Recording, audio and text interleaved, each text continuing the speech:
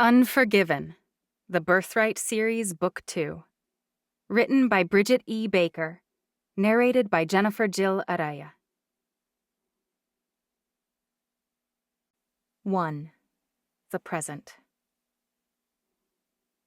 I've never believed in God. Mother mentioned that my father bought into all that nonsense, but I've always been far too practical. On top of that, the Bible is a human record, which means it isn't very reliable. Which is why, when I slam the door to my room shut and one book falls off the edge of my bookcase, I don't read anything into the fact that it's the Bible. It could just as easily have been the art of war, the Quran, or quantum physics. I stoop to pick it up so I can slide it back into the empty slot, but my hand freezes over the page. It's open to Genesis chapter 25, which is nowhere near the middle of the book where I'd expect it to fall open. And Jacob said, "Sell me this day thy birthright." And Esau said, "Behold, I am at the point to die, and what profit shall this birthright do to me?" And Jacob said, "Swear to me this day." And he sware unto him, and he sold his birthright unto Jacob. Then Jacob gave Esau bread and pottage of lentils, and he did eat and drink, and rose up and went his way. Thus Esau despised his birthright. Verses 31 through 34. A chill runs up my spine. I've read the entire Bible as part of my human studies coursework. This isn't a new passage to me. Jacob and Esau aren't even the only twins in the Bible. But in their tradition, Esau had the birthright, which meant he'd inherit all his father had as the older twin. And he sold it to Jacob for a bowl of mush. I don't pick up the book. I walk across the room to my bed instead, sinking down into the covers with a stifled cry of anguish, one hand clutching the figure-8 necklace hiding under my tattered shirt. My mother is dead. I fought my twin and lost. And what's worse, all of Alameka witnessed my failure. First, they saw me snatch victory from the jaws of defeat, and then they saw me hand it right back to her. Why did I do it? Why did Esau do it? He couldn't have needed a bowl of stew that badly. There has to be more to the story. But that line at the end is strange. I don't recall paying any attention to it before. Esau despised his birthright. What does that mean? I close my eyes and try to recall my human studies class. In ancient Near East tradition, all sons received a birthright, a share of the father's wealth. But the oldest received a double share, or something like that. Bazah in Hebrew means to regard lightly, I believe. My tutor told me it meant that he cared more about his physical well-being in the moment than for the spiritual blessings the birthright from God would promise him. But now I wonder whether perhaps he hated the idea of being the head of the household. Did he realize he would agonize over every single decision, rationing the seconds of every single day like a miser, eaten alive constantly by the stress of perfection? Perhaps foregoing his birthright for that bowl of stew felt inevitable to him, if he hated it so much. Was relinquishing his birthright the best thing Esau ever did? If so, maybe humans and evians aren't as different as I've always been taught.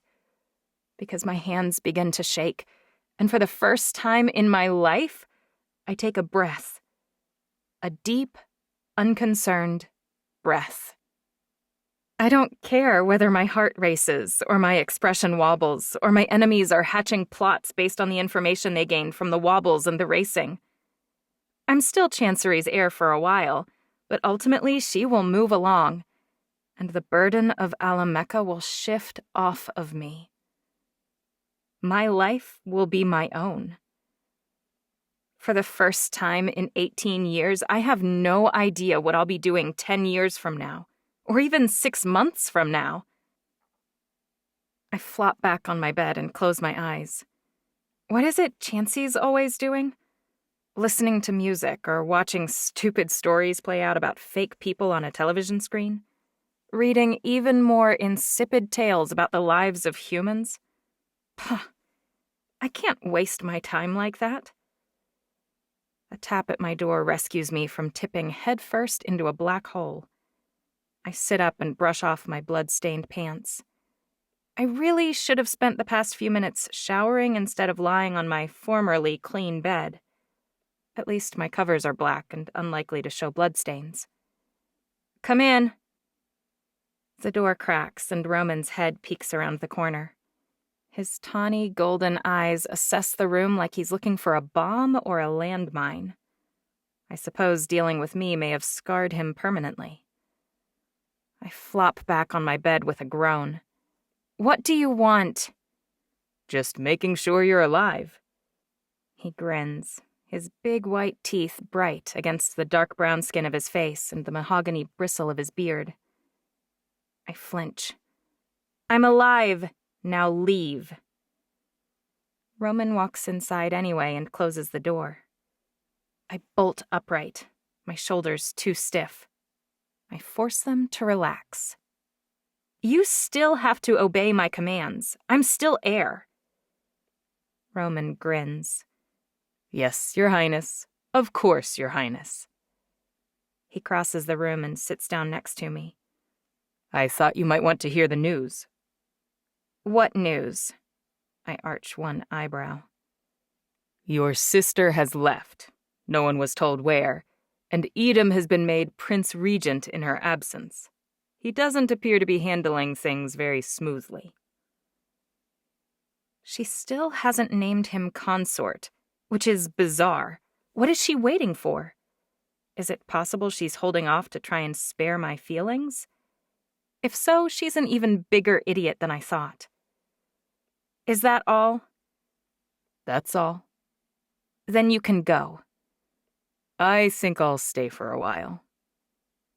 He shifts on the bed so he can see my face while sitting next to me. I lost. I throw the words up like a shield. Back off, Roman. I'm not in the mood to deal with you right now. I saw. I know you saw. I practically growl at him. What I want to know is what you're doing in here right now. I don't want to talk to anyone. Was I unclear on that? Sometimes what you want and what you need aren't the same, he says. I roll my eyes. Thanks, Gandhi. Appreciate you dropping pearls of wisdom, but I don't need or want you in my room. Roman puts an arm around my shoulders and pulls me against his chest. I consider stabbing him with the knife I keep on my bedside table. Or a good jab to his solar plexus would remind him that I'm still his commander, even now, even after I lost to my pathetic sister. But I don't do either of those. Instead, it's like the inside of my chest splinters, and I collapse against him, sobbing. How much must he hate me to force me to cry on his beautifully sculpted chest? Am I to have no shreds of pride left intact? No matter how much I want to pull away, I can't. Not for a long time. My tears mix with the dried blood on my face, my neck, and my shirt, and stain the collar of his polo. The sight of fat red drops of bloody tears splattering against the fabric of his shirt pulls me out of my temporary despair. I fist my hands in the fabric covering his chest and drag in deep breaths. I finally stop crying and wipe my face on my own shoulder. I'm sorry about that, I say. Roman's face closes off. I protect and serve, now and always. He has always been my most devoted guard. I shouldn't be so hard on him. I know today was embarrassing for you, I say.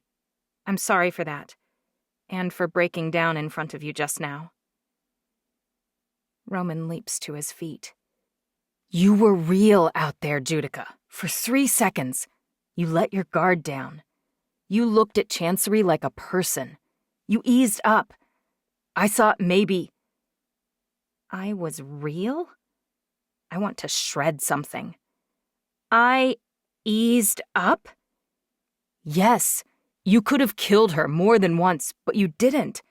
You let her win out there. I thought... Roman spins around and stares at the wall, hands clenched, back muscles straining. You thought I had what? Completely changed in every single way? I stand up. And that made you hopeful. Does everyone despise me that much? But I want to ask whether he despises me that much. I know Edom does, but Roman has been my closest friend for a decade. If he hates me too, I don't know what that even means. You know I don't despise you, Roman says. But he doesn't turn around. He doesn't meet my eye. Are you disappointed, I ask, that you're head of the guard for the heir still? Roman flips around to face me so quickly that I stumble back, bumping into the bed and nearly sitting back down. Nothing about you ever disappoints me. How can you not know that? I lift one eyebrow. I know you support me. You always have, and I appreciate it. I don't tell you that often enough. You've literally never told me that. I lift my chin. Well, I'm telling you now. Thank you for always being there for me. I don't want to be here as your guard. Roman makes a choking sound. My heart skips a beat. You're quitting? Why? Because I lost? He just said he'll always support me. He shakes his head, his jaw working. You're probably the most gifted strategist I've ever met. Half the time, I don't even understand what you're saying until I've spent some time analyzing it. You're 3 steps ahead of everyone else, and you show no mercy. How can you be so obtuse about this? About what? I'm in love with you, Judica. I've loved you for years and years.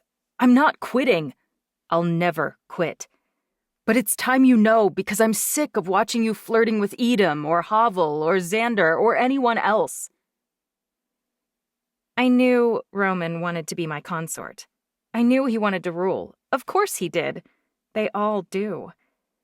I even knew he respected me, and he's always been unfailingly loyal. But no one loves me. Not really. I'm cruel, merciless, and intense. Edom fled the second he saw an opening. I don't even blame him. No one wants to kiss a copperhead. No one dreams of snuggling up next to a tiger. You have nothing to say? Roman asks. I open my mouth, but no words come out. I expected that, but it still hurts more than I thought it would. He swallows and nods at me. Well, don't let me keep you any longer, Your Highness. I'll be outside if you need anything. I walk to my bathroom like a robot after he closes the door. I toss my bloody rags into a pile and shower all the blood and gore away, watching the red water circle the drain and then disappear. I wish sometimes that my doubt, my anger, and my sorrow could be washed away so easily. Every time I close my eyes, Roman's face swims in front of mine, his golden eyes sad, his heart in his face, plain to read. I'm lying to myself. I've known Roman was in love with me for a very long time. And maybe for a while I thought, maybe... But he's never been a real option. Not for me. Because I'm a better strategist. I'm a better fighter. I destroy him in linguistics. He doesn't bring enough to the table to be my consort. And he never will. Thinking about it makes it hard to breathe, but it doesn't change the facts. Not in the slightest. I wipe away another round of unwelcome tears and dress quickly. I can't cower in my room. I'm not sure what I should be doing, but something. Anything but hiding. A tap at the door sends my heart hammering up to my throat. I breathe in and out once, then twice. I can't let him know that his declaration had any impact on me at all. Once I'm in control again, I say, "Come in." When Angel steps through the doorway with a tray, I'm strangely deflated. I didn't want to see Roman. I can never be with him, and now that he said what he said, well, some space is a good idea. Even so, I'm not so deluded I can't admit to myself that I'm disappointed. I wanted to see him again. I want to see him all the time. "I'm assuming you're starving, Your Highness," Angel says. She doesn't typically bring food herself. "You're a delivery girl now?" Angel ducks her head. "I wanted to make sure you're okay. After today, but really after the last week and a half." Things have been strange between Angel and me since her release, but I had to know whether she killed Mother. I doubt she'll ever forgive me for my threats or how hard I pressed, but she understands. If anyone understands, it's her. I don't regret any of it, though. I never regret the awful things I do to protect the family. Alameka is what really matters, and it's more than one person. "I'm fine," I say. "You need to eat. With all that regeneration your body has done, you must be famished." I can't quite stop myself from frowning. She's basically shoving my face in how many hits Chancery landed on me. But I think she means well. And the smell coming from the tray is heavenly. Angel was chef for the most powerful person on Earth for centuries for a reason. The lady can cook. Tikka masala, naan, watermelon, and a brown butter raspberry tart, I say. All my favorite foods. What did I do to deserve this? Angel sets the tray down on my desk. "You've been dear to me since you were born." Her eyes soften. "And your mother." She shakes her head. "I wanted to show you that I harbor no ill feelings toward you for suspecting me, but I would never have harmed a hair on your mother's head. I've lived to serve Alameka my entire life, and your mother was the embodiment of the family. You're her miniature, you know." I do. "Thank you." "She would be very proud of your actions today, and those of Chancery. She loved you both, and you made a hard decision, but I believe it was the right one." My nostrils flare, but I manage to hold my heart rate steady and show no other expression on my face. "I appreciate your support. Now get out of my room." When she leaves, I don't slam the door. I'm actually relieved to have successfully navigated the first of the gloating well-wishers. She won't be the last. Chancery really might be more diabolical than I give her credit for. She's punished me far more effectively with this spare-my-life nonsense than killing me ever would have.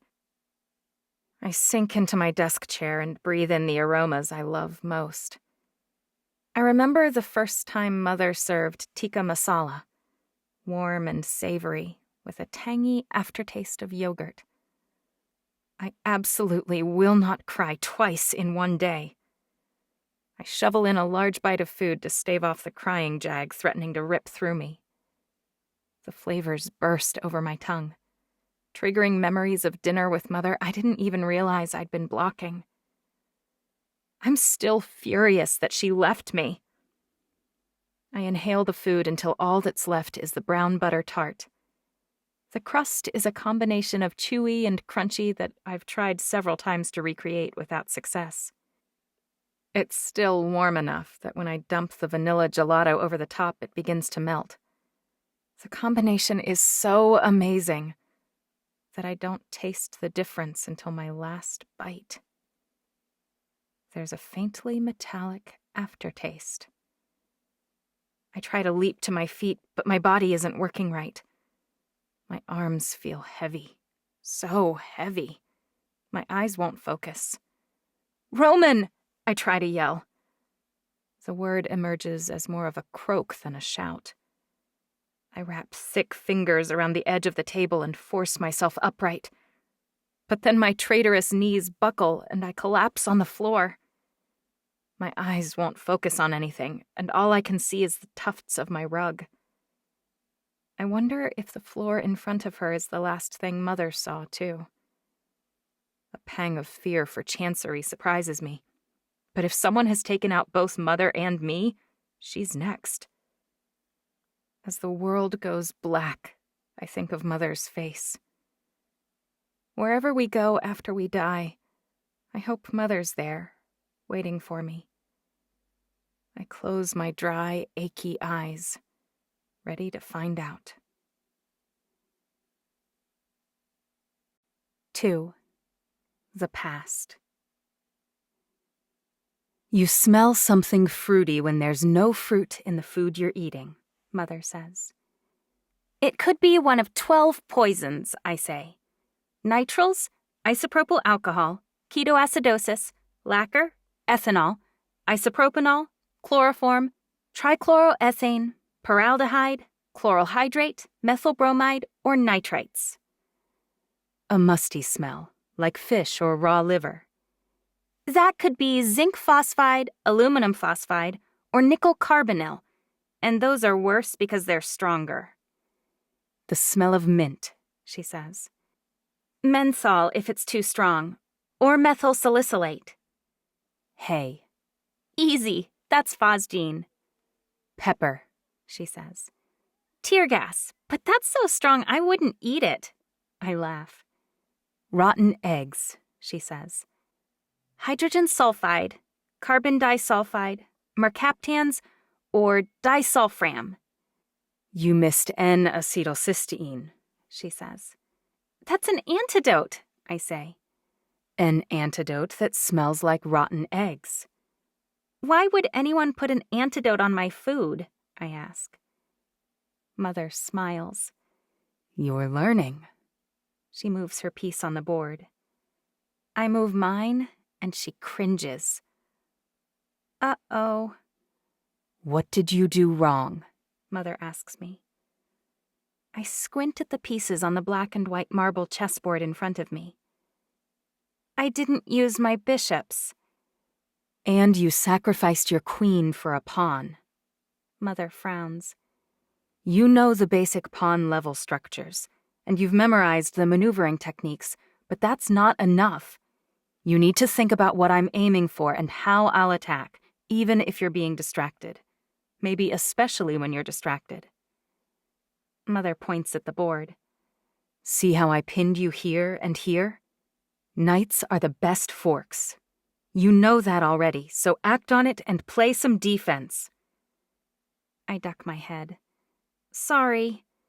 Don't be sorry, Mother says. Do better. Failure is a choice, Judica, and it's not a choice I accept from you. Yes, Mother. It's also a choice that could prove fatal. I know, Mother. Thank you. A door creaks behind us, and I glance up. Mother's best friend, Lissa, hovers in the doorway, her face uncharacteristically solemn. Mother stands up and points at the board. Set this up for another round. I'll be right back to play again. I start to shift the pieces into their proper places, but accidentally knock one to the floor. I lean over to pick it up and notice that Mother dropped her notebook. She might need it. I snatch it up and pelt across the floor to where she ducked out of the room to talk. The faint rumble of voices just around the corner stops me in my tracks. Because Lissa says my name. Judica was trying awfully hard to pay attention to that chess game, and you were grilling her at the same time. You're being too hard on her. She's only 5 years old. Mother scoffs. You're acting like she's human. Only 5. She snorts. She should be doing what? Playing with blocks? Please. Lark's a year older, but if I corrected her that sternly, she'd be in tears. Judica is nothing like Lark, and your daughter won't be running the entire family the second I die. I don't like to say this, but that could be any time. I'm not young anymore. Mother clucks. Now, what do you need? I'm sure you didn't interrupt our training to chide me on my parenting techniques. I know raising the heir to Alameka is trying, stressful, and difficult. I know you've raised 16 before her admirably. I'm just saying, keep her age in mind when you tailor her lesson plans. She's not a robot. You've been drilling her every second of every day. Judica can recite basic chess strategy in her sleep. She speaks 5 languages regularly. She's versed in a dozen instruments, and she does an hour of combat, an hour of pain, and an hour of healing training every day. You might be pushing her a little too hard. A cracked heir isn't any use to us. You, of all people, know why I push this hard. Eamon is dead. You need to stop atoning. Mother's voice sounds angry. I can't stop. Half of her DNA came from him, and he's flawed. I worry every day that Judica will turn out like her father. Melina did. And if she wasn't royal, that would be fine. But she is. The damage she can inflict with one mistake, I shudder to think. Judica is wonderful, Lissa says. She's bright, devoted, hardworking, eager to please, and she already grasps what makes hard decisions necessary. Sometimes I wonder, Mother says. Wonder what? Lissa's voice drops to a whisper. Whether I was wrong. A sharp inhalation. In sparing Chancery's life? Of course not. I've never regretted that decision, not for a moment. Then what? Lissa asks. I chose Judica as heir the day they were born. I could have picked either twin according to the terms of the charter, and I chose her. What if I picked the wrong infant? If you'd killed Chancery, you wouldn't be agonizing over this. If I'd killed her, I'd probably have taken my own life by now. No, I did what I had to do, and I refuse to question that. But I wonder sometimes whether Chancey should replace Judica? I don't know. I wish everything didn't hang on this choice. But that's why I push Judica. I have another option, a good option. Chancery would hate ruling with every fiber of her being, but she would be exceptional. Charitable in ways I'm not, empathetic in ways I've never been. Sometimes I think, your sister would have destroyed Alameka, and you know it. Chancery reminds me so much of Alornis. But she didn't rule. You did. And she couldn't have done what you have. She couldn't have brought Alameka this far, ushered in the growth, the prosperity, the peace we have enjoyed. Mother sighs. I guess we'll never know. I know. You were the right choice, and you've made the right decision. But how much better would Alornis have done in my place? Mother clears her throat. This line of conversation is going nowhere. Judica isn't Eamon, you know, Lissa says. She never even knew him, Mother says. But sometimes I see flashes of him looking back at me. The severity of her ideals, the refusal to go for the kill. You're wrong. That's your paranoia taking hold. Judica is her mother's daughter through and through. Alameka is in good hands, I promise you. Well, I'm not entirely sure, but I have time yet to rectify my mistake, if it was a mistake. Enough about all that. Tell me why you interrupted in the first place. It's not critical, just time-sensitive. Recall the petition from Shinoa regarding the alliance in... I creep away, notebook still clutched in my hand. It doesn't sound like Mother needs it. I've barely reached my table again when Mother comes striding through the doorway. Why haven't you finished yet? She asks, one eyebrow raised. Well, I swallow. I don't have a good reason, and eavesdropping won't make her happy, that's for sure. Do it now. Mother purses her lips. And pay more attention this time so I have to work harder to defeat you. I scramble to set up the board, and then I focus on the positions as well as I can. Mother still defeats me in less than 20 moves, but this time my lower lip doesn't wobble, and I'm quick to point out what I did wrong. I may not be a chess champion yet, but I'll get there. And I'll show Mother that I'm nothing like my lousy father. I'm strong, and I can be the perfect leader Alameka needs, just like she is. 3. The present. I'm not dead. I know this because something metal is digging into my hip. Probably a bolt. My hands and feet are bound behind me with reinforced handcuffs. I don't know if there's life after death, but if there is, I'm sure I'll be in more pain than this. Also, I doubt hell smells like hot dogs and body odor, and I'm practically positive heaven doesn't. Death loves hot dogs. I hope he's all right. They wouldn't have killed him, right? I breathe in and out once, then twice to calm down. There's nothing I can do about death from inside this vehicle. I run a critical assessment, like I've been training to do my entire life. My face is covered with a thick blindfold that's tied uncomfortably tight. I'm lying on my side in some kind of vehicle, probably the back of a sound-insulated van based on the bumpy suspension and lack of wind. I've always had a resistance to tranquilizers of all kinds, and whoever took me clearly doesn't know or I wouldn't be awake right now. That rules out Balthazar and anyone who has worked with him, as well as Inara, Edom, and most of my guards. The air around me is drier than home, so I'm not in Hawaii anymore. I slide my head against the floor of the vehicle until my blindfold catches slightly on something that's helpfully protruding from the floor.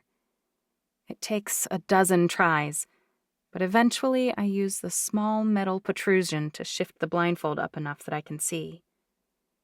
I'm definitely in the back of a cargo van, but it's almost as dark without the blindfold blocking my face. There's no carpet, and I'm lying on a bare metal subfloor. The helpful, sharp object is, as expected, an exposed bolt. The back of the van's empty, other than me. They'll regret leaving me alone back here, whoever they are. I think back to my last moments. Angel brought me my food. She could be angry that I held her for so long, or for the threats I made. If she's harboring a grudge now that I've fallen, she may have decided it's time for revenge. Maybe Chancery even sanctioned her action. I think about my sister. Could she have agreed to a petition from Angel, approving my quiet exile? Or even worse, death? I consider Chancery. She wears her heart on her sleeve for all to see. She acts on emotion, never doing the rational thing. But she's always forthright. I've never known her to deceive anyone or anything. When she disagrees with Mother, she tells her, no matter who is around. When she is upset with me, she tells me. An image of Chancery, extending the blade she's holding out to me, eyes wide, rises to my mind. She offered me her life when she had the power to take mine. She offered me the win I wanted, and all I had to do was slay her. She wouldn't allow anyone to cart me off, secretly or otherwise. In fact, now that I've considered that angle, I worry about her. Someone in her court had me poisoned and removed. That person is surely a threat to Chancery, too. I would suspect Edom, who might like things far better if I disappeared, but he knows tranquilizers wear off on me quickly. He'd have whoever took me dosing me more frequently. The other strong option is a rival family. Surely they all saw me as a much more terrifying threat. Chancery's ascension would pave the way for them to erode Alameka's power. But if I'm still there, hovering over her, I'm a constant risk. As long as I'm heir, I can always seize the crown again. If one of them is feeling particularly ambitious, she could remove me to gain favor from Chancery, or to prevent me from taking control again. The fastest way to discover who took me is to regain the upper hand. If I'm ready to take them out when they open the doors to the van, I can reverse the roles, and I'll be the one asking questions. I strain against my bindings, but they don't give a hair, meaning they're a titanium composite of some kind. Whoever took me knows what it takes to knock out a royal evian. They'll probably also be on the lookout for any signs of movement from the front of the van. Which means if I utilize brute force to escape these cuffs, they'll hear it. Torque it is. I pivot my hands behind my back so that they're facing opposite directions and pull as hard as I can, shattering my first metacarpal on my right hand. The fire of a broken bone shoots up my arm, but compared to blades slicing open my skin, it's nothing. I don't make a sound. I slide my broken hand through the cuff before it has time to heal. When I check my navel, I can't suppress a grin. The idiots didn't conduct a thorough check for piercings, clearly. I've kept a sterling silver bar in my navel for years, just in case I needed a shim. I slide it out, the piercing healing up immediately, and use the shim to unlock the cuffs and release my left hand. I pull up to a seated position slowly, quietly, and hope that the sound of my shifting is covered by the jouncing and bouncing of the vehicle. I use the same shim to free my feet, holding the cuffs on my feet carefully so they don't clatter against the floor of the van. I shove the shim back into the skin of my navel, forcing the skin to heal unnaturally around it so it will stay in place. Then I crouch on the floor of the van, searching wildly for anything I could use as a weapon. Unfortunately, they did a good job cleaning out the back. Aside from prying bolts off with my teeth, and I'm not sure how that would help me, I can't find a single thing. But when they open the back door, I'll be ready for them. My hands aren't as comforting as my sword, but if they're expecting me bound and gagged, they'll be in for a shock. I search for peace and calm, serenity. I need to be prepared for whoever comes. But my mind whirs and spins like the inside of a clock. Is Angel working alone or for someone else? Is my kidnapping connected with Mother's murder? If so, did I uncover something and fail to grasp its significance? Could this be one step in a multi-pronged attack? Maybe Chancery has been poisoned, or is under attack back home right now. The thought wrenches my stomach, because there's nothing at all I can do from here. I didn't realize until this very moment that I would stand for my sister against any or all attackers. If I could do it right now, I'd rip whoever wants her dead limb from limb. When did Mother get her wish? When did I decide to help Chancery? A lot of good I'll do her here, crouched unarmed in the back of a van, headed for who knows where. I need to know who took me. I run through it again. Who stands to gain if I die? It could be any of the 5 other families, with Melissa at the top of the list. She and Mother fought, and I attended quite a few uncomfortable meetings. But Chancery has a reputation for being forgiving. If I were Melissa, I'd suss out Chancery's plan before blindly attacking. Or would I? Maybe I'd take out her strongest defense and then cut her legs out from under her. As much as I dislike him, it soothes me to know Edom's on her side. And I've seen how he looks at her. He's Chancery's to the core. It could be someone who expects to be on Chancery's council. Maybe even someone I'd advise against her choosing. Perhaps my removal was simply step 1 in a plan. Balthazar, if he thought Chancery might consult me over him. He doesn't seem very ambitious, but he's getting older. Perhaps with Edom's rise, he feels put out. It could be Inara for many of the same reasons. She's next in line for the throne, once I fall, if she could eliminate Melina. I know perilously little about my reclusive, banished sister. I know she hated Chancery and fell out with Mother over our birth. But she's the main reason I don't suspect Inara. She'd be next in line, and by all counts, Melina would be hard to kill. Now, Alora, if she sees me as a wild card, could eliminate me out of a sense of protectiveness. For that matter, any of our older sisters could decide they'd like to become more involved in the day-to-day operations. Anyone with eyes or ears at the palace would know that Chancery and I have made peace, and possibly worry that there won't be room for them to advise the new queen. Or, of course, there's always Melina herself. She's next in line, after me. She'd become the new heir if I die. She hasn't expressed much interest in ruling, but she's still in the line of succession. I wish I knew a single thing about her. In spite of their arguments, Mother never said a bad word about Melina. She simply placed her Lieutenant Marcel in Austin to watch my sister without ever seeming particularly concerned about the situation. Why didn't Mother eliminate her? All those years she hovered, banished but not removed. Cutting her out of the family entirely would have cleaned things up, I believe. I should have pressed for more details. How did I not see this as a gaping blind spot in my political knowledge during the last decade? I trusted Mother entirely. But now that she's gone, I've been hit with wave after wave of ways in which she's let down both Chancery and me.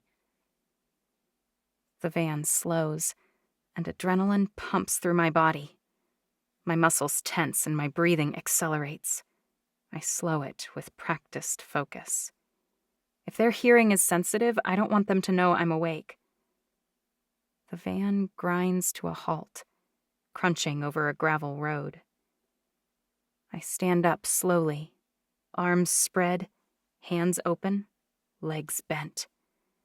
I'm ready for whoever opens the back doors of the van.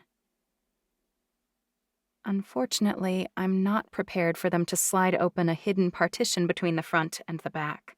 I didn't even realize it could open. The tranq dart thwacks into the back of my neck, and I spin around just in time to see Angel's smiling face. Look at this. The demon spawn of Alameka, brought down by a horse tranquilizer.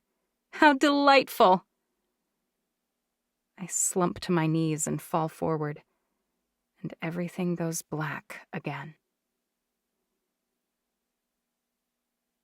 4. The Past. I scowl at Balthazar. I don't want to. I'm sorry, he says, because I've really failed you if you believe it matters what you want to do. I jut out my chin. I'm your boss. But you're not your mother's boss, and she set me to this task. Now stop throwing a fit and do it. I stare at the room full of coals and cringe. They're too hot. Can't we wait until the flames go out at least? Balthazar's hand reaches out and shoves me right between my shoulder blades, knocking me forward 1.5 feet. I sprawl onto my hands and knees, the burning coals searing my flesh immediately. The flames lick at my shorts, and I scramble to my feet, patting at the fire before it can consume my clothing again. I scream when my blistered palms burn even worse from putting out the fire. Move, Balthazar barks. You're making this so much worse than it needs to be. Work smarter and you mitigate the pain. That's the whole point. I stumble across the coals toward the other side of the room, the flames licking my calves and the heat rolling over the ruined soles of my feet and melting the skin on the tops.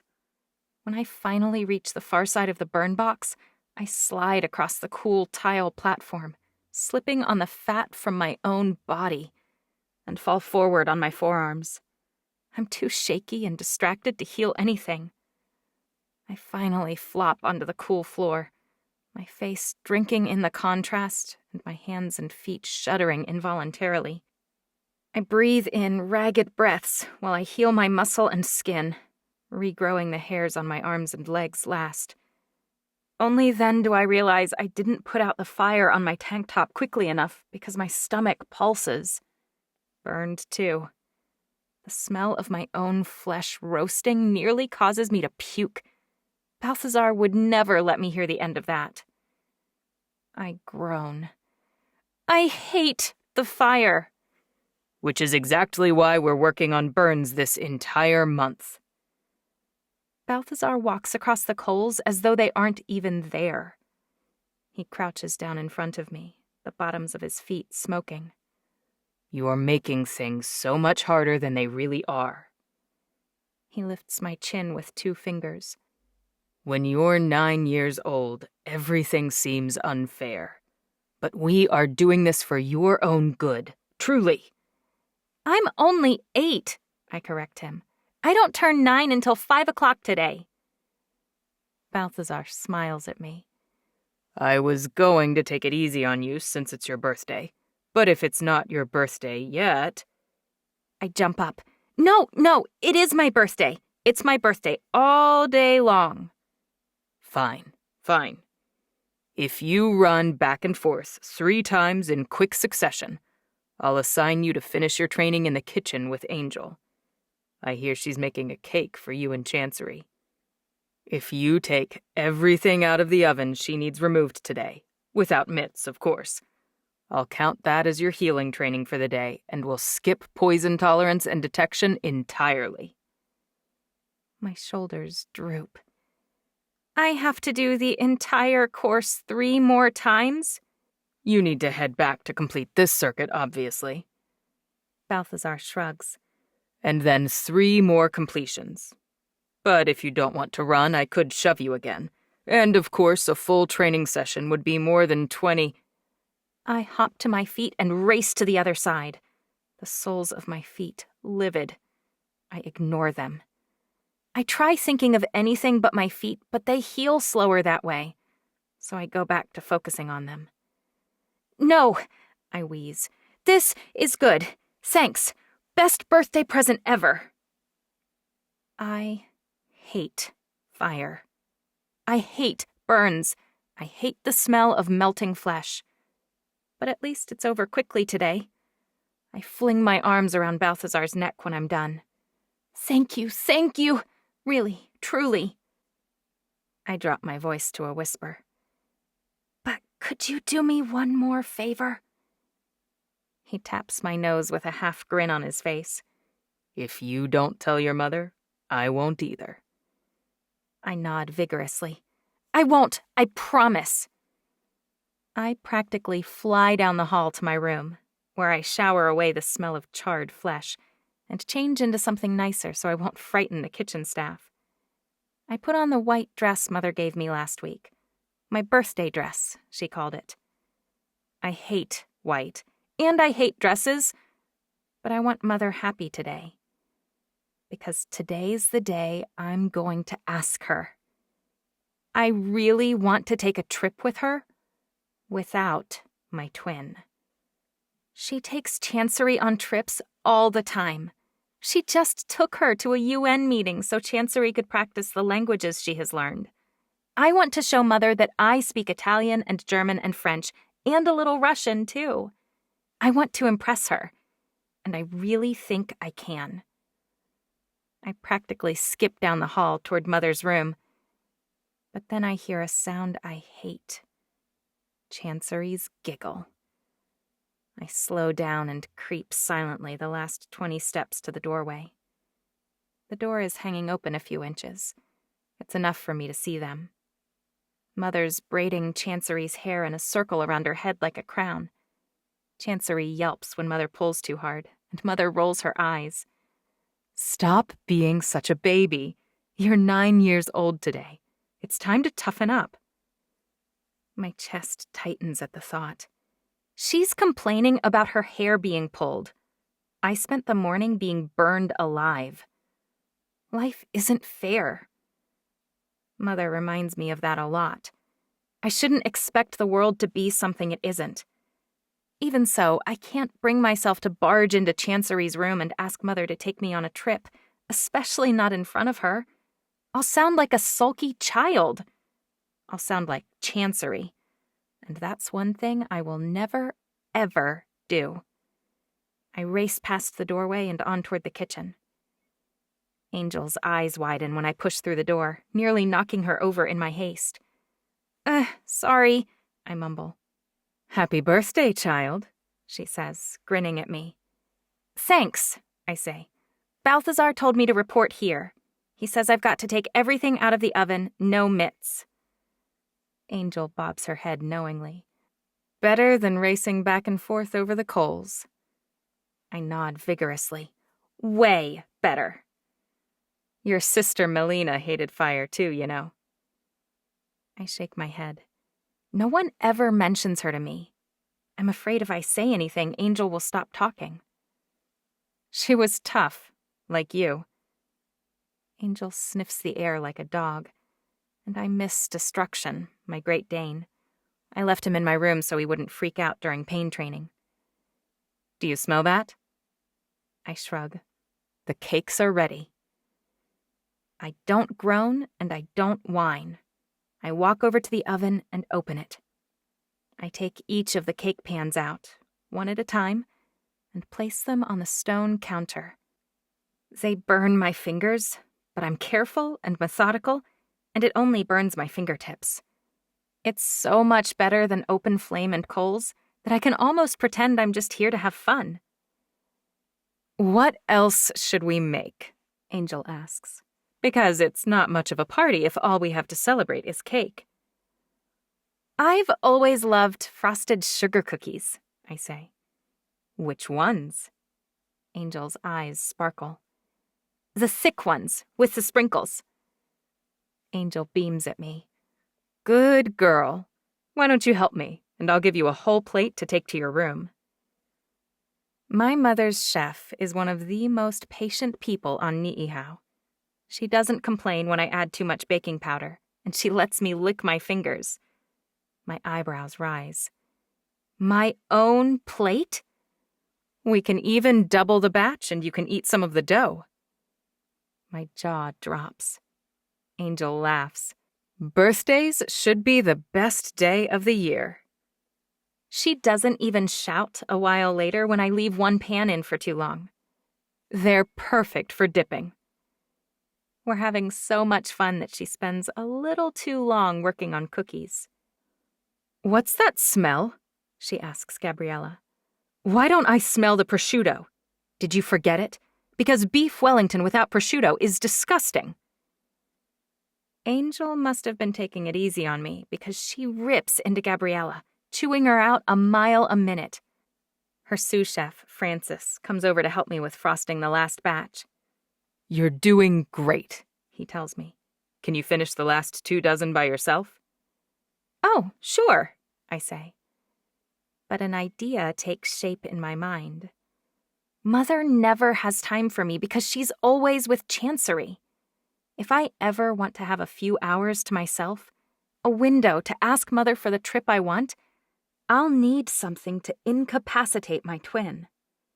I've heard that humans sometimes don't feel good and lay in their beds for days on end. They call it getting sick. Evians never get sick, but maybe there's another way. I'll take these back to my room, I say. Angel said I can have some for me, and I can frost them there. Is that okay? Francis waves me off.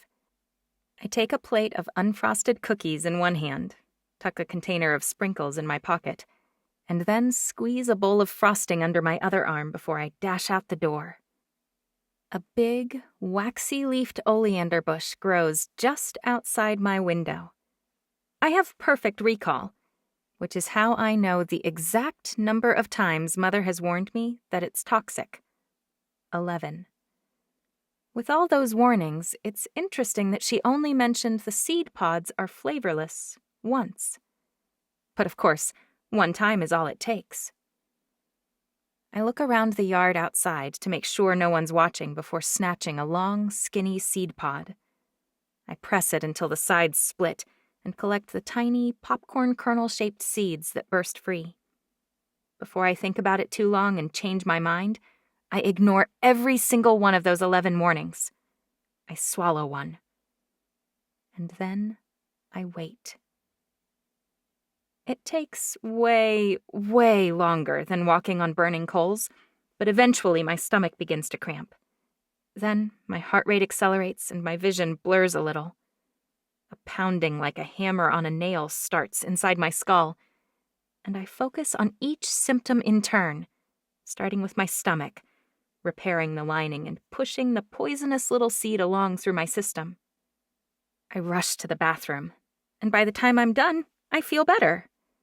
Which means this is going to work perfectly. I suppress a pang of guilt when I crush 4 dozen seeds into pulp and then mix them into the frosting. It's not as if this could kill Chancery. I already tested it. It will just make her feel what a human would call sick. I endure far worse every day as part of my training. So really, I'm helping her. And I'll finally have a little time to myself while she writhes on her bed or huddles on top of a toilet bowl. All will finally be right with the world. I eye the cookies critically. The frosting's a little lumpy, maybe. But once I add sprinkles, Chancery will never notice. Once the frosting has set, I pile a dozen up on a plate. Then I wonder how many she might eat all at once. What if she gobbles them all? Could she actually die? I take off all but 6. 6 shouldn't kill her, I'm pretty sure. And they're pretty, arranged like a flower with 5 petals. What do you think? I ask Destruction. He barks at me as if giving me his seal of approval. I agree. It looks perfect. But what if it's not? After a few minutes agonizing over the presentation, I replace 2 cookies with regular ones. What if Chancery's greedy and starving and bolts all 6 at once? I don't want to be responsible for killing my own sister. Mother would never, ever forgive me. And I would miss her too. A little. She is kind of funny, with her melodramatic squawking and little compassion projects. Who knows? If I had as much time as she does, I might try to save sickly animals and doomed humans too. Probably not, but maybe. I open the door and listen carefully for any sound that might clue me into Chancery's whereabouts.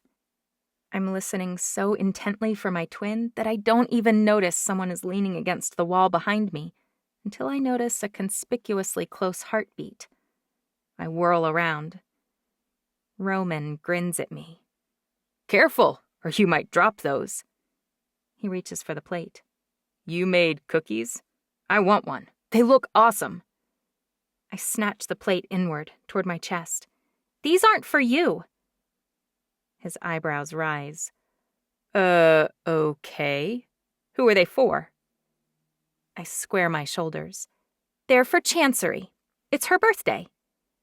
You made her a treat? The incredulity in his voice bothers me. If no one believes me capable of making her something nice, they'll immediately realize she's sick because of me. I always make her something, I say. Like what? Well, last year I made her cry. Roman laughs. She's such a baby. I haven't ever given her anything before. People are going to figure this out. Maybe it's a terrible idea. I should ask Roman for some help instead. He could distract Chancery so I can get Mother alone, and then I can ask her. The bark of Chancery's horribly trained mutt distracts me. I spin around to face my twin, my ill-conceived gift still in hand. Destruction sitting on his haunches behind me. Happy birthday, Chancery, Roman says. Judica made you a present. I turn sideways to glare at him. Like she always does, he says, nodding his head. He's such an idiot. Yeah, I say. Angel helped me. I made cookies. I thought you might like some. Mother's only 2 steps behind Chancery, as always. Judica, what a thoughtful thing to do. I am so proud of you. Chancery's eyes light up. You did? That's so nice. A pang of horrible guilt clutches at my stomach. It hurts more than the stupid seed did. Oh! I trip over my own foot when I step toward her, nearly dropping my plate. I wish I'd actually thought to do that, although then her stupid dog would probably eat them and croak. Oh, man. I'm lucky she's not in the line of succession, so her dumb dog doesn't test her food. I have no idea what the seeds might do to him. But no one feeds frosting to dogs anyway, right? Actually, Chancery says, I got you something too, while we were in New York at the General Assembly meeting. She reaches into her pocket and pulls out a tiny blue box. When I saw it, I thought about us. She blushes. Well, our birthday anyway.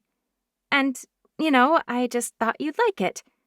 Maybe it's kind of stupid. She got me a gift from New York without knowing I'd give her anything? I want to sink into the ground and never come back up. Chancery takes my plate and sets the box on my hand. Her grin is so large I can practically see her back molars. I want to rewind the last 2 hours and not have this stupid idea in the first place, but now I'm not sure what to do about it. I can't admit I tried to poison her, or it'll be even worse than a stomachache. Open it, she says. Okay, sure. I flip up the lid on the box, and there's a necklace inside in the shape of the number 8. Do you like it? She's bouncing a little on the ends of her toes, just exactly like her terribly behaved dog, Fruity Pebbles. I'm not sure I understand it. We're turning 9, but it's a number 8? Chancery's laugh sounds like water bubbling from the ground in a freshwater spring, or the sound of tinkling wind chimes, or a nightingale's trill. They're all different sounds, but her laugh distills the essential element in each. It's somehow fresh and innocent and delightful at once. She may be obnoxious and demanding, but I only hate her laugh because it never fails to make Mother beam. I avert my eyes so I don't have to see it. No, silly, Chancery says. It's not the number 8. That's the symbol for infinity. Right. Of course it is. Now I look idiotic. Of course. You still don't get it. She touches the side of my hand. We're sisters forever, you and me. More than sisters. We're best friends forever. From Mom's belly to the grave, you and I are the same, right down to our DNA. I got one for myself, too. She pulls a chain out from under the collar of her dress. See? I open my mouth, but words don't come out. I snap it shut again. Plus, she natters on, the letters of our first name look like the necklace, kind of. The J hooks this way, and the C this way. She waves her hands in the air. Like the 2 sides of the infinity symbol, if you hook them in the middle. See how the chain pulls at the end of the symbol, like the letters of our name have been hooked together into one design? I swallow. I need to get away from her right now, or I'm going to tell her not to eat the cookies, and then I'll have to tell her why. Cool. Well, thanks. I'd better get ready. I've still got combat training, and it starts soon. Of course, Chancery says. Thank you so much for the cookies. Now I feel really bad that I didn't make you something more personal. I'm so sorry. There's always next year. Right, I say. Always next year. I practically sprint down the hall to where Balthazar's waiting to slice me into ribbons. This time, I don't avoid his blade. After a few miserable minutes, he yanks back and straightens from his crouch. What's going on with you? What do you mean? I ask. You're not even trying. I'm carving you like a roast chicken. This isn't pain or healing training, so what's going on? I shrug. I don't know what you mean. Balthazar frowns. Get your head in the game. This time, when his broadsword swings for me, I meet it with a double-handed grip and gritted teeth. The impact travels up my arm, but I deflect his attack. I stop thinking and focus on the fight. Nothing matters here, in this ring. Not trips or necklaces, or mother or the throne or my duty. A loud boom startles me out of my combat fury, and I stumble. Balthazar turns toward the sound, and I follow his gaze.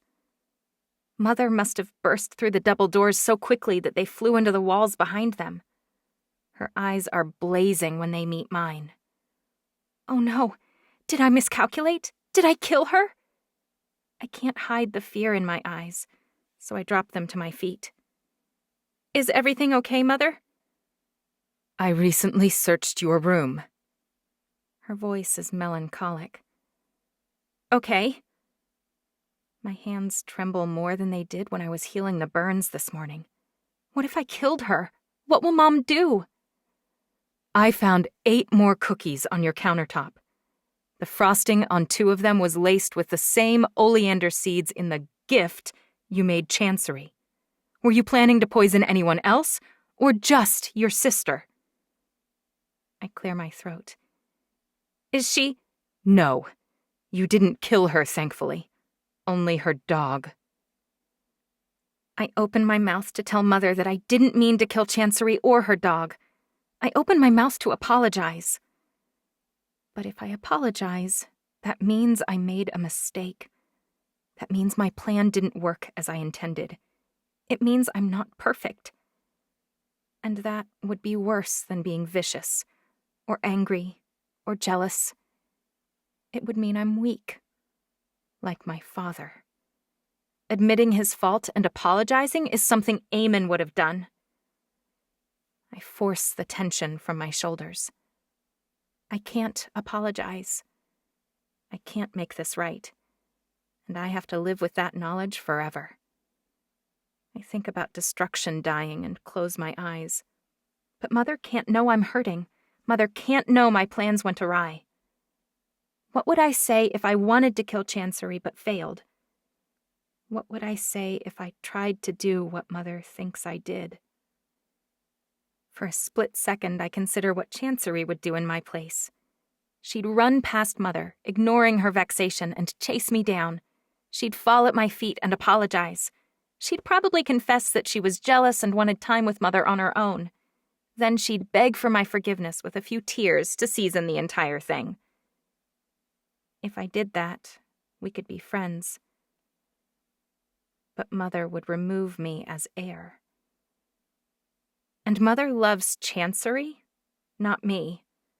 Mother spends her time voluntarily with Chancery, not me. So I wouldn't be heir anymore, and I wouldn't be beloved either.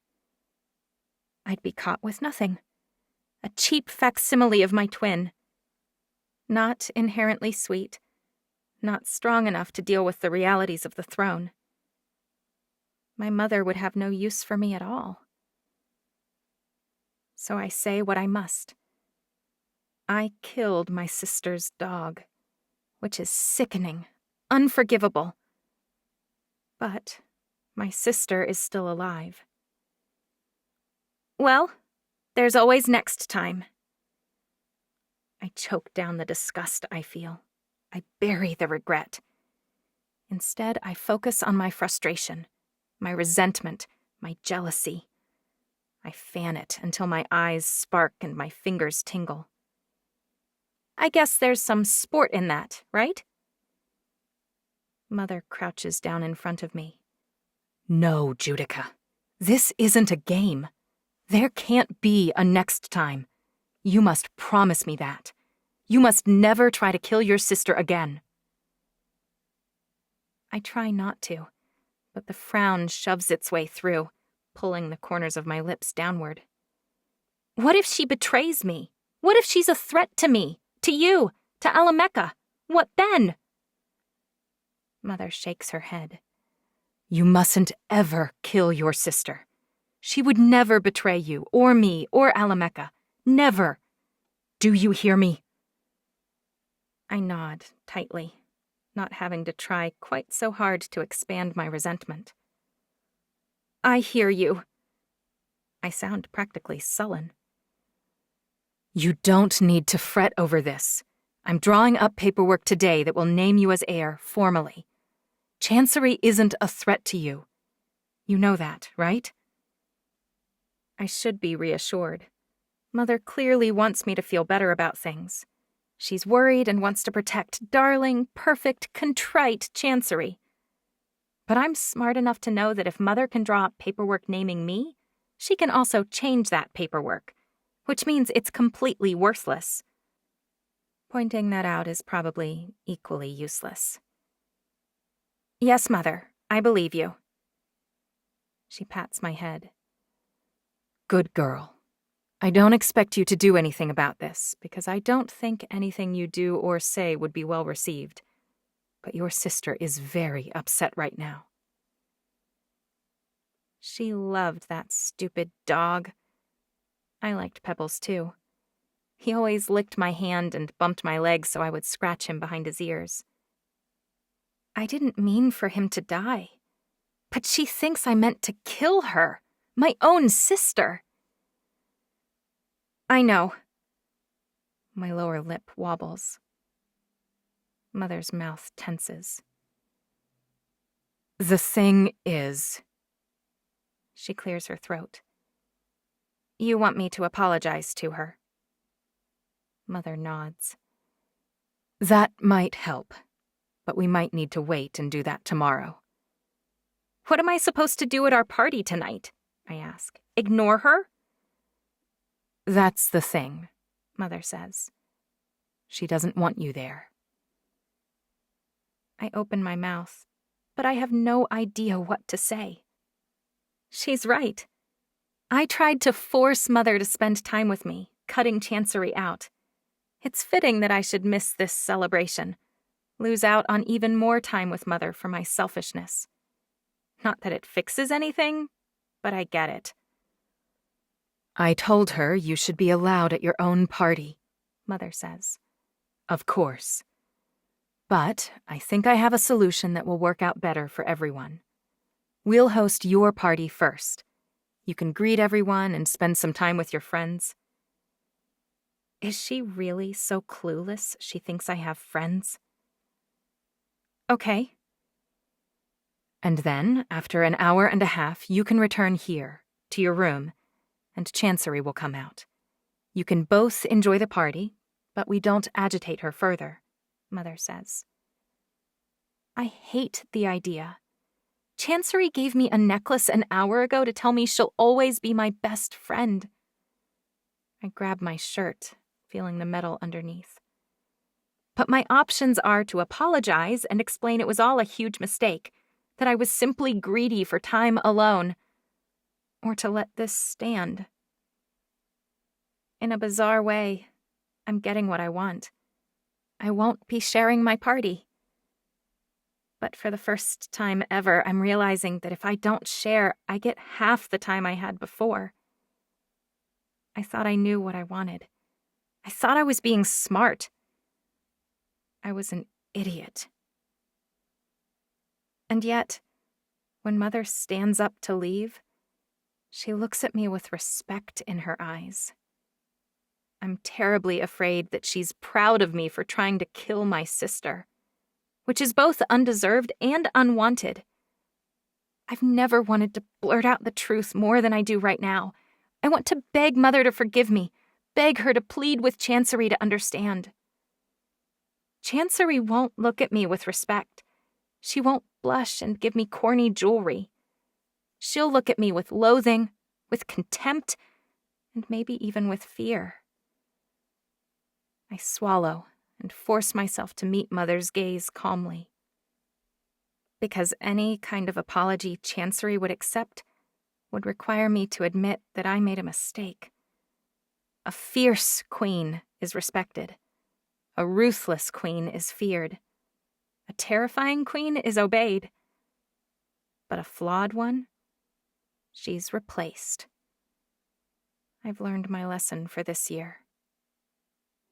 Be perfect at all costs, even when it hurts more than burning coals. 5. The present. What wakes me is the cold.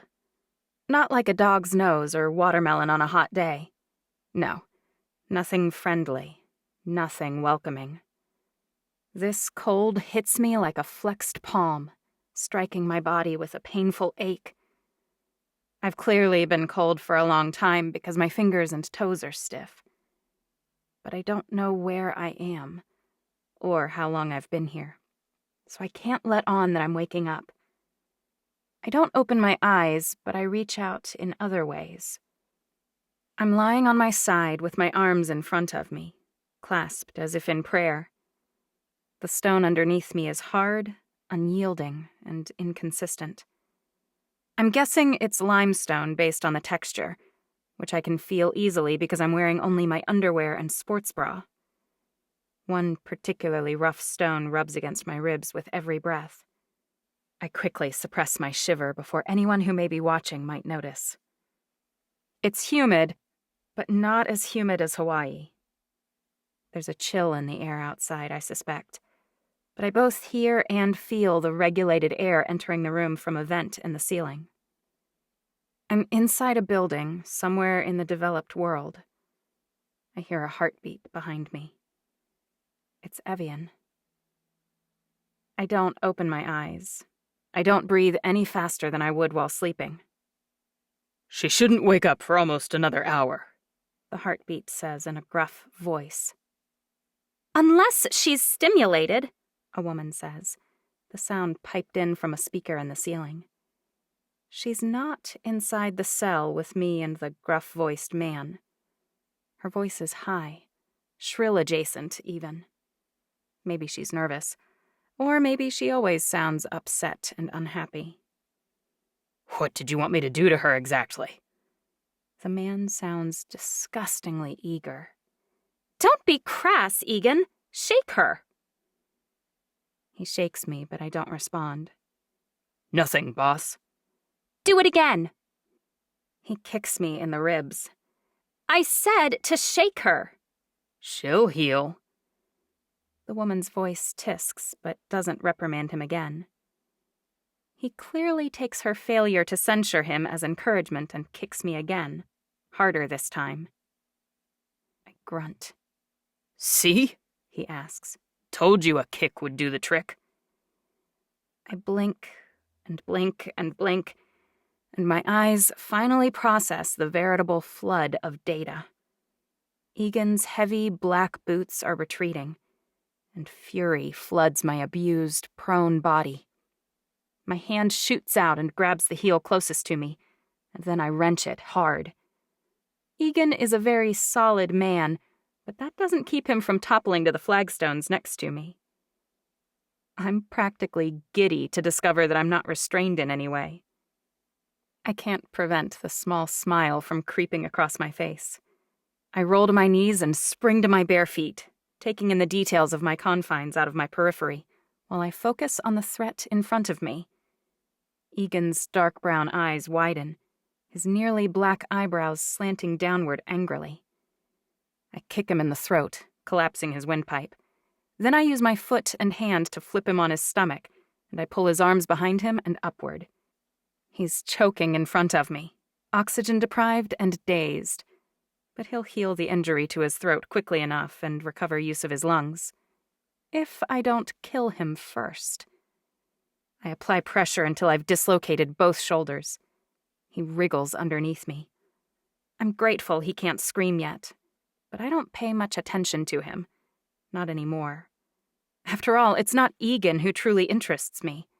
He's not my captor. He's a pawn. I look around at the 3 solid stone walls, and the 1 mirrored one. Then I glance upward, casting my eyes around for the speaker from which the villainous voice emanated. There are 2 things in the ceiling, 9 feet from the ground. A speaker and an air vent. I assume you can see me. I can. Then you can watch while I kill your man in front of you. I can. If you think I'm bluffing, oh, I know you're not. I've heard all the rumors, and I don't doubt them for a second. The mirror shimmers and suddenly becomes a window. No more than 18 inches from me stands a woman whose face surprises me. It's not abnormally beautiful, not for an Evian anyway. It's not full of rage. It's not scarred or plain or distinctive, at least not in particular. But I've seen it before, a very, very long time ago. Flawless, deep golden skin, tawny bronze eyes, full-bodied, rich mahogany curls that shine and bounce with a toss of her head, high, pronounced cheekbones, and an aquiline nose. Full lips that are slightly open, as if she can't help looking like an airbrushed model, but she wishes she could. The recognition is immediate, but the placement takes a beat. I scan my memories, reaching further and further back until I finally reach my oldest and fuzziest memory. You were there in the room on the day I was born. Her full lips close, and then curve into a knowing smile. She bobs her head, her eyes glinting with pride. I was, but it's impressive that you recall my presence. Who are you? I'm your sister. A shiver claws its way up my spine, like a cat scaling a tree trunk without regard for the damage done. The woman holding me in this cell is Melina, the sister who tried to kill Mother almost 18 years ago. The sister Mother exiled instead of killing. The sister who wanted Chancery dead. Oh. It's about time we met, don't you think? She touches her throat with one delicate hand. But we could talk more easily if you'd free poor Egan. He kicked me, I say. Twice. I don't mention that he insinuated that he'd be willing to behave much worse. She was there. She heard it. She sighs heavily. He did, and he shouldn't have. But I'd say the collapsed throat and dislocated shoulders qualify as punishment enough for his inexcusable rudeness. If it helps, we don't see many guests. Is that what I am? I ask. In that case, I'd really like some clothing. The respectful glint sparks again in her eyes. I'll have appropriate clothing brought in. We had to ensure you weren't concealing any more shims like the one you cleverly poked through your navel. Melina's tone reproves me for nearly escaping from the van earlier, but the look in her eyes belies her inflection. I tighten my hold on his arms and shove them higher. He has healed enough to grunt in response. Good. I want her to realize I mean it. Egan's in jeopardy. While we're on the topic, clothing will be nice, but I'll only free your ill-mannered lackey if you agree to release me. Melina laughs just like Chancery. It's uncanny, really. I wonder whether our father laughed like that. Like wind in the trees, a bird warbling with joy, the nicker of a horse when he hasn't seen me in a while, the squeal of a child with a lollipop. Was our father's laugh distilled from a fount of pure joy as well? I can't release you, little one. I'm sorry. She bites her lip. Truly. I swallow and try to think of everything Mother ever said about her. I draw a blank. Why didn't I press for more information on my own sister? She was flawed, that much I recall. But how? Why? I was too afraid I'd hear Mother describe my own flaws to ask. And inasmuch as Chancery made me crazy sometimes, She was a known quantity. Mother's reticence to discuss Melina made me uncomfortable enough that I preferred to pretend she didn't exist. Fine. Then answer my questions and I'll release him. She leans closer to the glass and responds in a low voice that barely carries through the speaker. I don't actually care what you do with poor Egan. I'm too smart to send anyone I truly value into the cell with you. I've heard the stories. You adapted well to the heir training, taking to it like a monkey to the trees, or a shark to water. You excelled far more than I ever did, from the accounts I've heard. I squeeze tighter and tighter as she talks, taking out my frustration on the target at hand. Egan moans, and I knee him in the back. Shut up, you useless waste! If Melina truly doesn't care whether he lives or dies, I have no leverage. I stand up, releasing him. I ignore the noises he makes as he relocates his own shoulder by slamming it into the wall. He doesn't get either arm on the first try, which makes me grin a little in spite of myself. He crosses the room toward the floor-to-ceiling metal door on slides, and I follow him. Go ahead, sister. Press the button to free your useless goon. I'll be right behind him. Oh, I don't think so, Egan. Get comfortable in there. We won't let you out until I'm ready to put darling, treacherous Judica back to sleep. I swear under my breath, but file the information away. She's not killing me. At least, not right away. You worked hard to create your reputation of ruthlessness, efficiency, and pragmatism. Melina flattens her hands against the glass and leans closer. I know precisely what that kind of reputation costs. Thousands of hours spent suffering unspeakable pain, healing over and over, only to be injured again, and fighting nearly fatal matches so you'll be ready when it's time. Stretching and developing your mind through countless lessons, languages, historical facts, game theory. But it's never enough, is it? No matter how much you learn, there's always more, like trying to drink straight from a fire hose. I know this because, you see, I earned my reputation the hard way, too. I wish I knew what exactly she was known for, other than trying to kill Chansey after our mother refused. I told Mother this would happen, you know. Melina shakes her head. I predicted this from the very beginning. I don't know, in fact, what in the world she's talking about. You predicted you'd kill Mother and then Chancery and I would fight and Chancery would win? She laughs again, but this time I sense the difference between her laugh and Chancery's. Her laugh starts off at the same place, Delightsville. But it goes off track somewhere around Happytown, and there are notes of delirium, of insanity behind it. The end of her laugh is unhinged somehow, unbound by any solid emotion or empathy. You grew very still for a moment, she says. Do you mind if I ask why? You sound like her, like Chancery.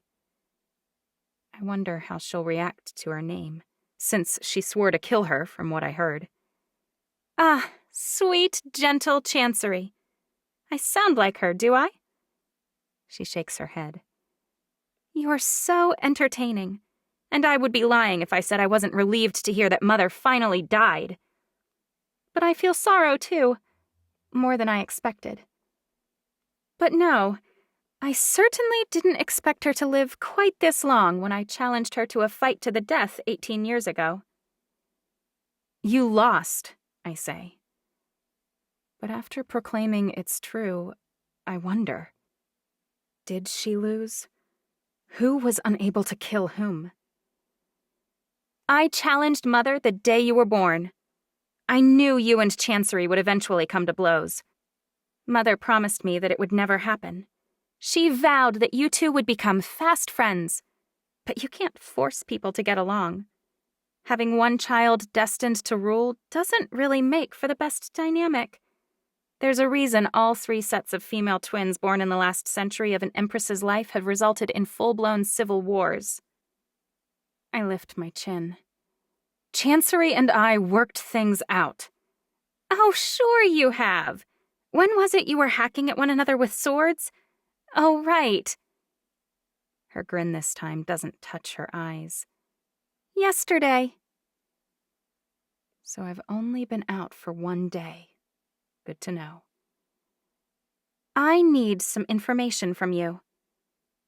She leans closer to the glass. I lift my eyebrows. Why did Mother change her mind? Why did she cut you out? My heart contracts. Angel tells me you saw her face, so it's no secret that she worked for me. She told me that Mother changed the paperwork naming you as heir just before she died. She said she named Chancery as her heir, but hadn't finished the paperwork. Unfortunately, she had no idea why Mother did any of that. She pins me with a glare.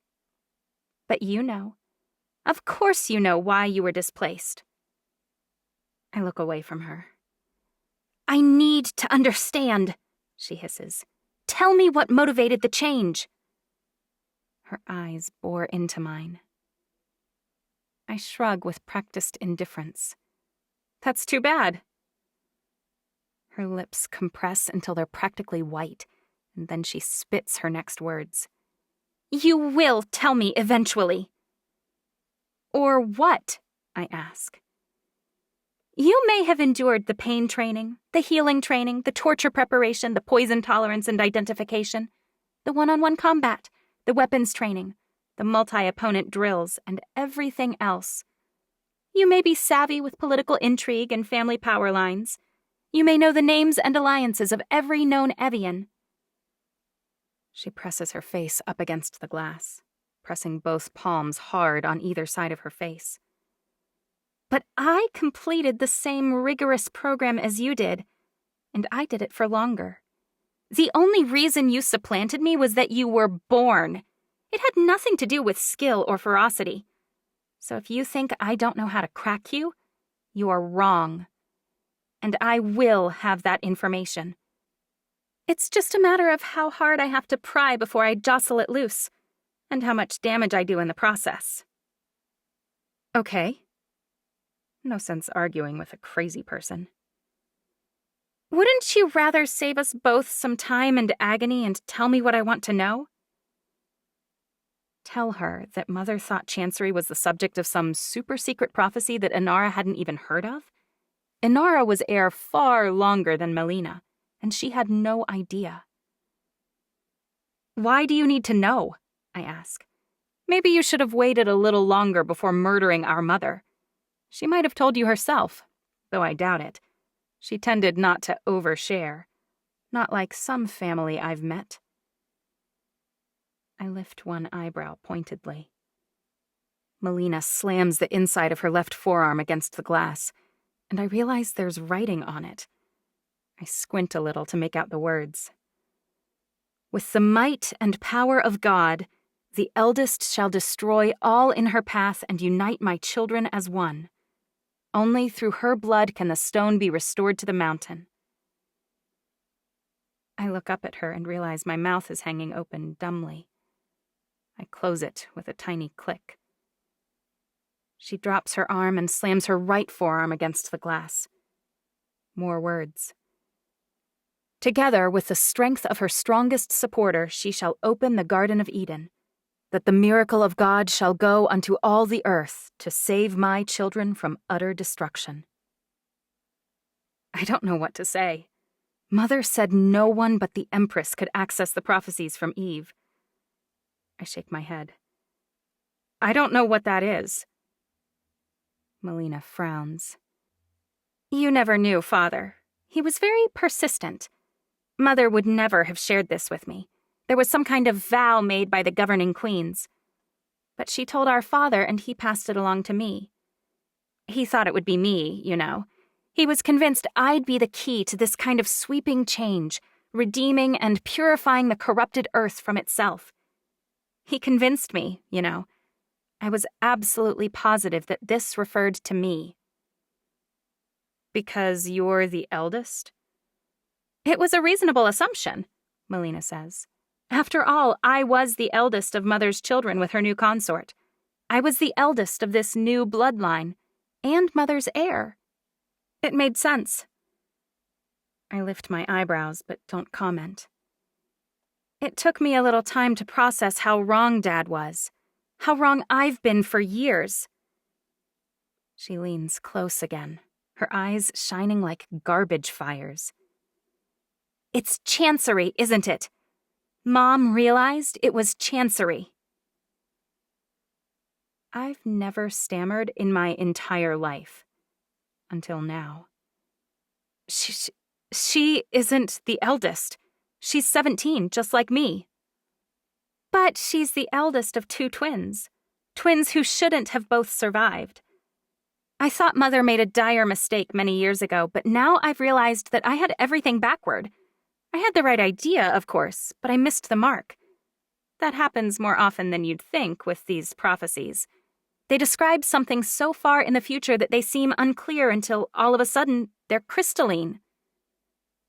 I have no idea what you're talking about. Mother discovered something, Melina says. Something about your sweet, kind, generous sister.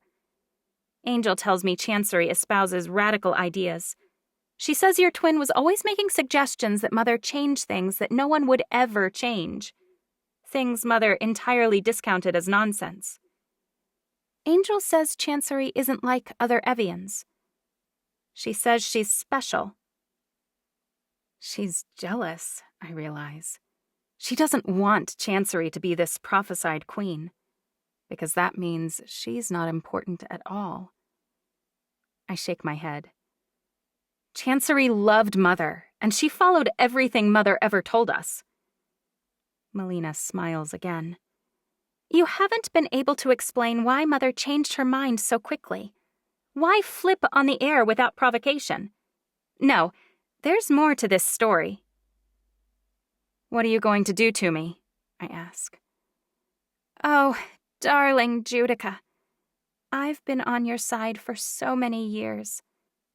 I argued for you, and I left our people for you. I challenged Mother when she wouldn't kill Chancery, you know. So you should believe me when I say that I don't want to do this.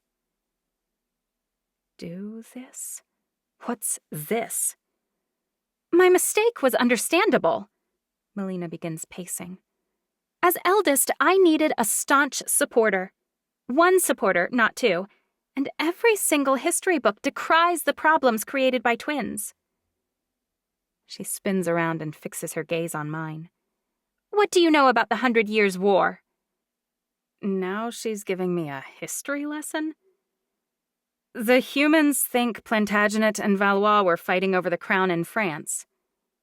And it was really Senna and Denna fighting over control of Malessa. She nods. And what? The 3rd time is the charm. After that enormous disaster, all the empresses vowed to kill one of their daughters if they ever have twins. Melina smiles. Mother didn't hide that from you, at least. She didn't try to disguise her infraction, her rebellion from what was required of her. No, she didn't. My voice is flat, which is just as bad as scowling. I need to cover my feelings better. I'm projecting nearly as badly as Chancery. Did she tell you that Denna and Senna were best friends for nearly 50 years? I don't drop my jaw. I don't widen my eyes, but my heart rate accelerates. Luckily, I doubt she can hear it through the communication devices. I know I can't hear hers. She grins as if she can. You didn't know that. You had no idea that their arguments came after a period of great peace and prosperity. I reach for my inner calm. I need to take back control of this conversation. But it's hard to feel calm when you're half naked and stuck in a rock-encased cell. Clearly, Mother left a few things out. It would appear so. The 2 of them were inseparable. But as time wore on, they weren't as eager to share. Evians are very, very good at sniffing out opportunities, and driving a wedge between those two? Well, it was too good to pass up. Over time, the two sisters both picked up special allies who whispered in their ears. Their respective allies worked on them, playing them against one another. They were a powder keg from the start. And powder kegs can be relied upon to do the one thing they always do best. It's inevitable, unless they're preempted. Boom, I say. Melina nods. So you see, it's nothing personal. What's nothing personal? The skin on my arms crawls. I actually thought it was Alameka's fatal flaw. Our inability to kill family members, even when it was clearly necessary. First, Enora couldn't kill Chancery. Then I couldn't kill Mother for sparing her. Which would have been followed by my murder of Chancery, right? Otherwise, what was the point? You thought that was our flaw? Refusal to kill? I think of Mother, beheading Lissa without a single pause. I contemplate the justice she's dealt out impartially for nearly 20 years in front of me. Mother never had trouble killing people she loved. She always followed the law, to the letter. Melina stops pacing and meets my eye. I thought it for a while, yes. And then, from what I heard, even when Chancery spared you, and you had the chance, you didn't step up to take her out. The dragon among heirs, the insane berserker, brought as low by empathy as the rest of us poor saps. You didn't kill Chancery when you had the chance either. Berserker? I don't roll my eyes, but it takes an effort. Chancery and I have a lot of things to work out, but I don't begrudge her the throne. In fact, if you tell anyone this, I'll deny it, but I'm relieved she beat me. For the first time in my life, I've shed the anvil wrapped around my neck to the bottom of the sea. You're missing the point, Melina says. It's not about whether you will fight her, not anymore. That's why I left. That's why Mother and I fought. But I was so lost I didn't see up from down. I thought her failure to kill your gentle twin would result in a protracted war that would damage Alameka and Evians at large. I thought it was my duty to stop that. But I missed it. I missed something so obvious that I could kick myself. Don't let me stop you, I say. In fact, let me out and I'll help with that. Melina rolls her eyes. I missed the thread that ties this all together. The answer was staring me in the face, but I was too blind, too obtuse to see it. It's not that we can't kill people who matter to us. Mother beheaded her best friend last week, for heaven's sake. I gulp as that image replays in my mind. She's right. We don't shy away from hard things. What's your point? Melina drops her voice so low I strain to make out her next words. Mother beheaded Lissa to spare your sister. I'd bet on it. I'm not sure how or why, but every crazy, insane, bizarre thing Enora has done has been for Chancery Divinity Alameka. At every step, Chancery should have died, but God spared her. God? I want to scream. I spared her. Mother spared her. Melina spared them both. God wasn't even there. He needs her, she says, and he protects his tools. Fantastic. She's bonkers. And now the biggest threat facing Chancery is standing in front of me. I messed up last time, thank goodness, but this time I'm positive. You may not be willing to admit it, but I've got other methods to confirm my suspicion. What suspicion? Crazy people don't behave in predictable ways. You're Chancery's heir. The non sequitur throws me for a moment, but her leaping on that can't be good. Only for a short time, I say. It won't be long before Chancery manages to birth a girl, and I've seen how Edom looks at her. She'll name him as consort before the end of the year, I'm sure of it. Edom? Senna's boy? I gulp. I heard that the two of you... Melina lifts both eyebrows. And he switched, just like Mother. Never mind, it doesn't matter. Like Mother? Why exactly did you bring me here? I ask. Because you went to a lot of trouble when you could have just called me to ask me these questions. I couldn't have done this over the phone. I did wonder whether you'd have come if I issued a polite invite. Probably not, I admit. And I needed to see you. She throws her hands up in the air. You needed to see me? A sense of unease creeps between my shoulder blades. What are you going to do? I don't need to ask. Before she responds, I already know what she's planning. I am your sister, Judica, and I've been impressed by you at every turn. I have, regrettably, been forced to watch you from afar.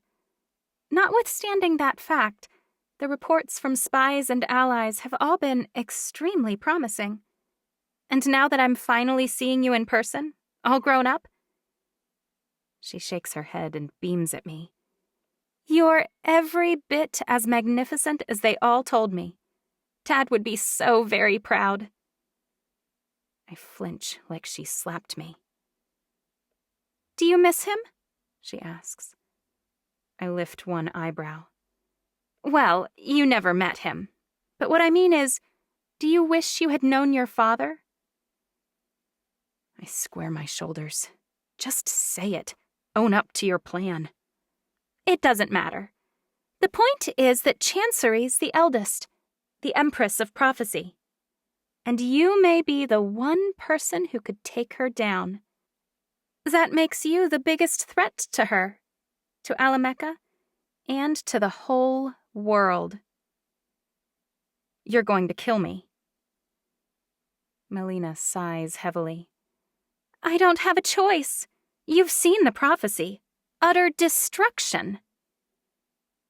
Egan pulls a gun from an inside pocket, and I want to kick myself for not patting him down.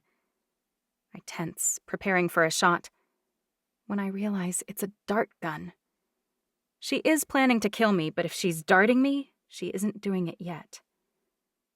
Since you won't admit anything, I'll need to independently verify.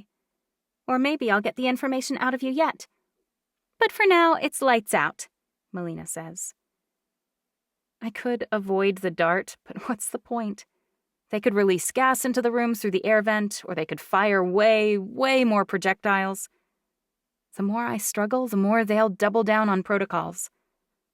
And I need them to be as lax as possible if I want to have any hope of killing my insane, treasonous sister. And I want to kill her, badly. She didn't deny killing our mother, and she even admitted that she couldn't kill Chancery. But I don't suffer from this Alameka epidemic. I have no qualms whatsoever about killing Melina.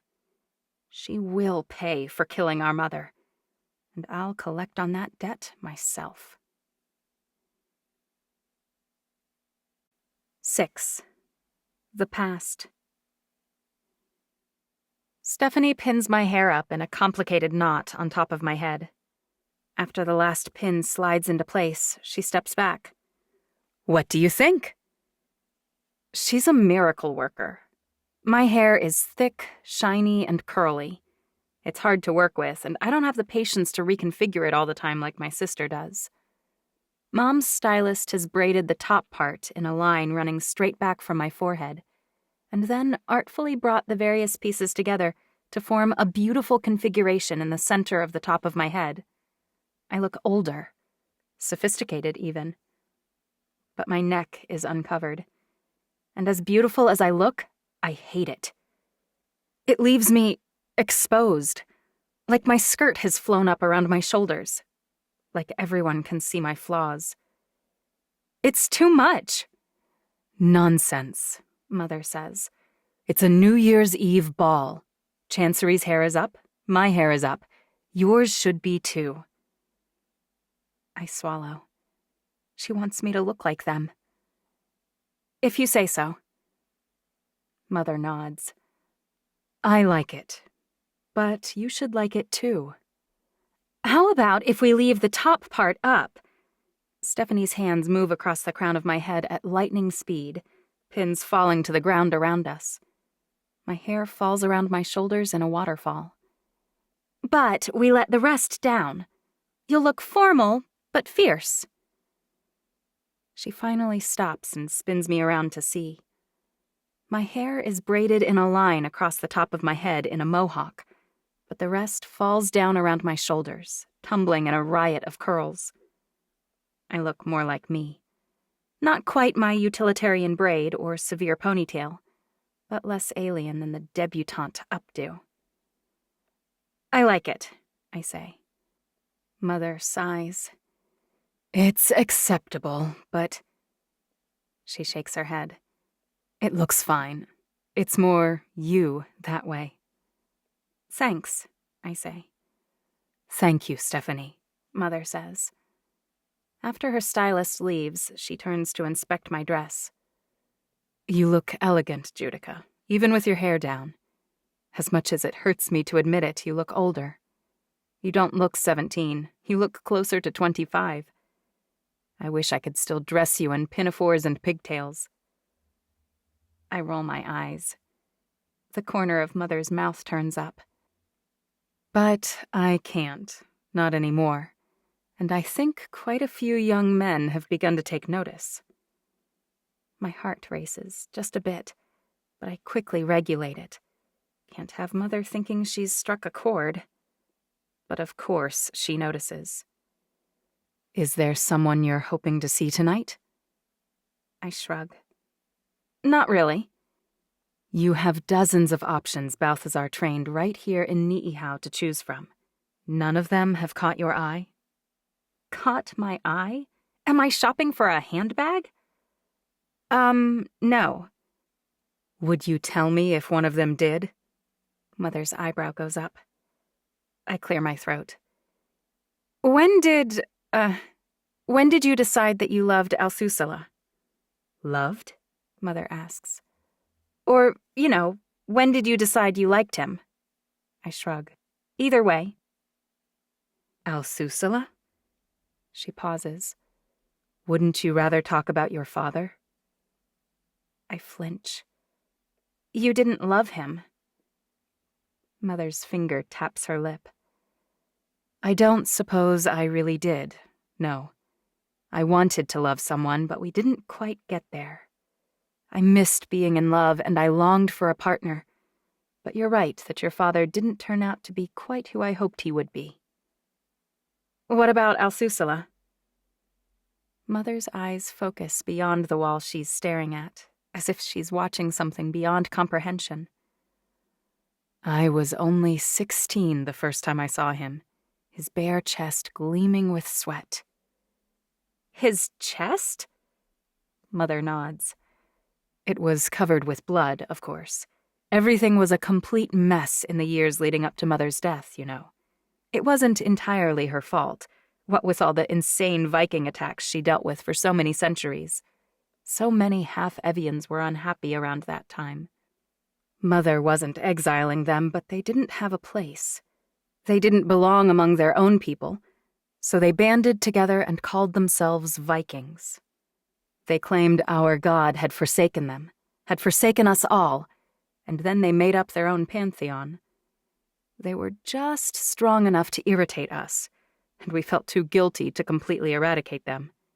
In fact, many of their parents commanded the armies sent to deal with their attacks. Droves of humans in our armies died fighting them. It was utter madness. Mother shakes her head. But Mother was tired of it all by then, and she wasn't at her best. When was that?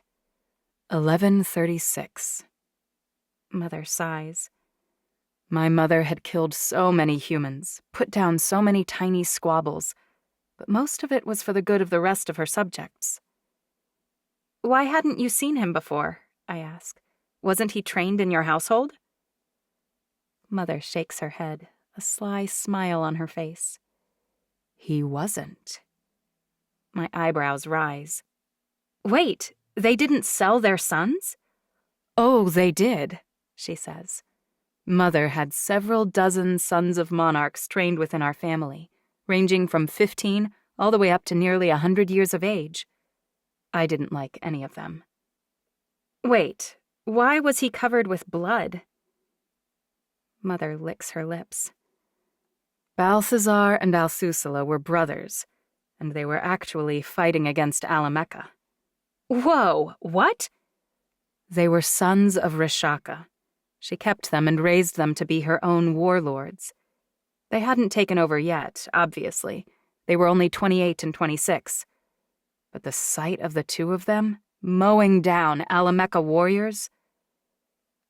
Mother closes her eyes as if savoring a favorite memory. She's more sadistic than I realized.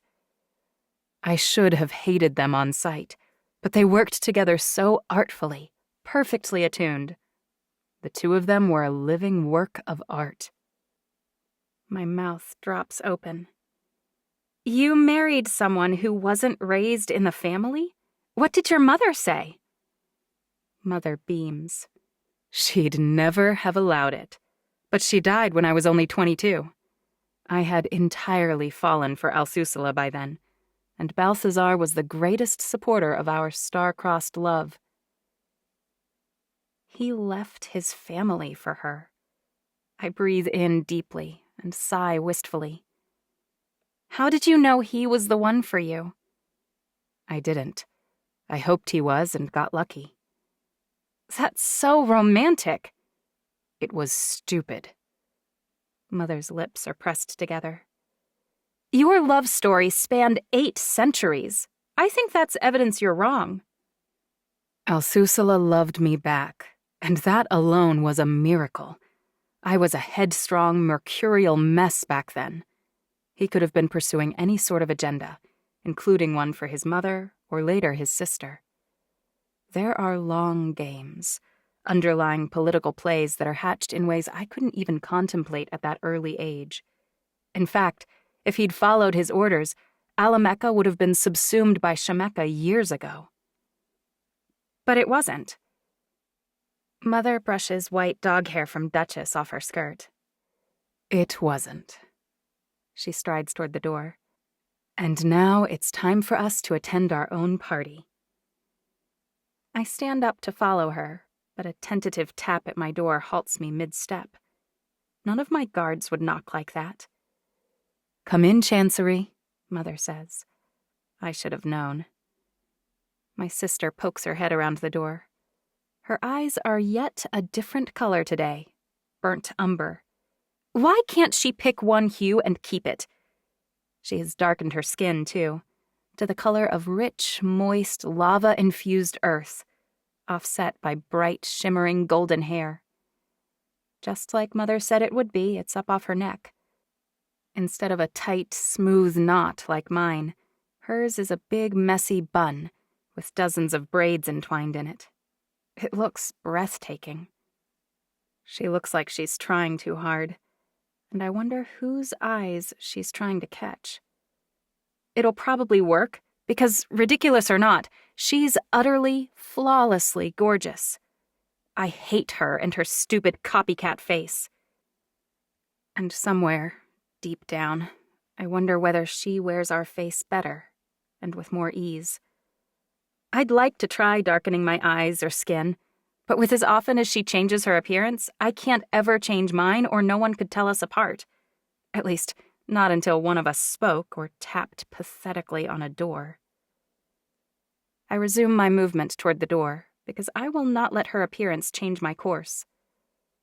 Roman's face comes into view behind Chancery, where he's guarding my room. His eyes meet mine, and he glances pointedly at her hair and mimes his horror. I suppress a snort. Mother would be furious if she knew we were secretly laughing at Chancey. But Roman always gets me. Chancery's hair couldn't scream, "Look at me," any louder. Why is Mother encouraging it? Oh, right. because Mother never judges Chancery. Ever. "I'm ready," I say. It's not wasted on me that Chancery's dressed in gold brocade with a full pin-tucked skirt, while I'm wearing silver so dark it's practically black. Her dress bells around her like a princess, while mine hugs every curve from shoulder to mid-calf before flaring slightly, just enough that I can walk. She looks like light and airy goodness, and I look like the grim freaking Reaper. We all have our roles to play. No use fighting mine. As usual, Mother's dress reflects both of ours.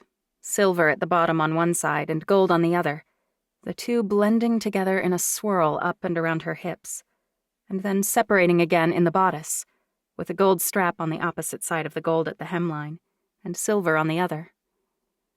Mother's dresses are always jaw-dropping, and this one's no different. One day, she's going to invite me to help her choose the design instead of Chancey. One day, I'll attend the party she and Chancery have before each of our events. But not this time, and probably not the next. I certainly won't ever ask to be included. I'm not that pathetic. Mother walks through the door, and I follow her closely, letting Chancery trail after us both, as she should. Third in line, and don't forget it. We pause before entering the celebration in the anteroom behind Mother's throne. She enters first, as always, and I follow after, flanked by the head of my guards, Edom, and his first lieutenant, Roman. I don't have a date, but neither does Chancery. That's something. As usual, Frederick steps up to take Mother's arm and leads her to stand in front of her throne. "I'm delighted to be here with all of you," she says.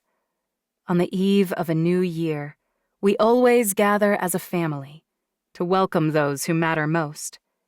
And I'm the luckiest of mothers to have not one, not two or three or even 5 daughters here."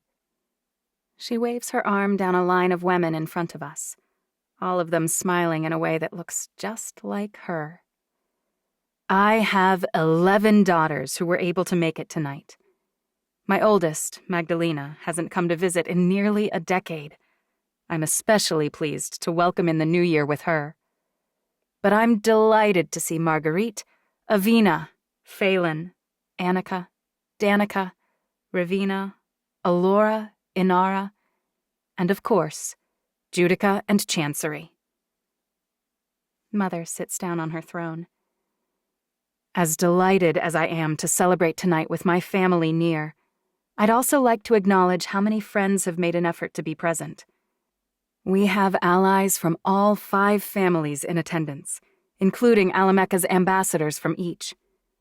With the wide variety of guests, and in celebration of the peace we're currently enjoying in the world, I'd like to suggest we embrace a rather human tradition among us. Mother gestures for Chancery and me to take our seats on either side of her. As your Empress, I'm not ordering you to kiss someone at midnight. She glances sideways at me. But I'm going to strongly encourage it. Murmurs erupt all around us. Too many of you are putting off marriage and family. If we want Alameka to remain strong, we need to be focused on what matters. To that end, I've opened the rooftop balcony and set up an oceanside dance floor as well. This party will expand to cover 3 separate locales. Each will feature its own ambience and music, from live bands to orchestras to popular music of our day. This main ballroom will focus on classic Victorian ballroom dances like waltzes, quadrilles, and reels.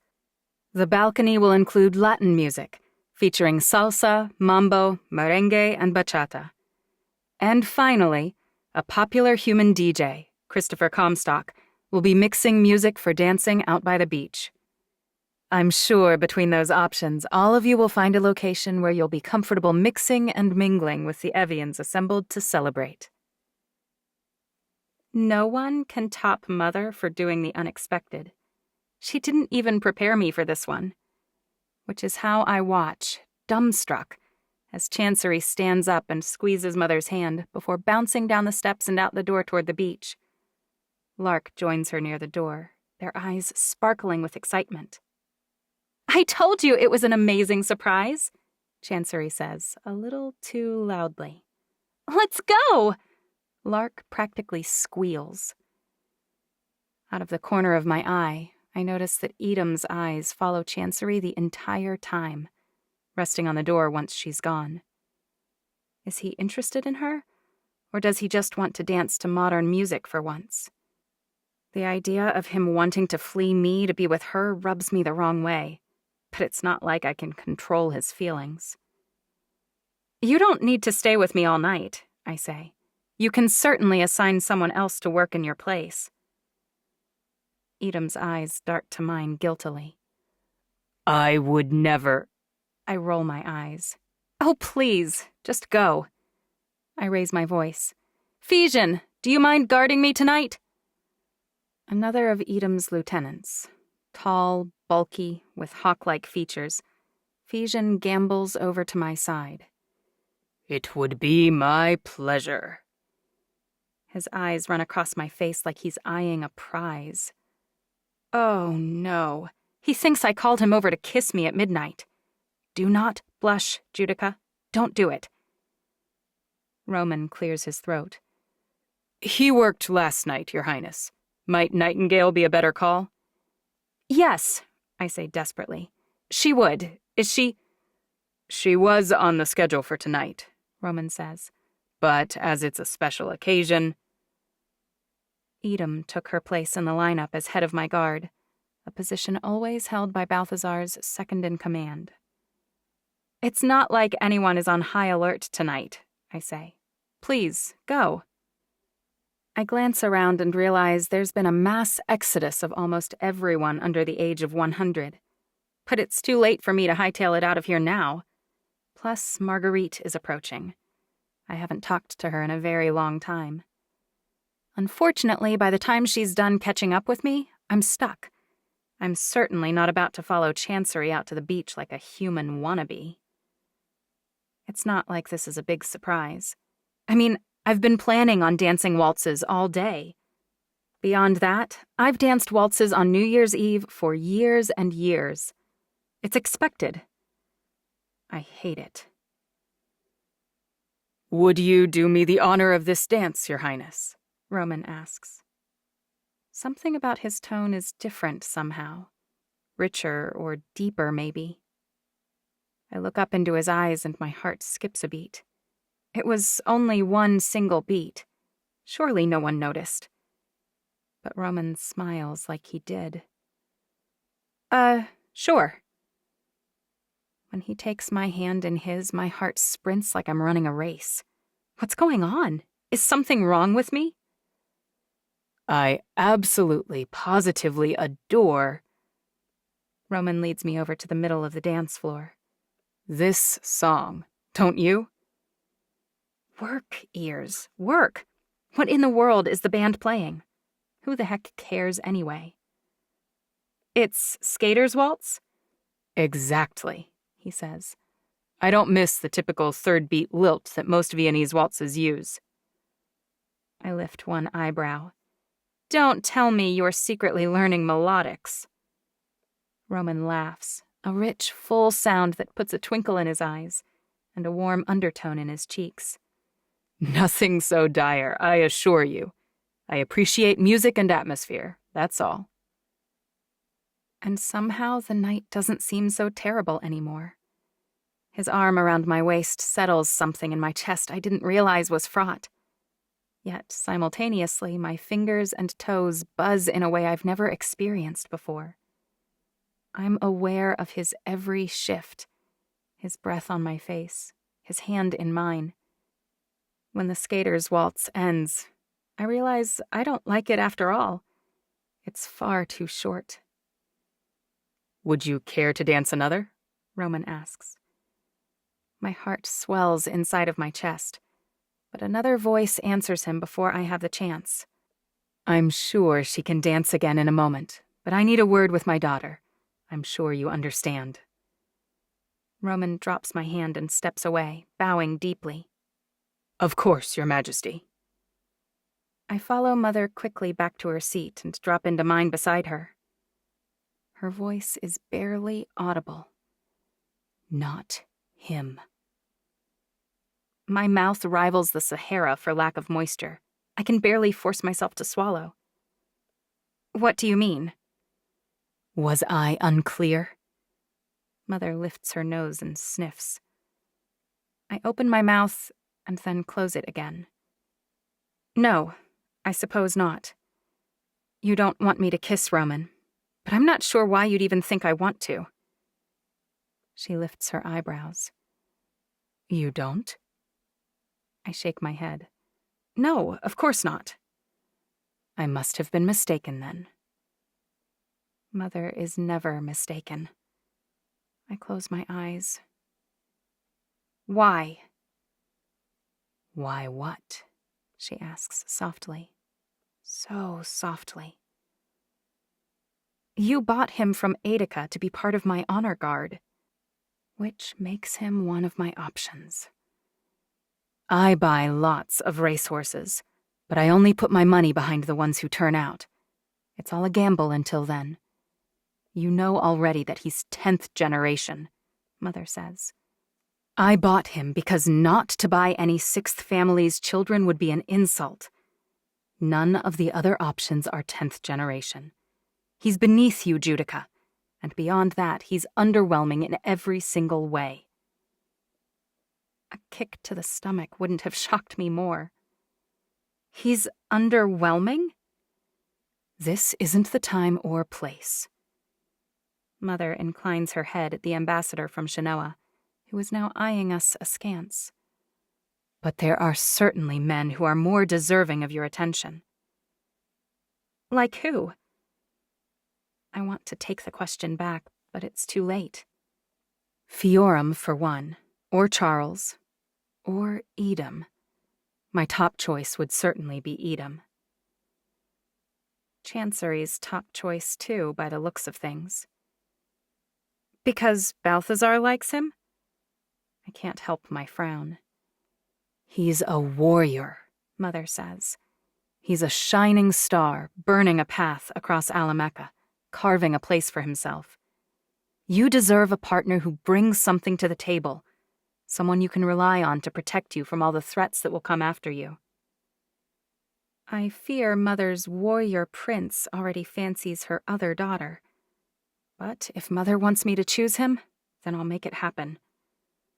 I close my eyes and search for things about Roman that bother me to make it easier to shun him. I'll need to immediately put some distance between us. But I can't think of anything. I do think about his hand at my waist, his eyes on mine, and his voice in my ear. I shake my head. Well, I'd better head out to the beachside dance floor then. My voice sounds tinny to my ears. I think all 3 of the men you mentioned are out there. Mother's grin is sly, like a cat with a mouse in its paws. Don't let me stop you. I do not stomp down the stairs. I don't race past Roman or Nightingale toward the exit either. Is everything all right? Roman catches up to ask. I plaster a smile on my face when I realize he can tell how I'm feeling. I've allowed Roman to draw too close to me. He can read me too clearly. Even Mother never knows when I'm upset. But thanks to that miscalculation, it's going to hurt to pry him loose. It must be done, however painful, because I'm nothing like my father. Mother said he was overly emotional, too passionate about people and things. She said he went down when he should have gone up. He grew hot when he should have been cold. But I always do precisely what she asks of me, no matter how difficult, no matter how painful. Always. Which is why I casually slide across the veranda toward the dance floor set up a few dozen paces from the exit of the palace. I brace myself to see Edom mooning over insipid Chancery and her stupid, ever-changing skin, hair, and eyes. I don't answer Roman's thoughtful inquiry. I don't react to Nightingale's shared glance with him. None of that is any of my concern. Edam's leaning against one of the tables around the edge of the dance floor. Music pulses through the wooden squares, shaking the chairs, the tables, and guiding the mass of bodies throbbing in unison. I pause for a second, transfixed. Even Edam taps his foot, his hip shifting in time with the bass of the song. This is definitely a song I've never heard in my life. Roman stands one pace behind me, and I'm acutely aware of his presence. Too aware. Nightingale, Roman, go and dance. That's an order. I'm not in danger here, surrounded by family and other guards. Enjoy your evening for once. Tiny wrinkles form between Roman's eyebrows, and his eyes cloud for a moment, but then they're gone, and I wonder whether I imagined it. He's my oldest friend. He probably didn't feel anything other than sorry for me earlier. I'm such an idiot. I tear my eyes away from his high cheekbones, his startlingly white teeth and full lips, and force myself to look at Edam. He's already staring at something. I follow his gaze. To my twin. Of course. I clench my fists, but I force myself to take a calming breath and analyze what I'm seeing. She and Lark are dancing with their hands in the air, their hips swaying, their mouths moving with the lyrics. How can they possibly know this song? When would they have time to hear anything like this? Would you care to dance with me? Roman's voice comes from only a few inches behind me. Nightingale may have disappeared amidst the chaotic mess, but Roman's going to be harder to lose. I've never heard it before, I say, but it's oddly compelling. It is. When I turn to face him, he's looking right at me, and I can't help but wonder whether he wasn't talking about the music. I may need to be more direct, on all fronts. I brace myself and spit the words out, hoping against hope they won't hurt his feelings. But a part of me hopes they do. Roman, it's almost midnight, and I've got Mother's edict to think about. His grin is pure pleasure. It almost kills me. I clear my throat. There's no going back. Not from this. So, can you buzz off? I think you're scaring him away. Roman's face blanks immediately, and he swallows hard. Totally. Of course. Sorry. I just wanted to make sure you were safe, but I can do that from a distance. He melts into the crowd so quickly that my head practically spins. Gone. He's gone. He'll probably never look at me the way he did tonight ever again. But I can't think about that right now. I can't. I have work to do if I want to make Mother happy. Edam's moving from the edge of the group. Oh no. Am I too late? He's sliding between dancers like a panther tracking his prey, moving toward Chancery like a spear driving toward the heart of a warthog. Purposeful, calm, intense. I want to melt away and find Fiorum or Charles or anyone else. But they were second best. Mother's top pick is right in front of me, and clearly he finds my face attractive. He's heading for the one person on the island who looks just like me.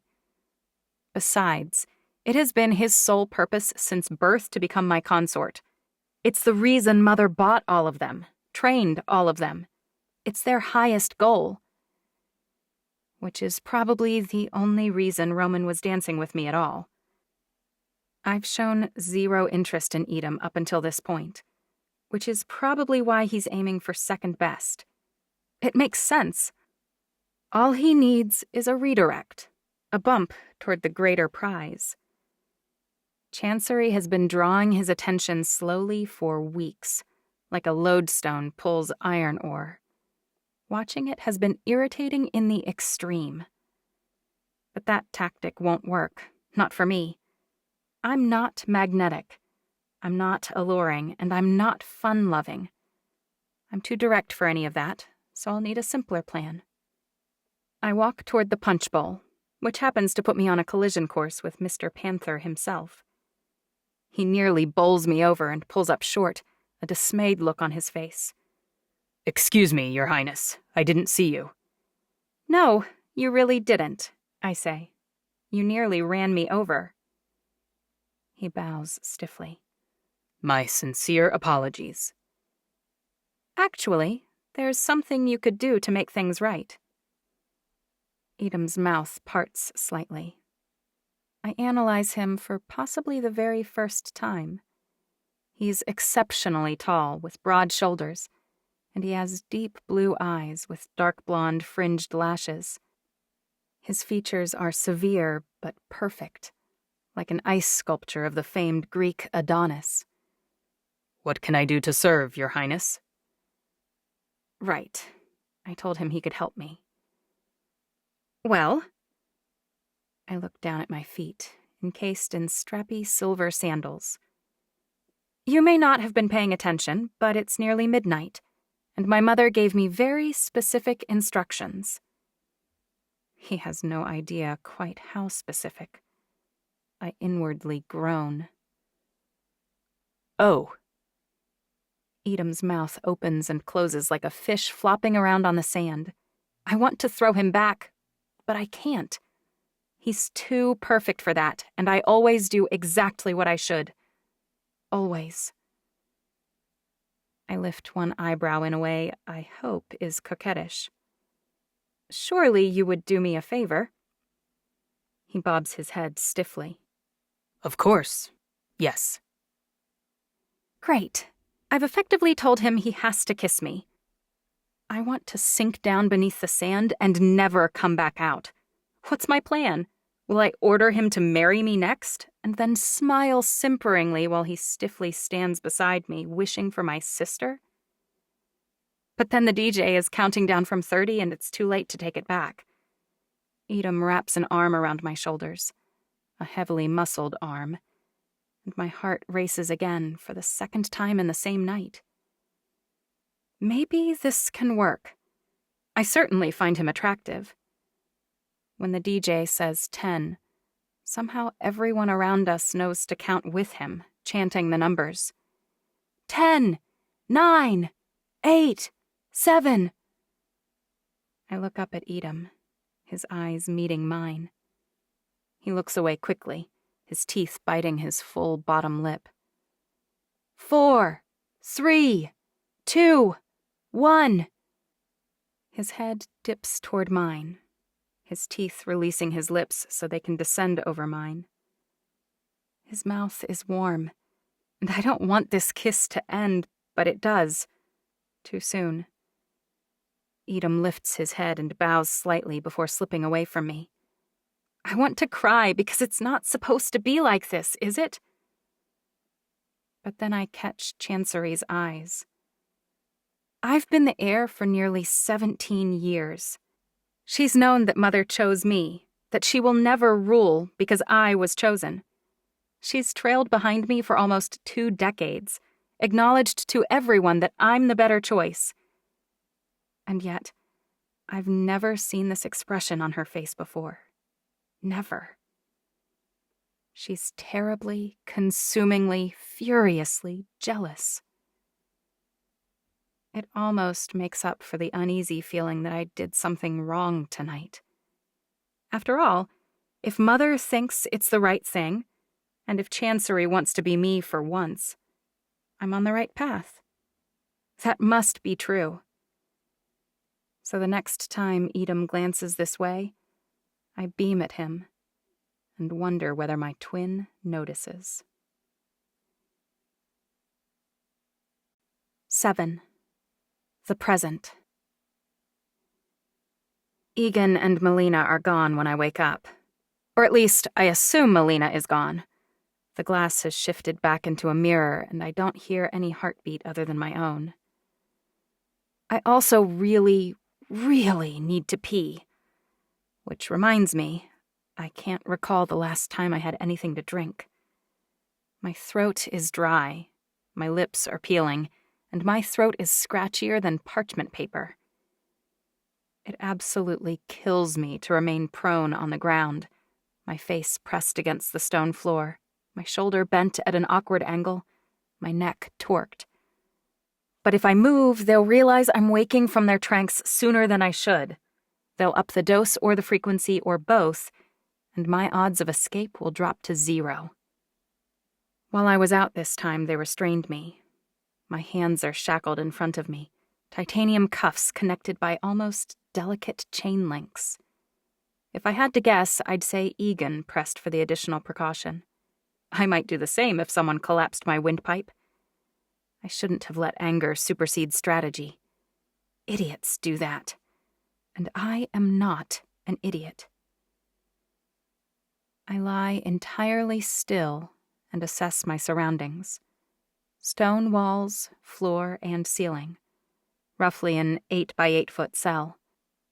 Large enough I can move around, but not big enough that they can't see nearly the entire space with a single camera. Luckily, the camera in the upper corner faces the mirrored wall, and I'm far enough forward toward the back wall that it shouldn't catch my face. I'm not facing the mirror, so I can open my eyes, and they still won't have any idea I'm awake, as long as my breathing doesn't change and my heart rate doesn't accelerate. I've had plenty of practice regulating those. Escape is my top priority, preferably before Melina kills me. She could have done it earlier, but she didn't. That means she wants something from me. At a baseline, she wants to know what prompted Mother to change the airship paperwork. She may want more, but as long as I don't provide that information, she will be forced to wait for evidence of it through another channel. That buys me time. An alternative is that she's waiting for someone to arrive who needs to witness the execution. I really ought to find out which, so I know how much time I've got. If I have more time, I can formulate a better plan. Less time, I'll have to wing it. From what I can see, my options aren't plentiful. 1. Overpower a guard in order to break out while I'm being fed, moved, or interrogated. High-interest times. 2. Tunnel out. Unlikely, given the cameras and complete stone surroundings. On top of that, I'm not sure what's on either side of me, so I could be tunneling into another cell. That would really suck. 3. Smash the glass of the mirror wall and escape through the interrogation room. Bonus points if I can strangle or impale my zealot sister in the process. The restraints might help with that, but if it's leaded glass, it's unlikely to work no matter what tools I bring to bear. Obviously, this cell was created with evians in mind. It ought to use the highest resiliency materials available. No matter which way I choose to go about this, I need more information. What do I know about this entire setup? Melina lives near Austin, Texas, unless she relocated without Mother knowing. Mother kept a rigorous presence around her to prevent that sort of thing, so for now I'll assume I'm in Texas. That means it's relatively temperate weather, but no one has basements because of the water level. Which means I'm unlikely to be underground. That makes things easier. Without windows in here, it's likely I'm in an interior room of some kind of home or compound. If I'm surrounded by cells, or if there's an iron shell around the stone, my entire escape attempt may be DOA. In any case, I'll have to overcome the camera situation. Blacking it out would immediately be noticed, and I have no electronics on my person, so there's no chance of creating a loop in the feed. I have to assume it's monitored, whether on site or remotely, and any disruption or strange behavior will immediately be noticed and addressed. My hands are bound, but I've got these helpful, almost beautiful shackles. In spite of Melina's previous assurances, I'm still in my underwear. A glint of something draws my attention downward. I can't see much without shifting, but I can see my own clavicle, which is where the glint originates. The figure 8 necklace Chancery gave me so many years ago rests against my chest. It passed Melina's rigorous search, apparently deemed unimportant. Mother's gone, and now Chancery thinks I've fled. She probably assumes I'm plotting against her. A tear leaks from one eye and drops to the dusty, yellowish stone underneath me. I hold my heart rate steady somehow, but barely. It feels like it's breaking right here in this empty, depressing cell. My sister trusted me, loved me in spite of all that I've done. She forgave me, even though I never apologized. She brought me a gift pledging we'd be together forever, friends and allies, and I poisoned her for it. Over and over again, I spurned her attempts to make peace with me. There's no search party coming, and I have only myself to blame. Maybe I deserve to die here.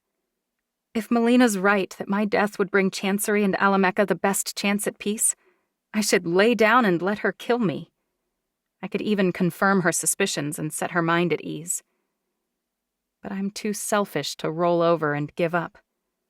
I like living too much. An image springs to my mind of the air vent and the speaker. The ceiling was stone as well, but those two things require incursions in the stone. Maybe there's something I can do with that. My stomach growls, and I think about how long it's been since I last ate. Evian bodies can heal almost anything, but they need nourishment to do it. I need to replenish, or before long I'll be healing as slowly as a human. Well, not that pathetic, but closer than I care to admit. A sliding sound behind me startles me and I flinch. A scraping sound follows. I sit up slowly, pretending the noise woke me. Another sliding sound before I can even spin all the way around. A silver tray rests on the floor with 4 bowls and a liter of water in a plastic container on top of it. The smell of some kind of beef stew, bread, chunks of cheese, and grilled vegetables fills my scent receptors, and I practically moan. Get it together, Judica! I scrabble toward it pathetically, my shackled hands reaching for the bowl instinctively. No utensils on the tray, but I can drink stew. I bring the bowl to my mouth, but something hits me oddly. I look at the stew and sniff deeply. Beef chunks, gravy, potatoes, carrots, rice, celery, onions, and something else I can't pinpoint. What is it? A slight tang of solvent. Think, Judica, think! What smells like solvent? It's faint, so faint, but it's there. Gamma hydroxybutyrate. I swear under my breath. I'm starving. I need food. But if I eat this, I'll pass out again. They're counting on me needing the food badly enough to accept it, or they're hoping I'm not well-trained enough to spot their crap. But Mother prepared me too well to be fooled by this. And if I delay my escape much longer, I'll grow weak enough that I can't succeed. I need to act now. The weight in my hand tells me something I wouldn't have otherwise believed. The idiots sent me metal bowls. I dump the cheese out of the smallest bowl and into the stew bowl where it will melt. Then I carry the empty bowl to the very front of the room, mostly out of sight of the camera. I glance at the ceiling from my periphery. I'll only have one shot at this. I smash the bowl against the stone floor under my cuffs repeatedly until it's flattened, and then I use the now flat metal to pry out a stone. Then another. I continue to pry frantically for a few minutes. I have a nice pile of rocks and a small hole dug when I hear a scuffle outside my door. I fly across the room and grab my stew, hurling the melted cheese blob at the camera. It hooks over the top, covering it entirely. So far, so good. Now or never. I leap at the ceiling, hands extended, fingers scrabbling at the air vent and the speaker circle. I don't get a good enough grip to support myself, but I shift the metal cover on the air vent and dent the speaker box before I slam back to the ground, twisting my ankle badly when I land. I focus all my energy on my ankle, healing it as much as I can, but I don't repair all the damage. No time, not with me half-starved. The door latch grinds, and I fling myself back into the air, my fingers slamming with every ounce of force I can muster into the vent and the speaker cover. My nails shatter, my skin tears, and 2 fingers break, but I dig my broken hands around the edges of the speaker hole, twisting into the tangle of wires inside. My hands and arms shake with the strain of holding the rest of my body against the ceiling with so little tension. My core muscles shake, my legs wobble, and my thighs cramp, but it works. I'm suspended from the ceiling outside of their range of view. The door slides open and 2 men walk inside, both holding guns. They aren't tranq guns, not this time. They walk straight toward my pathetic 12-inch hole, just like I hoped they would. It's directly beneath me. This part I can do. This I was made for. I drop down on them, landing directly on top of one and startling the other. I fracture my arm in the process, but luckily it's just my left. The guard who breaks my fall has a knife in his leg sheath. Idiot. I wrap the chain connecting my wrists around his throat and use my toes to relieve him of his conveniently accessible knife. I toss it in the air and snag it with my unbroken right hand. Then I whip it around and slice his throat. He flops around on the ground melodramatically, hands flailing. He'd do better focusing his energy on healing the damage instead of trying to attract attention. If he thrashes too much, he might actually lose too much blood and die. Unfortunately, this idiot wasn't the only one who entered my cell. The other guard lifts his gun and fires, punching me in the shoulder with a hollow tip round at point-blank range. I grit my teeth and breathe through the pain, not diverting resources to try and heal it. Not yet. Shoulder wounds aren't deadly. I throw the knife at his throat, punching through into his spine. He stumbles back, and I rush him, yanking it out and slashing both eyes.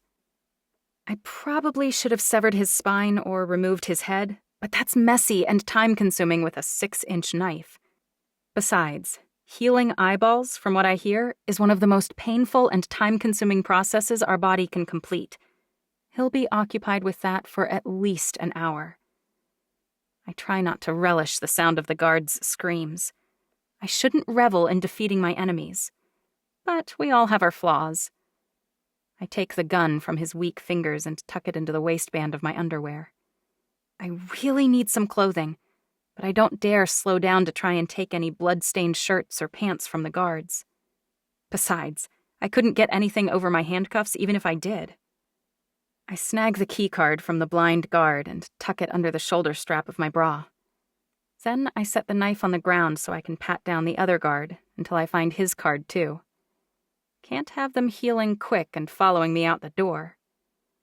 I hold the knife in my teeth and I limp toward the door, ignoring the jabs from my sprained ankle. I don't even bother using my left arm, knowing the hole that hollow point punched through my shoulder will take forever to heal in my current state. My fractured arm shoots bolts of pain up into my shoulder, and my broken fingers complain, but it's minor compared to the pulsing pain of an open gunshot wound. Healing slowly blows. I scan the plate on the wall with one of the keycards. The door slides open with a chime just as the cheese falls off the camera and slops to the floor.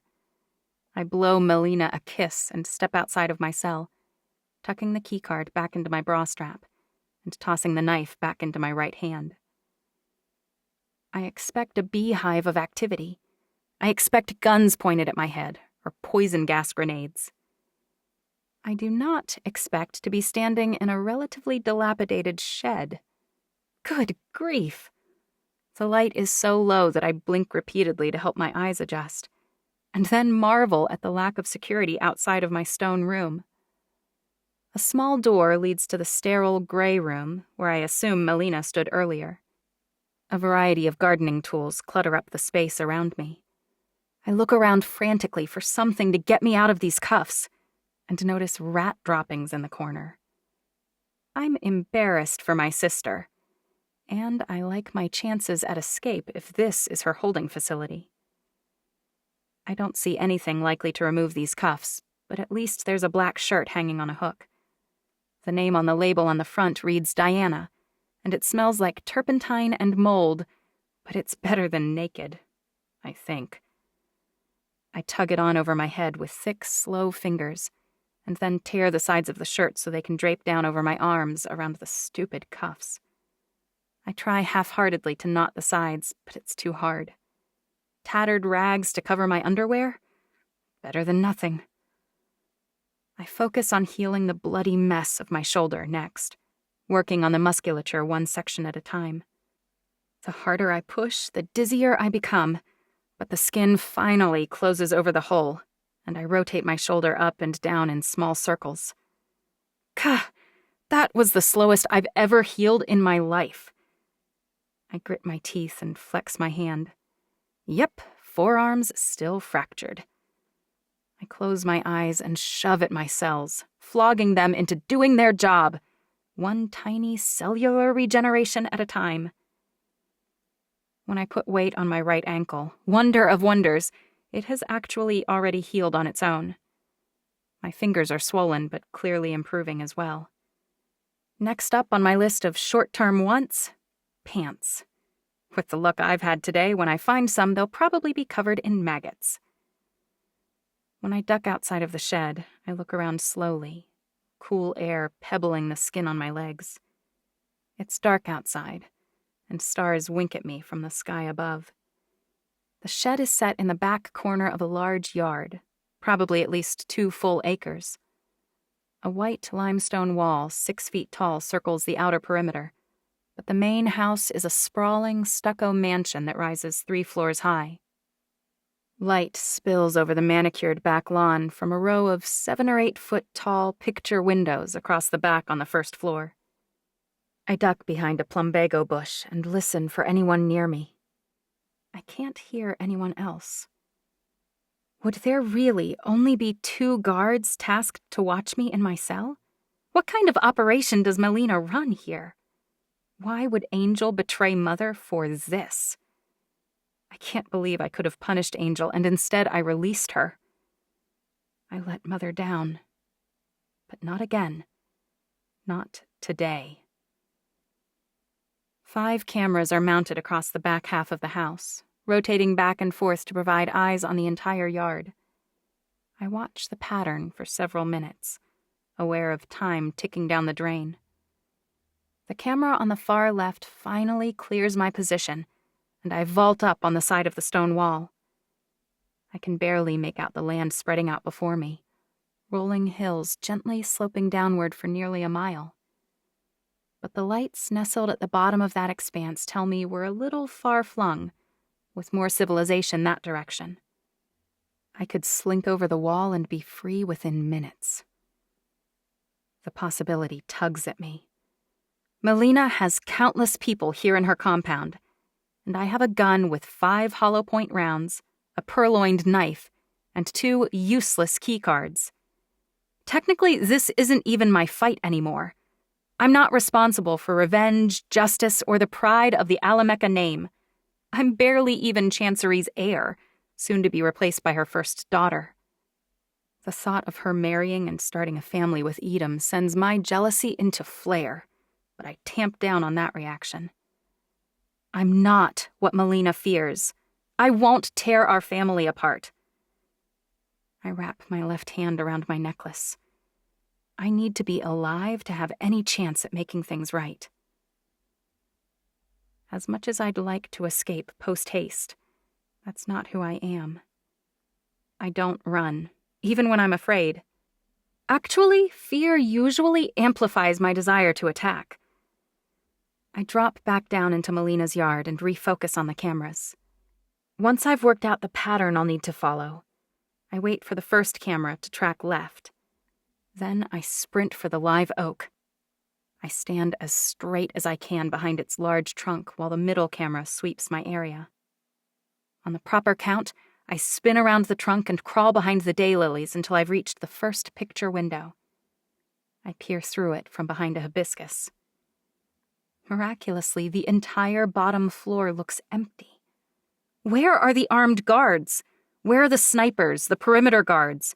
What's going on here? I reach for the handle on the sliding door, the chains connecting my cuffs rattling irritatingly. But before I've shifted it even a hair, a loud alarm sounds from the corners of the house. "Alert! Alert!" it blares obnoxiously.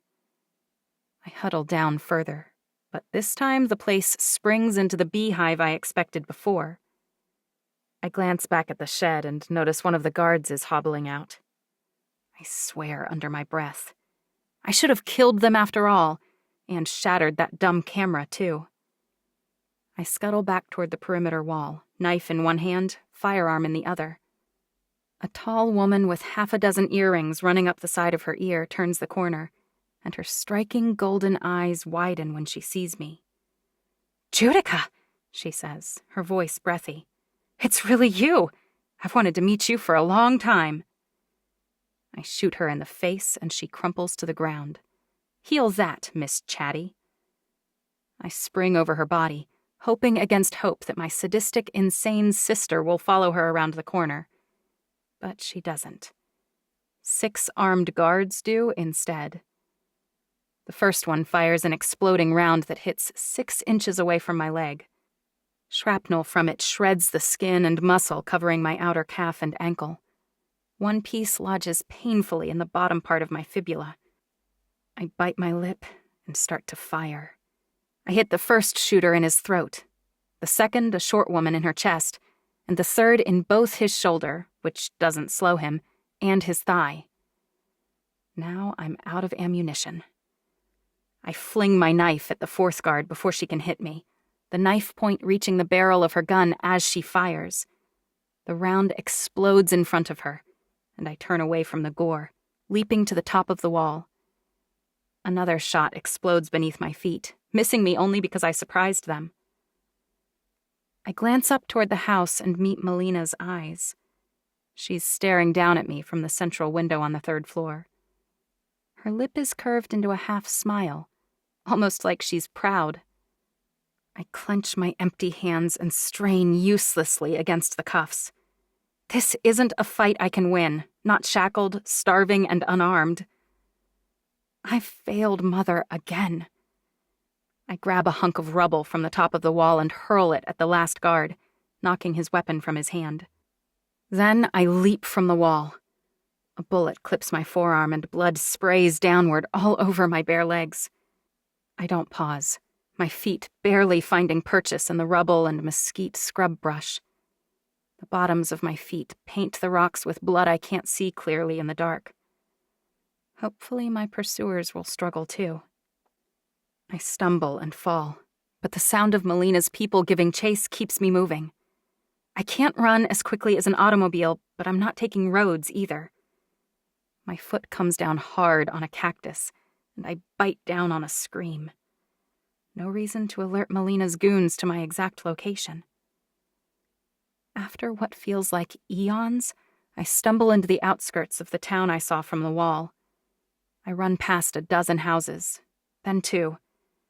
Finally, I see one that looks perfect, because it's almost exactly like the other 30 I've passed, right down to the brick mailbox, rustic brown shutters, and brick and stone facade out front.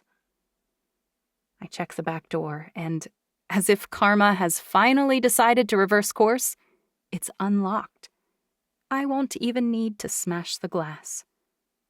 I creep into the back door and crouch down, listening. Blood pools around my feet and drips down from my forearm onto the white tile floor. Splat, splat, splattery splat. A clock ticks in the next room. Otherwise, all is still. I need food, pants, shoes, and to bust out of these dumb restraints. Then I'll split. I won't harm these humans because I don't want to do anything to alert Melina to my location. A light switches on and a deep voice exclaims, "No way." I hold my hands up, blood-streaked palms facing out. I mean you no harm. Are you Wonder Woman? A human around my age asks in a subdued voice behind me. I spin around and notice that her pajama pants feature flying squirrels. Am I Wonder who? I shake my head. Don't be an idiot, the young guy standing by the light switch asks. He's holding a baseball bat in his right hand, but it's not raised. Those aren't vam braces, they're cuffs. She's got to be a nut job who escaped from that Decatur inpatient institute for the mentally ill. His chest puffs up and he flexes his arms. Don't try anything and we won't report you. Just head back out the way you came. Your back door was unlocked, I explain. I wasn't breaking in. The door being unlocked doesn't mean you're welcome, the girl says. We left it open for Dad so he won't wake us up. Again. Shut up, the guy hisses. What? She asks. Don't tell her we're alone, he whispers. I'm pretty sure that even a human could have heard him. These two aren't very coordinated. She's not going to hurt us, the girl says. She's injured. And if she's not Wonder Woman, she's trying to hide from someone herself. We shouldn't kick her out. We should help her. The boy's eyebrow cocks on the left side. Are you? Hiding, I mean? I nod dumbly. I need food and a change of clothing, and I'll leave right away, I swear. I won't hurt you. The boy frowns and lifts the bat menacingly. Anyone who has to say, I won't hurt you, is bad news. The girl exhales loudly. Cut it out, Billy, and put that dumb bat down. Obviously we're helping her. She's saying she won't hurt you because you're threatening her, the poor thing. Nothing interesting ever happens around here. Hazel is not going to believe this. 8. The past. I've never worked so hard not to show emotion in my entire life. My mother is dead. I am alone, and with her last breaths, she replaced me. My entire life has been a complete waste of time. I watch impassively as Chancery flies away in Alora's jet. I do not allow tears to well in my eyes. I do not allow my heart rate to increase or my breathing to hitch. I do not frown or cry or gnash my teeth. I turn and walk back to my room as though nothing life-altering, heart-shattering, or practically incapacitating has occurred. While Chancery trains and agonizes and mourns, I will hold the other families at bay. I'll manage Alameka and reassure our human leaders and handle internal family disputes. But that's not all that I'll do. Chancery thinks I killed our mother. Nothing I can say or do will change her mind, but I know that I didn't. Today, while the evidence is still fresh, I have the best chance of finding the clues that will lead me to whoever did. They must pay for throwing our family into turmoil and stealing the last years of guidance and support she would have provided. I won't simply kill them. Whoever did this will suffer. But first, I have to find him or her or them. I close my eyes and evaluate the facts. Mother was poisoned. It wasn't Chancery. It happened during her birthday celebration, so it could have been a human, although that's unlikely. Mother's policies have been the most pro-human of any empress ever. But they're so short-lived they might not even realize that. Humans do things for idiotic reasons all the time. More likely, she was taken out by a rival family. I wish I had been present earlier and had the peace of mind to watch each family representative present in turn. Not that it would have been conclusive by any means, but one of them might have given something away. Poison, while not as aggressive as a challenge, is personal. It's sneaky. It's cowardly, too. What baffles me is that we take precautions against poison. Consistent precautions. Which means someone knew about all of them and found a way around them. First, Mother had a tasting dog. She had servants and guards who tasted her food as well. Her chef, Angel, had protocols in place, too, many of which extended beyond her. But of course, Angel would know the ins and outs of every single one. She's one of Mother's oldest friends, and Mother trusted her implicitly. But Mother trusted Lissa, too, a woman who lied to her for the better part of 20 years. Clearly, Mother's not immune to deception. Friendship is a liability. It blinds you to the truth. I already knew this, but Mother's demise is a good reminder. It's the reason I have no friends. Angel surely knows she's a top suspect, even if she's almost too obvious. Even so, I'm positive Balthazar locked her up and secured the kitchen. That would have been my second order of business, after shoving all the guests on planes and off the island. I was too distraught to think about it, but my tray last night held leftover party food, and this morning's breakfast consisted of yogurt and granola. All things no one needed to prepare, things that could have been tossed on a tray and dropped off in my room. I need to talk to Angel right away, before she's been interrogated by anyone else. I make a beeline for the kitchen. Balthazar's already there, reviewing files with Job. "What does this mean?" Balthazar asks, pointing at something on a piece of paper. "It indicates that all of the food served at the celebration was cleared of any toxins, sir," Job says. "as was every other object, both in her rooms and at the celebration." Were all standard protocols observed? I interject. I can't have evidence disappearing at the hands of the one who created it. Balthazar and Job both salute me and offer a short bow. "Yes, Your Highness," Balthazar says. "We had 4 guards on the—" He coughs. 4 guards watching over your mother until Job retrieved her. She's been attended by 4 men at all times since, even in Job's lab. Hestus has stepped in to check everything Job did. The 2 of them did not study together, nor did Job have any say in the person chosen to parallel him. I nod. Fine. Good. And Job, you've tested my mother's garbage from yesterday? Job nods. "Yes, Your Highness. It was disposed of in a separate area, per standard operating procedure. Everything was clear, but there wasn't a lot of waste. Angel knows how much they eat, and frequently they consume all that she makes." They? I know who he means, but I'm going to make him say it. I can't have people tiptoeing around me. "Chancery." Job clears his throat. "Her Royal Highness." I do not frown. I do not scowl. I do not growl at him, referring to my sister as the Empress. Of course. "Your mother regularly eats deviled eggs." Job closes his eyes as if he's in pain. 8. She regularly ate deviled eggs. He clears his throat. "She regularly ate deviled eggs, and that's a fairly simple dish, too." He trails off. It's an easy thing to poison, I say. You can say it. I won't collapse or sob or create an embarrassing display causing everyone around me to feel uncomfortable. Job nods. "Of course not. Unfortunately, your mother liked them enough that she ate everything that was provided." But you pumped her stomach, I said, obviously. "I did, but we found very, very little inside of it.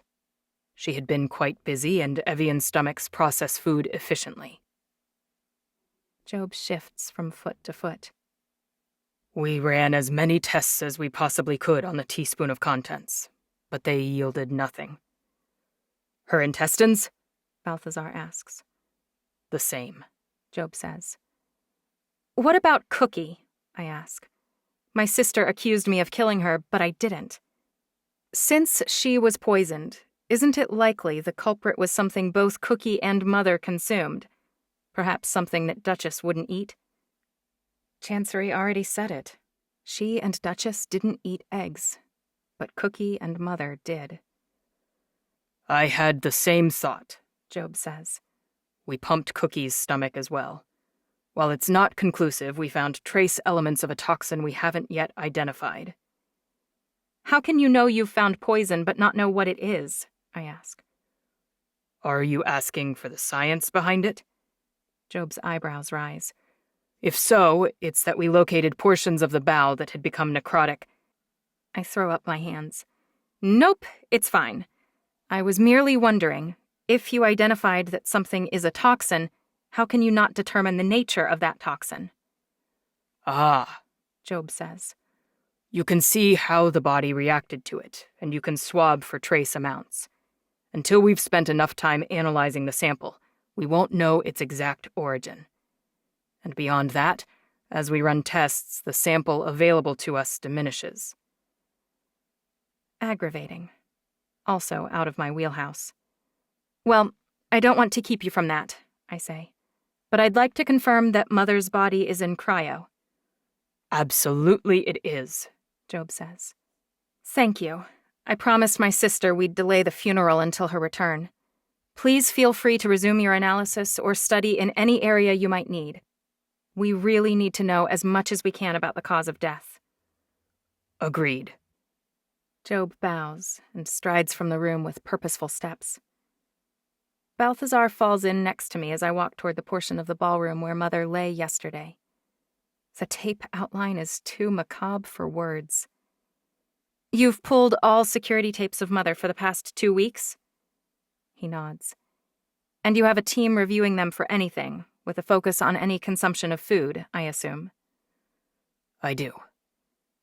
Balthazar's voice is low and tense. We're going to catch whoever did this. They will pay. I widen my eyes. You don't think it's me? He shakes his head. I'm not blinded by sibling rivalry like Chancery. You loved your mother. You'd never have harmed her. A tightness in my chest eases, and I fight back the emotion that tries to drown me. Thank you. Balthazar's eyes are the softest I've ever seen them. I'm very sorry for your loss. I know words can't help, not really. But you're not alone in your grief. In that moment, I can only think of 3 people I know beyond a doubt didn't harm my mother. And he's one of them. Balthazar's sorrow is genuine, and it clearly runs deep. I'm positive Chancery never would have harmed a hair on Mother's head, and I'm sure Roman wouldn't have done it. He's too loyal to me. Everyone else is a suspect as far as I'm concerned. I'm ready to interrogate Angel now, I say. Balthazar's foot stumbles, but he recovers immediately. Of course. Let me take you to her. You haven't spoken to her yet? He shakes his head. I assumed you'd want to be the first. She's had no visitors, and the speaker in her cell is not turned on. There has been no outside communication, no way to prepare a cover or work out details. If she really did this, that all would have been done in advance. But it's still helpful to know Balth hasn't slipped. Perfect. He walks next to me, matching my steps perfectly the entire way down to the holding cells that recently contained Lark. I wonder how Chancery's holding up right now.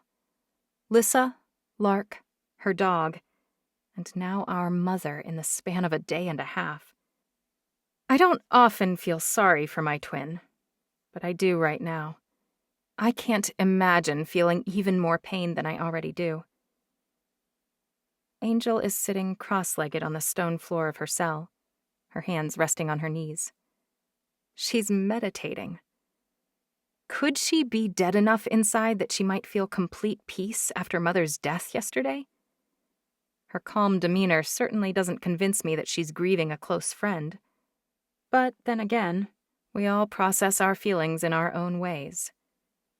I dismiss my guards to wait outside the door, but Balthazar leans against the back wall, arms crossed over his chest. Even now, I'm being trained, supervised, and measured. Memories of time in the kitchen with Angel flood my mind, but I brush them away savagely. She's not a friend, a mentor, or a teacher, not right now. She's a suspect. Angel. My voice is smaller than I wanted it to be. I repeat the name, louder the second time. Her chin lifts and her eyes open. The corners of her mouth turn down, and her eyes well with tears. Oh, Judica. I wipe away a tear that pops out unbidden in response to her simple exclamation.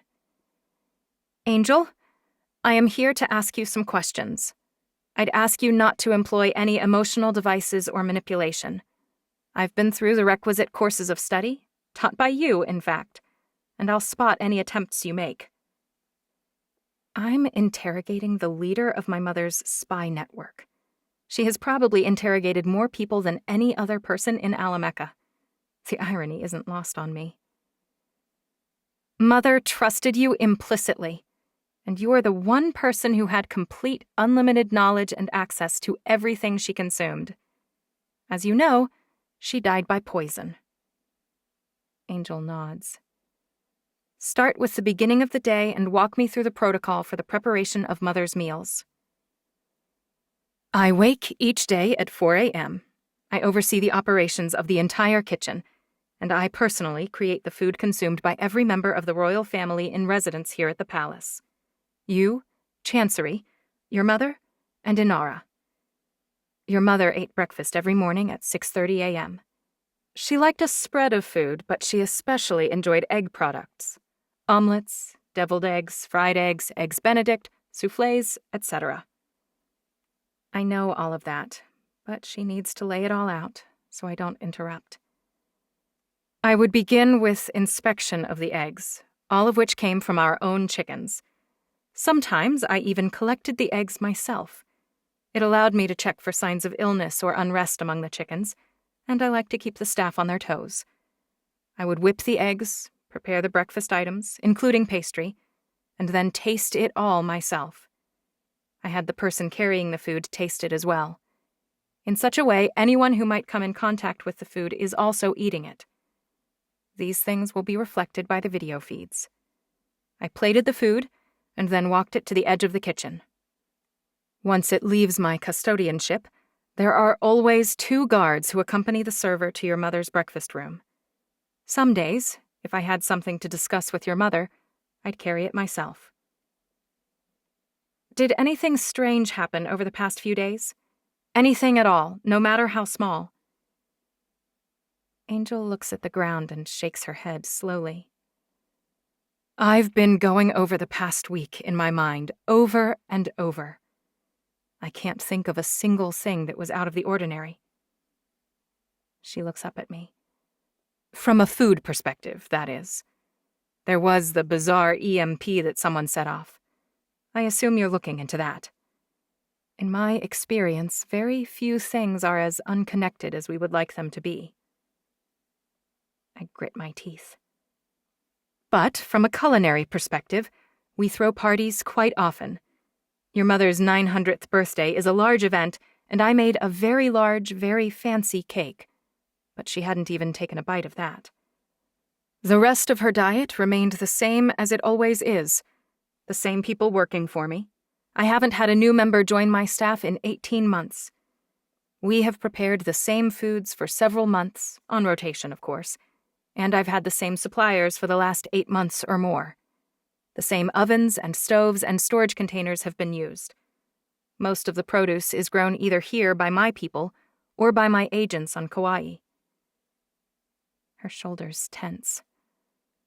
I lost the best queen we've ever had, and I have no idea how or why.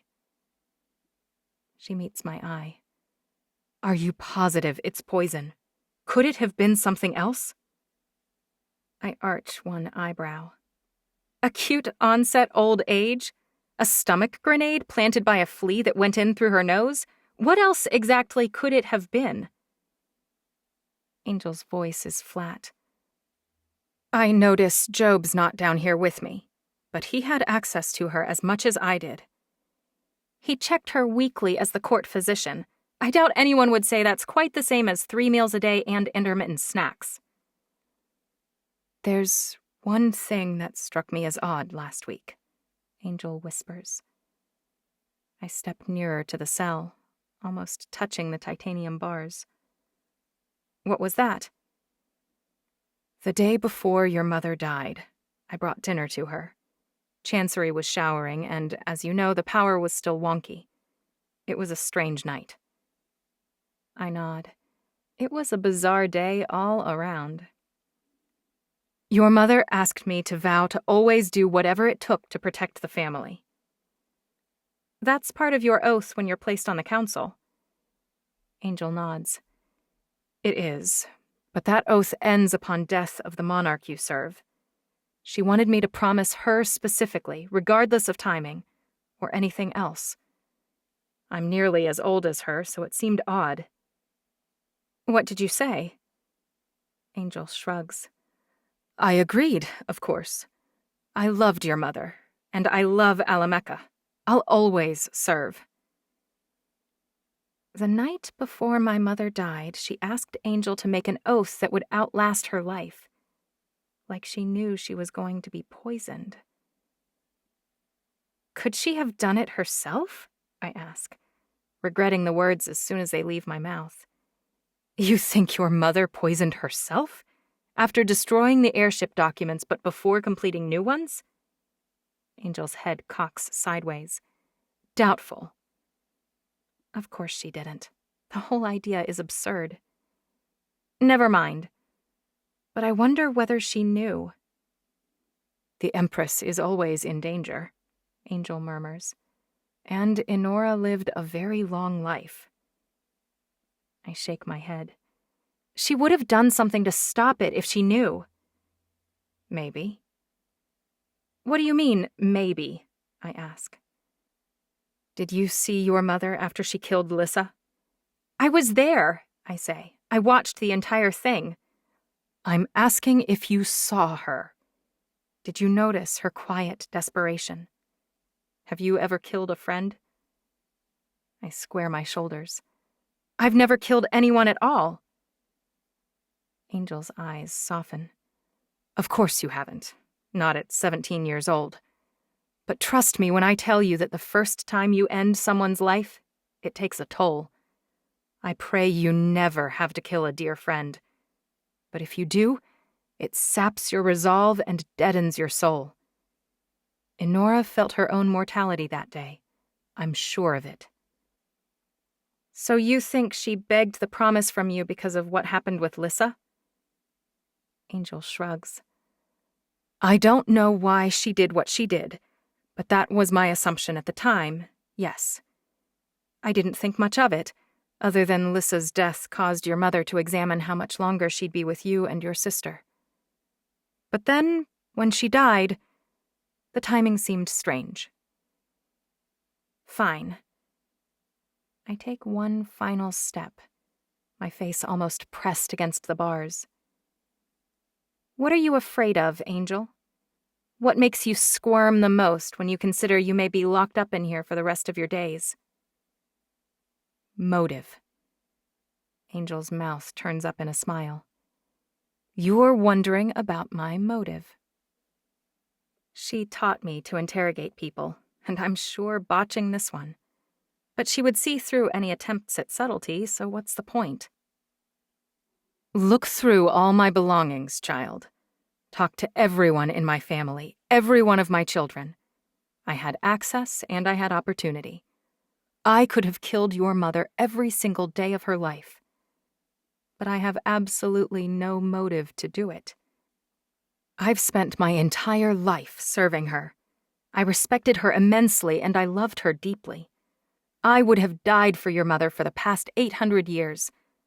And I'll die to honor her memory or protect her family now. There's not a scintilla of evidence that will contradict that. And I don't fear waiting here in this cell until you come to the same conclusion, because it means you are looking for her killer.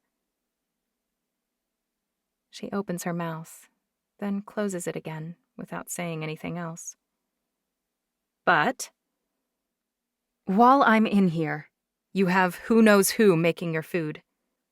You have a poisoner on the loose, and it makes me nervous. And I don't want you to waste too much time on me while the evidence is still fresh. I should release you so you can keep me safe like you didn't keep my mother safe? And you're worried about me being in here talking to you only because I'm not tracking down other leads? I slow clap. Brilliant performance! Masterful, really. You think I murdered her? Angel's shoulders slump. I'd probably think the same. Opportunity, knowledge, and expertise. That's fine. Do what you need to do, and I'll cooperate any way that I can, anytime you need me. I swear that I won't struggle or try to escape. Ever. Eventually, you'll see. What if I don't want to wait? What if you've convinced me that you had the chance, and no one could have done it without your knowledge? She shrugs. Then you execute me, and the whole debate ends. But you know I won't do that, Spy Master. She smiles. You're many things, Judica. Savage, brilliant, coy, direct, and audacious. What you aren't is premature. You think things through and you come to the logical conclusion. You'll eventually see that I had nothing to gain from your mother's death. Nothing at all, in any way or conceivable form. Unlike Lissa, there are no skeletons in my closet, no dire secrets, no treasonous lies. I'm exactly who I've always appeared to be, which is why I make such a perfect intelligence director. No one can blackmail you when you have no secrets to expose. Everyone has secrets. I intend to find hers. But I won't find out anything else here in this cell. I'll be in touch. I spin on my heel and climb the stairs, guards taking position in front of me and several steps behind, sandwiching Balthazar between them along with me. He follows me one step behind. I had forgotten he was even there during the interrogation. He was so silent and motionless. When we reach the main hallway, he puts a hand on my shoulder. That was hard, to interrogate a master. And what's more, a master you respect. You did very well. You handled it very much as your mother would have. She would be quite proud. My heart swells, but I can't hug him here, and I can't break down in the main hallway either. Do you think Angel had anything to do with it? Balthazar considers for a moment before answering, his eyes distant, clearly filtering through his memories of our recent interaction. Enora the Merciless. He chuckles and shakes his head, walking down the hallway until we reach the door to my room. He inclines his head toward my door. I push it open and Balthazar follows me inside, closing it behind us. Everyone called her merciless, and they were right in many ways. Your mother never wasted time on tears and general theatrics when something had to be done. She chopped her best friend's head off without batting an eye. She had her reasons, I say, defending her reflexively. Balthazar laughs. Of course she did, young pup. Treason is a good one. Treason, Balthazar says. Puh! She was protecting sweet Chancery. I can't quite contain my shock. Your mother told me most everything, and what she didn't tell me, well, I've known her for a very, very long time. Balthazar frowns. I knew her for a very long time. He breathes in and out once, then twice. But she trusted Angel, and I do too. She miscalculated something, I say. Someone she trusted killed her. Balthazar's entire face crumples, and tears well in his eyes. I've never seen this man upset, much less crying. It's not pretty. He makes an odd sound, almost like a bark. I failed her, And obviously I should have stepped down years ago. Without even thinking, I hug him tight. You didn't fail her. All of us did everything we could. It wasn't enough. And now you need someone better than me to run this investigation. I pat his back awkwardly. He stiffens. You shouldn't be comforting me, not you. This is backward. Grief doesn't play by the rules. And strangely, hugging my mother's brother-in-law, her warlord, somehow it's soothing, like we're all broken and we're all doing the best we can together. Probably because it's the first time since Mother died that I haven't felt utterly and completely alone. A moment later, Balthazar straightens up. I'm not the man Enora deserves to pursue justice for her death, but I'm what we've got. I'm glad you're with me on this, I say. We got very little from Angel, but I have some ideas, direction, if nothing else. How about you dig into her room and her motives, and I'll look into Mother's office and check the video feed of her for the last few weeks. Balthazar grunts. Is Roman the new captain of your guard? I gulp. I forgot about that. With Edom gone, I need a new one. Sure, yes. Not a bad call. He's motivated, that's for sure.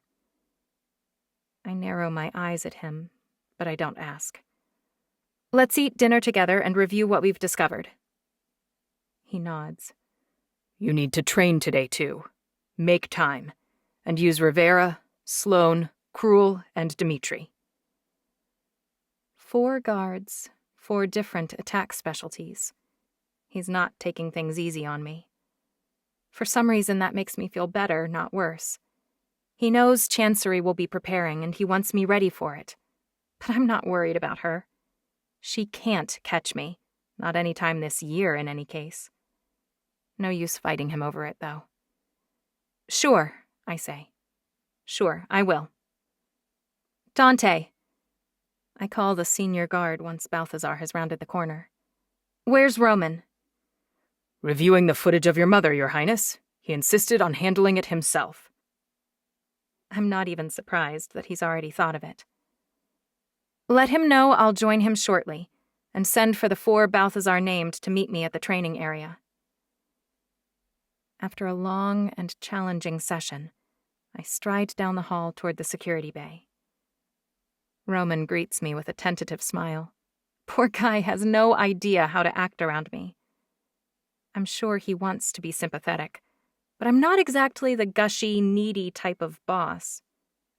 I'm fine, everyone. Assume that at all times. Roman's shoulders relax, and Lorne shifts in his chair, his foot resuming its typical tapping. Have we found anything? I notice the timestamp on the video footage. 12 days ago, which means it was Mom's meeting with Lorena and the Secretary of the Treasury for the United States. She sips her tea, and I have to regulate my breathing and heart rate. Why is every single thing hard right now? I shove my feelings down so deep I doubt I could find them again if I tried. No, Lorne says. Nothing interesting, anyway. Even the slightest detail might matter, I say. Thank you, Roman says. We hadn't realized that. In fact, what else can you tell us about how to do our job? I scowl. I know you're being thorough, but make sure you watch all of the feed, both of you. Something might click that otherwise might not if you split it out. Roman pauses the video feed and crosses the room in a few long strides. He whispers, I know you need to know. I won't miss anything. I swear. More than knowing, I need to do something about her death. I can't stomp around helplessly any longer. I turn to leave.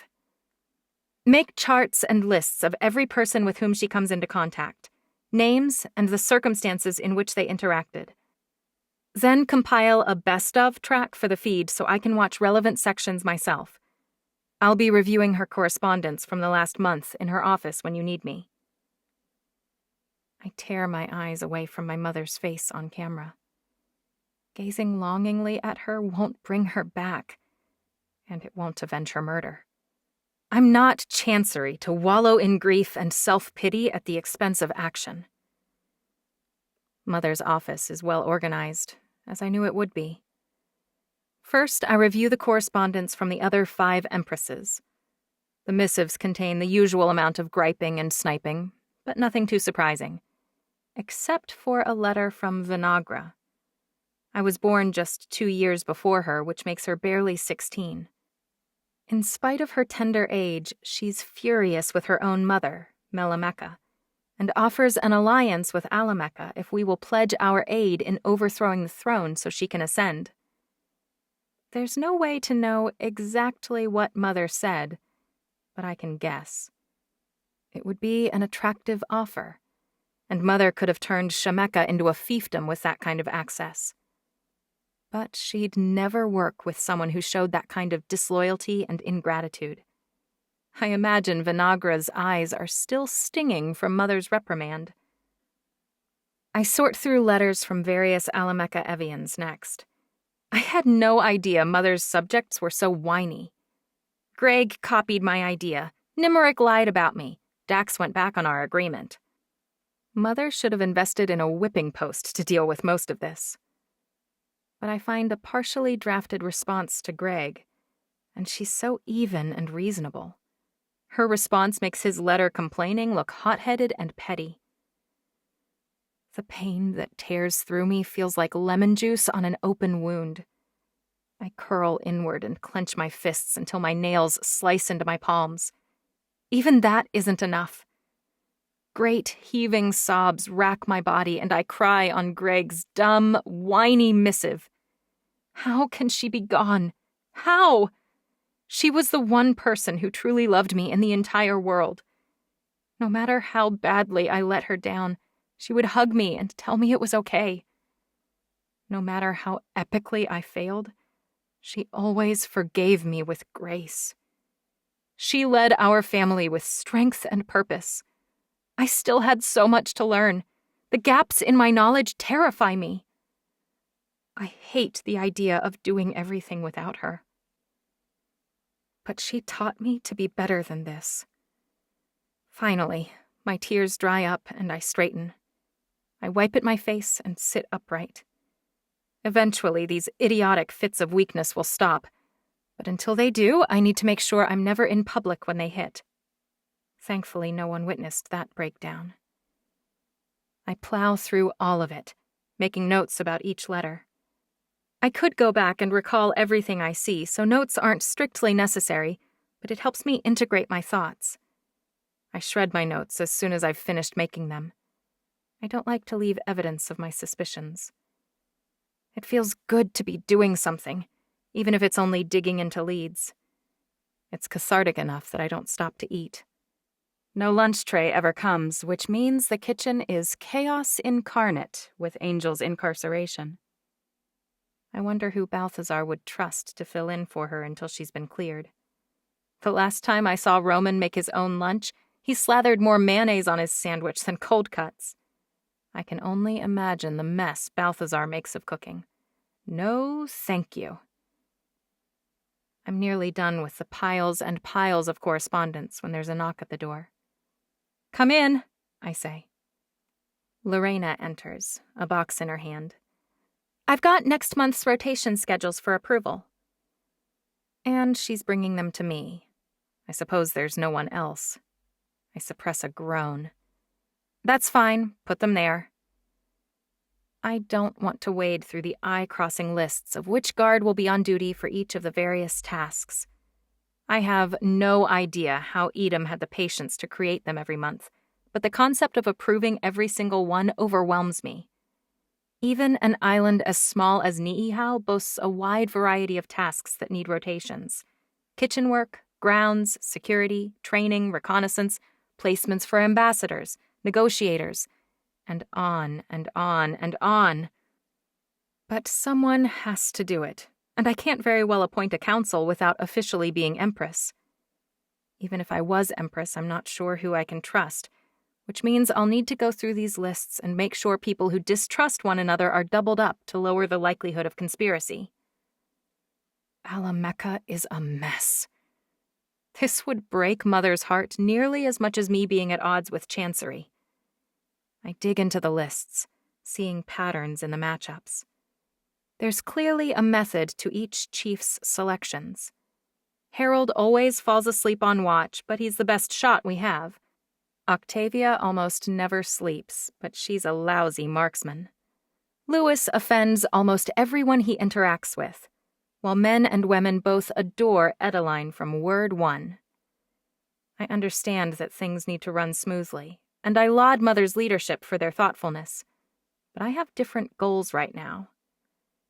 Octavia is my great niece, daughter of my much older sister Vera's third son. I can't have her paired with Harold, who is Vera's nephew. Vera is 9th in line for the throne, after me, Chancery, Melina, Inara, Alora, Ravina, Danica, Annika, and Emmeline. It's small, but it's still a motive, and crazier things have happened. But when everyone is a threat, how can you narrow the field? Mother's phone rings and I jump. I calm my shaking fingers and then pick up the receiver. Hello? I thought I might reach you here. Job doesn't sound pleased. What's wrong? I found trace elements of poison. You already told me that. I frown. We had found it in Cookie Crisp's stomach. We had identified necrotic bowel in your mother's stomach. We had not found poison in her body until now. Wait, does that mean... I found traces of the poison in her hair. I gulp. This didn't happen yesterday. It has been going on for quite some time, Job says. You should be looking for someone who had consistent access to her. Was the poison consumed, or could it have been delivered in another way? It's too early to tell. It could have been administered through topical application or through the air, though then it would likely have affected others around her. And Chancery is fine. And Mom's dog, Duchess, seems perfectly healthy as well. Understood. Please don't share this information with anyone. I won't, but recall I have a partner. Right. A partner we assigned. Ask him to keep this to himself as well. Tell him if he doesn't, there will be consequences. I hang up the phone and process the new information. If the poison is in her hair follicles, it wasn't a one-time thing. Someone who saw Mother often wanted her dead. Off the top of my head, I can only think of Inara, Lorena, Angel, me, Chancery, Balthazar, Frederick, and a few others who had consistent access to her. As easy as it feels to focus on Angel, I need to broaden the net. Everyone who might have been around her frequently or consistently in any capacity is a suspect. I'll get a list from Roman before too long detailing everyone she interacted with for the 2 weeks before her death. But that makes me think about the schedules I just reviewed. Some of the patterns in the rotation schedule had major variances. I wonder why, and whether the same was true of the last 2 weeks. With my hand still on the phone receiver, I pick it up and call Amelia. She answers on the first ring. Yes, Your Highness? I've been reviewing the rotations for the next month, and I had a few questions. I live to serve. Yes. I noticed that you have a handful of people who show up on the calendar at erratic intervals. Can you tell me the reason for that? I'm not sure I know what you mean. I rifle through some papers. Okay, you have Greta handling the front flower beds for 5 days, Frankfurt for the next 5, and so on. In fact, almost all of your rotations run in days of 5 for each task, and then each worker has 2 days off in between before they're brought in to handle another section of the grounds. But on the 4th rotation on the front flower beds, you have Quentin for 8 days in a row, and then Greta for only 2. Ah, I see what you're asking. You're wondering why don't we stick with the 5 in a row? Why is Quentin stuck working 8? That's your question. Even so. Well, your mother utilized humans for this type of work for a long time, but when you were born, she opted to forego the use of humans for any tasks around the island. Mother told me it was to keep us from growing unduly attached. Humans are like pets that might turn on us, but we would want to save them, help them. She worried that we would become distracted by them. Fine. Well, using evians to do this type of work, other than the prestige of serving here, there isn't a lot to draw people to this job. If she hems or haws any more than she already is, I might use her as a punching bag in tomorrow's training. Go on. We have found that we need to be flexible with our workers so that they will keep the job here. Instead of merely offering 2 days off, our staff has flex days. They can take any 5 additional days per month, and the rest of us work around the days they choose. That way, the benefits of being stationed at the capital can be enjoyed. Networking, you mean? Even so. Basically, you set the schedules, but then you post them or something, and your staff can request to change them around however they like. Which makes them almost entirely useless. Within reason. Once the rotations have been posted, are they permanent? Emergencies arise. We don't get sick, Amelia. What kind of emergency are you talking about? Well, when the staff wants to work elsewhere or on a different day, sometimes they trade. I may as well throw these rotations in the trash bin. Is there a record somewhere of who actually worked each shift? Do they have to document why they're trading and with whom? This isn't Woodstock, Amelia says in a huff, like that should mean something to me. Of course we have records. I need to see them for the past month. I call each of the chiefs of the various sections and ask for the same information, because I need to know who was scheduled to be with Mother and who made arrangements to be there instead. A few hours later, Roman brings me his list of the people he saw interact with her. The number of people Mother interacts with daily is staggering. How is it so high? From all the various information sources, I compile a list of my own.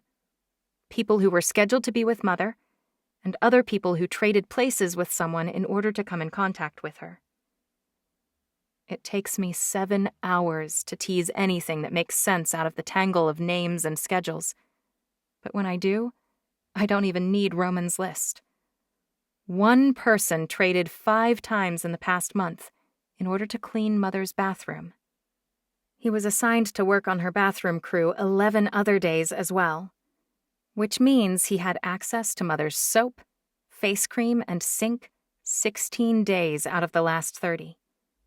I've been so focused on food that I ignored other mechanisms of transference. And it's someone I know. Roman's first cousin, Niles. I stop and tidy up Mother's room. I should get something to eat. Tomorrow's going to be a busy day. 9. The present. First things first, the girl says. We need to get you out of those cuffs. They look miserable. Hold up, the guy says. We should find out why she's wearing them in the first place before we take them off. I sigh. I'm Judica Alameka. A full explanation would take quite some time, but to cut to the chase, my older sister Melina wants to supplant me and is trying to kill me. As soon as she can verify that she would step into my place in the family hierarchy. I managed to escape from the cell where she was holding me, but I haven't been able to free myself entirely yet. I lift my hands. The blood drains from both of their faces. This is where you tell me your names, I say. I'm Ambrosia, the girl says. And this is my brother, Billy. His real name is William, but I've never heard anyone call him that. The boy scowls, and something about the way he looks at his sister, with a mix of irritation and affection, makes my heart contract painfully. Chancery will never look at me like that. I go by Will now. Ambrosia rolls her eyes. He's a freshman at UT and bent on reinventing himself into someone fancier, but he'll always be Billy to me. Your sister's really trying to kill you? Billy drops the bat and opens a drawer, his brows drawn together in concern. That's messed up. He emerges with a screwdriver. I have no idea what he's planning to do with that, but it's not going to work. What I need is a shim. Do you happen to have any paper clips or a small metal wire of any kind? Ambrosia ducks out of the kitchen and reappears a moment later to dump a handful of paper clips on the table.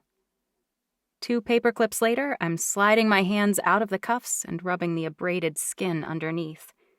Blood oozes slowly from the skin around my wrists, and I feel genuine empathy for these humans.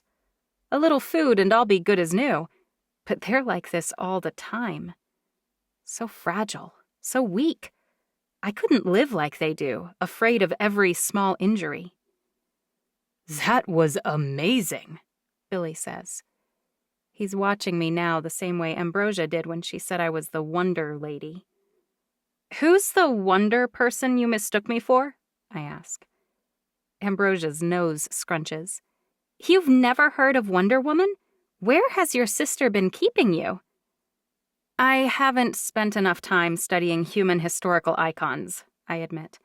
But I can't blame my sister for my deficit there. She only held me captive for a few days. She's not real, Billy says. Wonder Woman, I mean. She's a cartoon character from comic books, but they made her story into a movie. A pretty epic movie, actually. Well, I'm flattered, I say.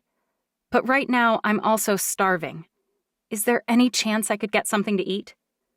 Maybe we ought to get you bandaged up first, Billy says, eyeing the puddle of blood on the floor and the scabs forming around my wrist. Did you run through a cactus? His eyebrows rise precipitously. 24 or so needles stick out at odd angles from the skin around my ankles. I cringe. At least they haven't noticed the gunshot wound on my forearm. Trust me, food first, bandages later. Maybe we should call Dad, Ambrosia says quietly. He could help her. He wouldn't even answer, Billy says. And if he did, he wouldn't come home to help. What does your father do? I ask, hoping that's the right way to ask a human about her parents' job. He's a surgeon, a trauma surgeon. Quite impressive, I say. At least, I think it is to them. Doctors go to school for a long chunk of a human lifetime, several years at least. But really, if you've got some food for me to eat, I'll be grateful and I won't impose on you beyond that. Their chronic and never-ending kindness is starting to skeeve me out. Surely one of them is waiting for me to turn around so they can knife me. Humans are greedy creatures, always grasping for things they don't understand, quick to shoot or injure without care for those around them. Human history may not be my best subject, but I've studied enough to know that at least. Ambrosia lifts one eyebrow dubiously, but she crosses the room and opens the refrigerator.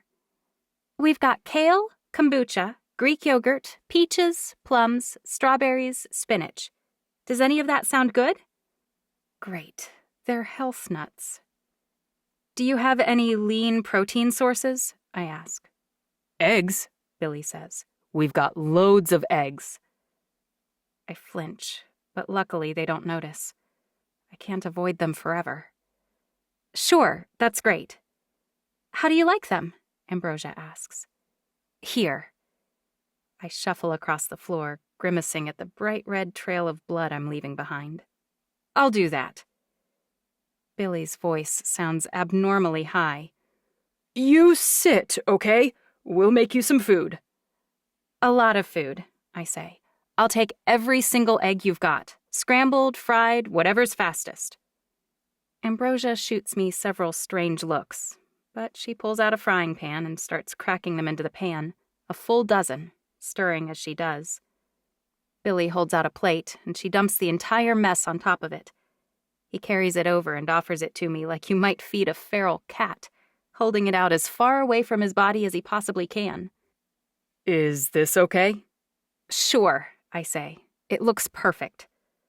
Saliva floods into my mouth and I lick my lips. Is there any chance I could have some water, too? Oh, sure, Ambrosia says, rushing across the room to grab me a glass. She fills it at the faucet and then freezes. Is tap water okay? They're worried they'll offend someone who illegally entered their home by offering water from a pipe? It's perfect, thank you. I begin shoveling mouthfuls of eggs as quickly as I can.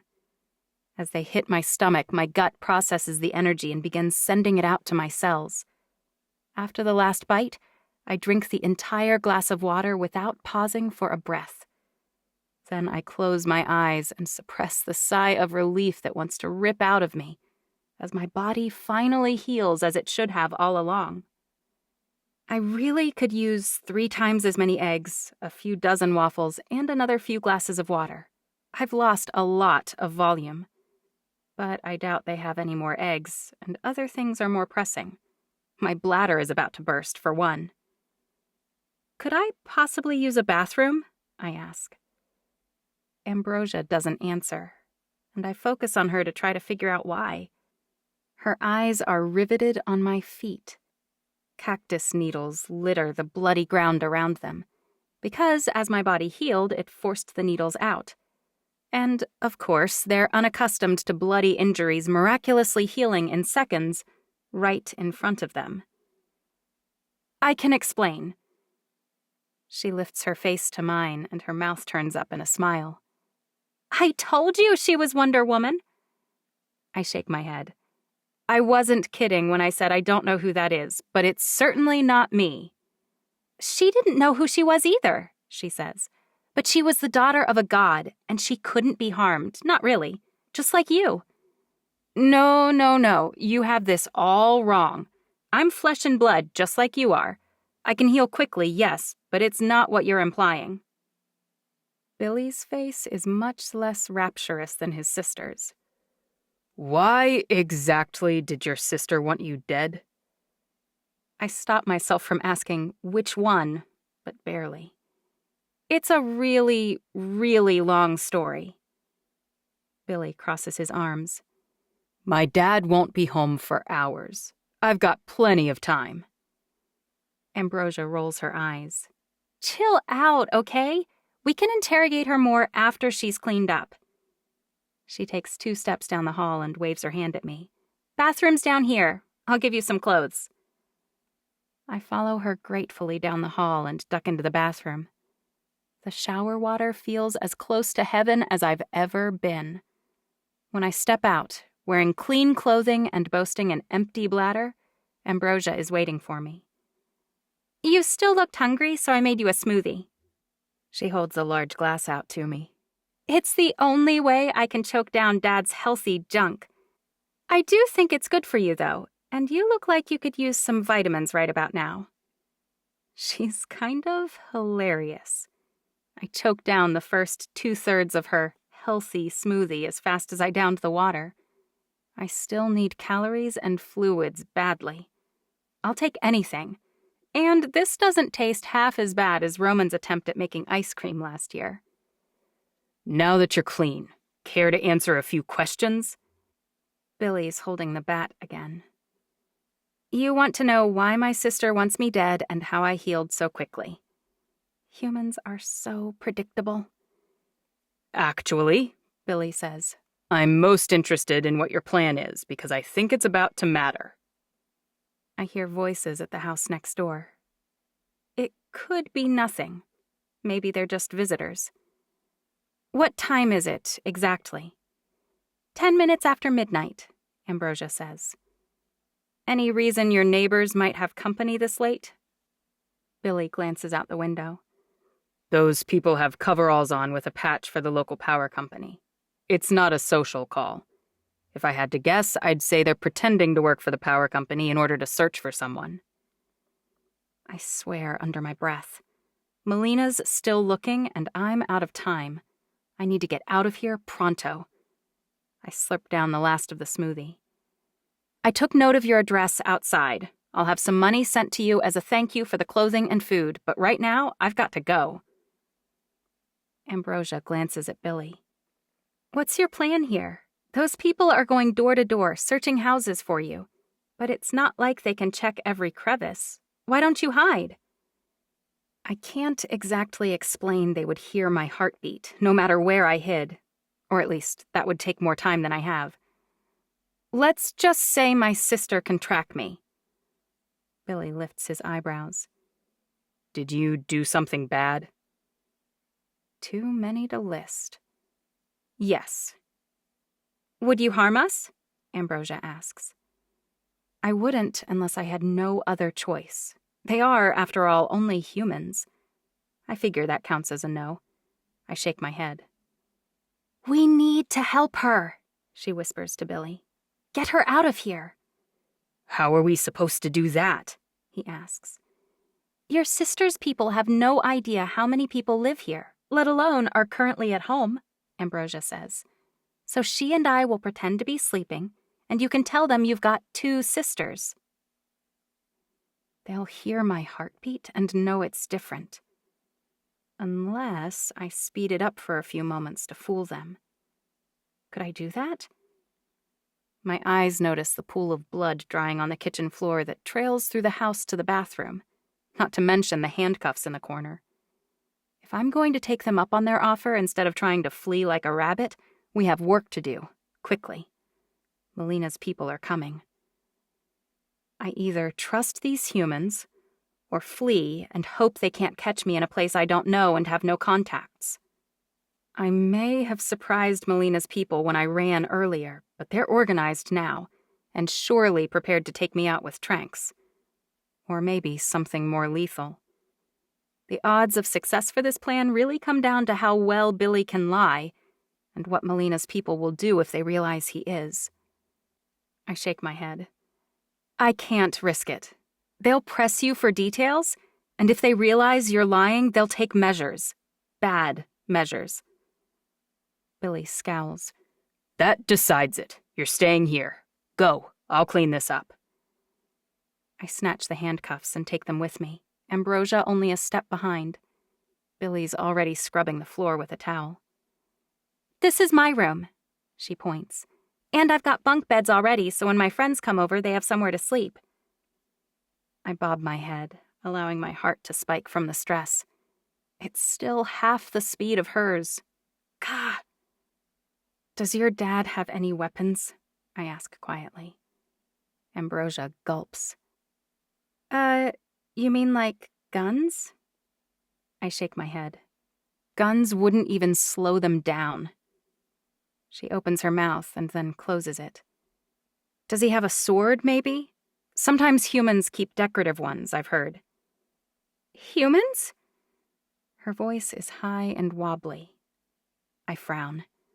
I'll explain later. I'm not an alien, okay? I'm just different. I figured that out when you healed up in 3 seconds after eating some eggs. I bob my head. Look, I could really use a sword, but if you don't have one of those, even butcher knives are better than nothing. I flinch when I hear a knock at the front door. Oh, Dad went to Japan once. There's some kind of samurai something hanging in his office over the door. Where's his office?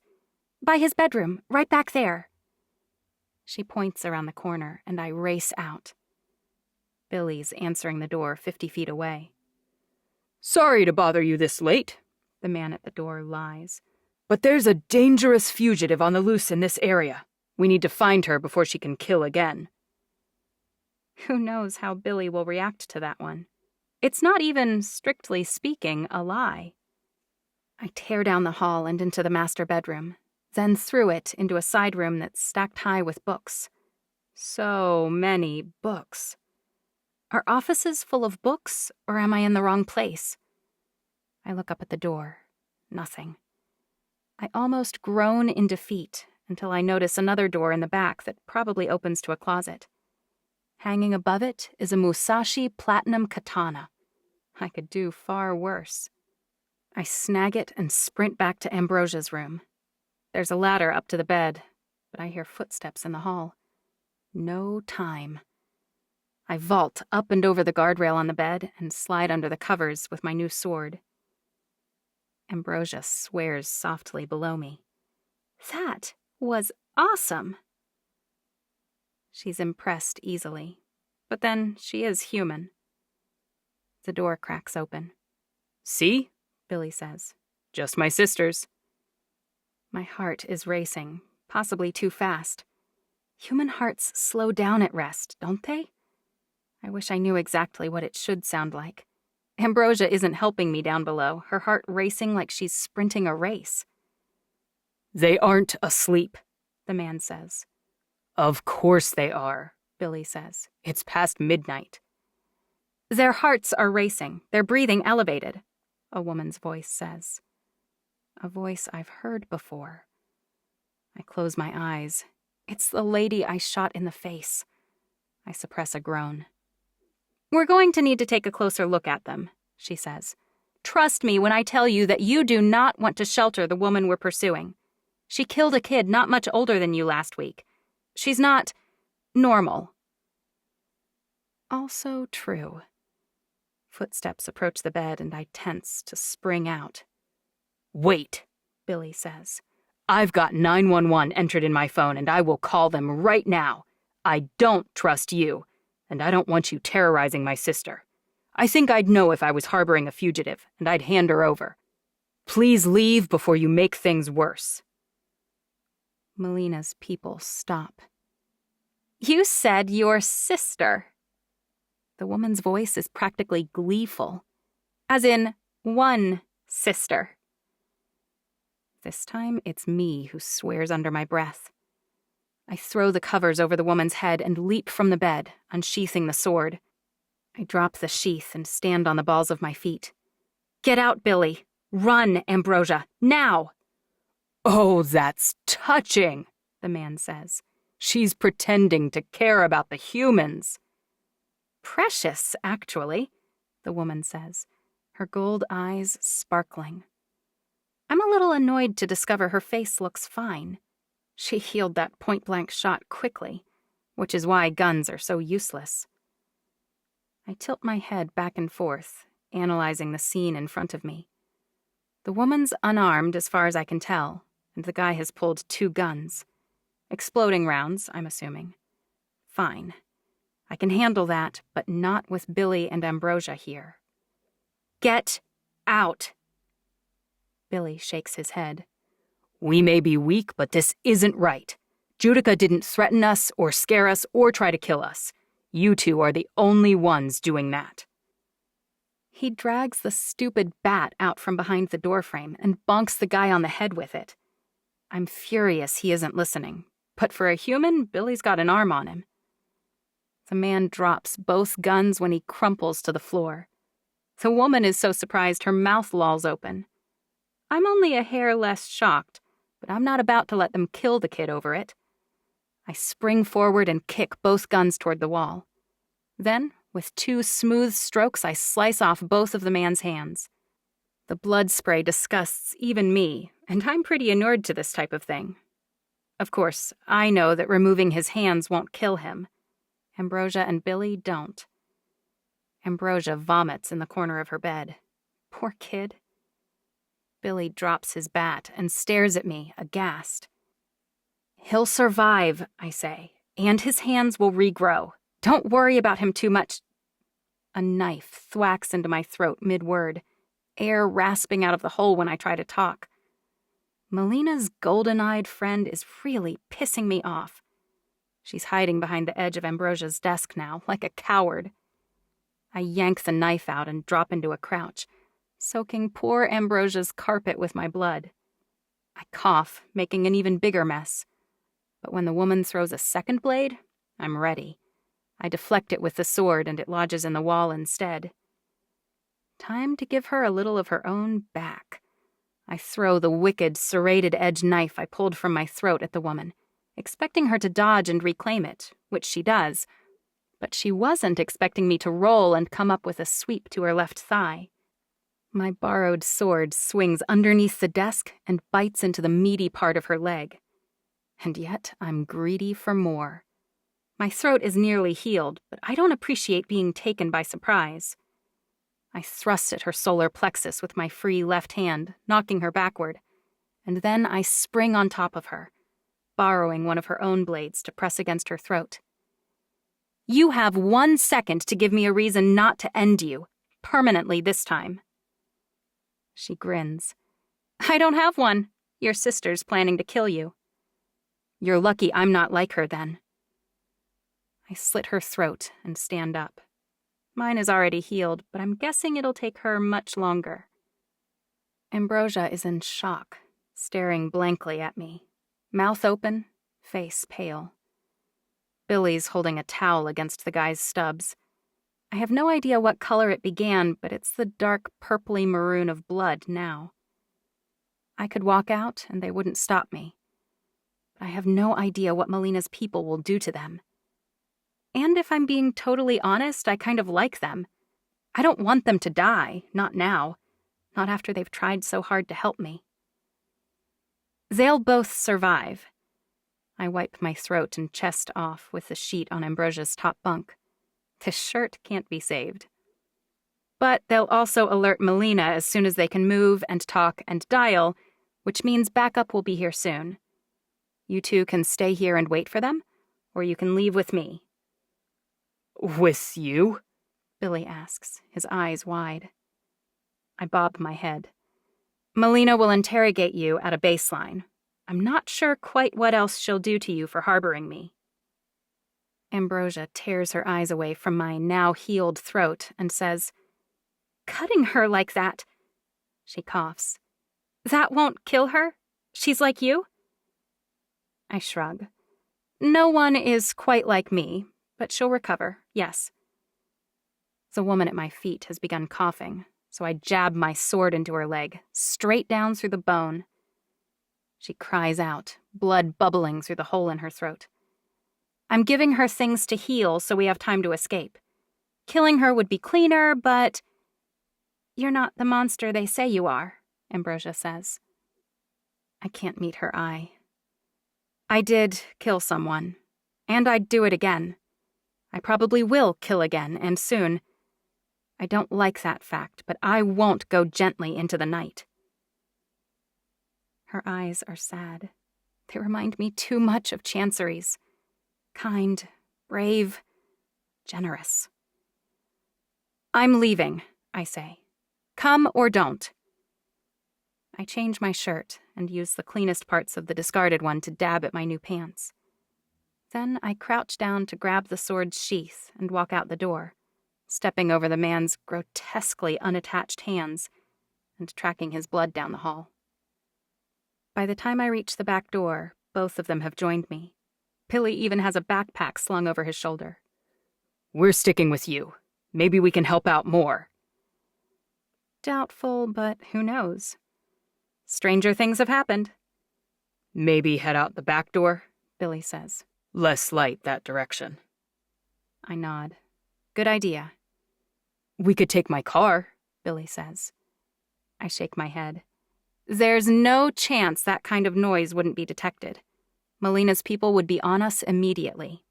No, we've got to put some space between us and her people before they heal enough to call her.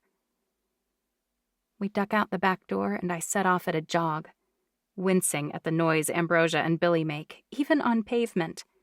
Their footfalls are louder than the slaps of bare hands across rosy cheeks. Also, there's no good way to carry my purloined sword. I guess you take a baldric for granted until you don't have one. I end up tucking it through the neck of my shirt and a loop on my pants, which angles the whole thing sideways, stretching the collar on my borrowed t-shirt. The three of us, looking about as covert as a buffalo on the flat, open plains, blunder down the street. We miraculously reach the edge of the neighborhood before Ambrosia exclaims, "Oh no!" I spin around, looking for assailants, assessing risk. I see nothing but houses with dark windows and flowery landscaping. What's wrong? How did a human notice something I missed? I just realized Dad is going to freak out. I think about the blood and severed hands. Oh boy. 10. The past. I approach the staff quarters as quietly as possible. It's early enough in the morning that the hall is empty. I tap on the door softly.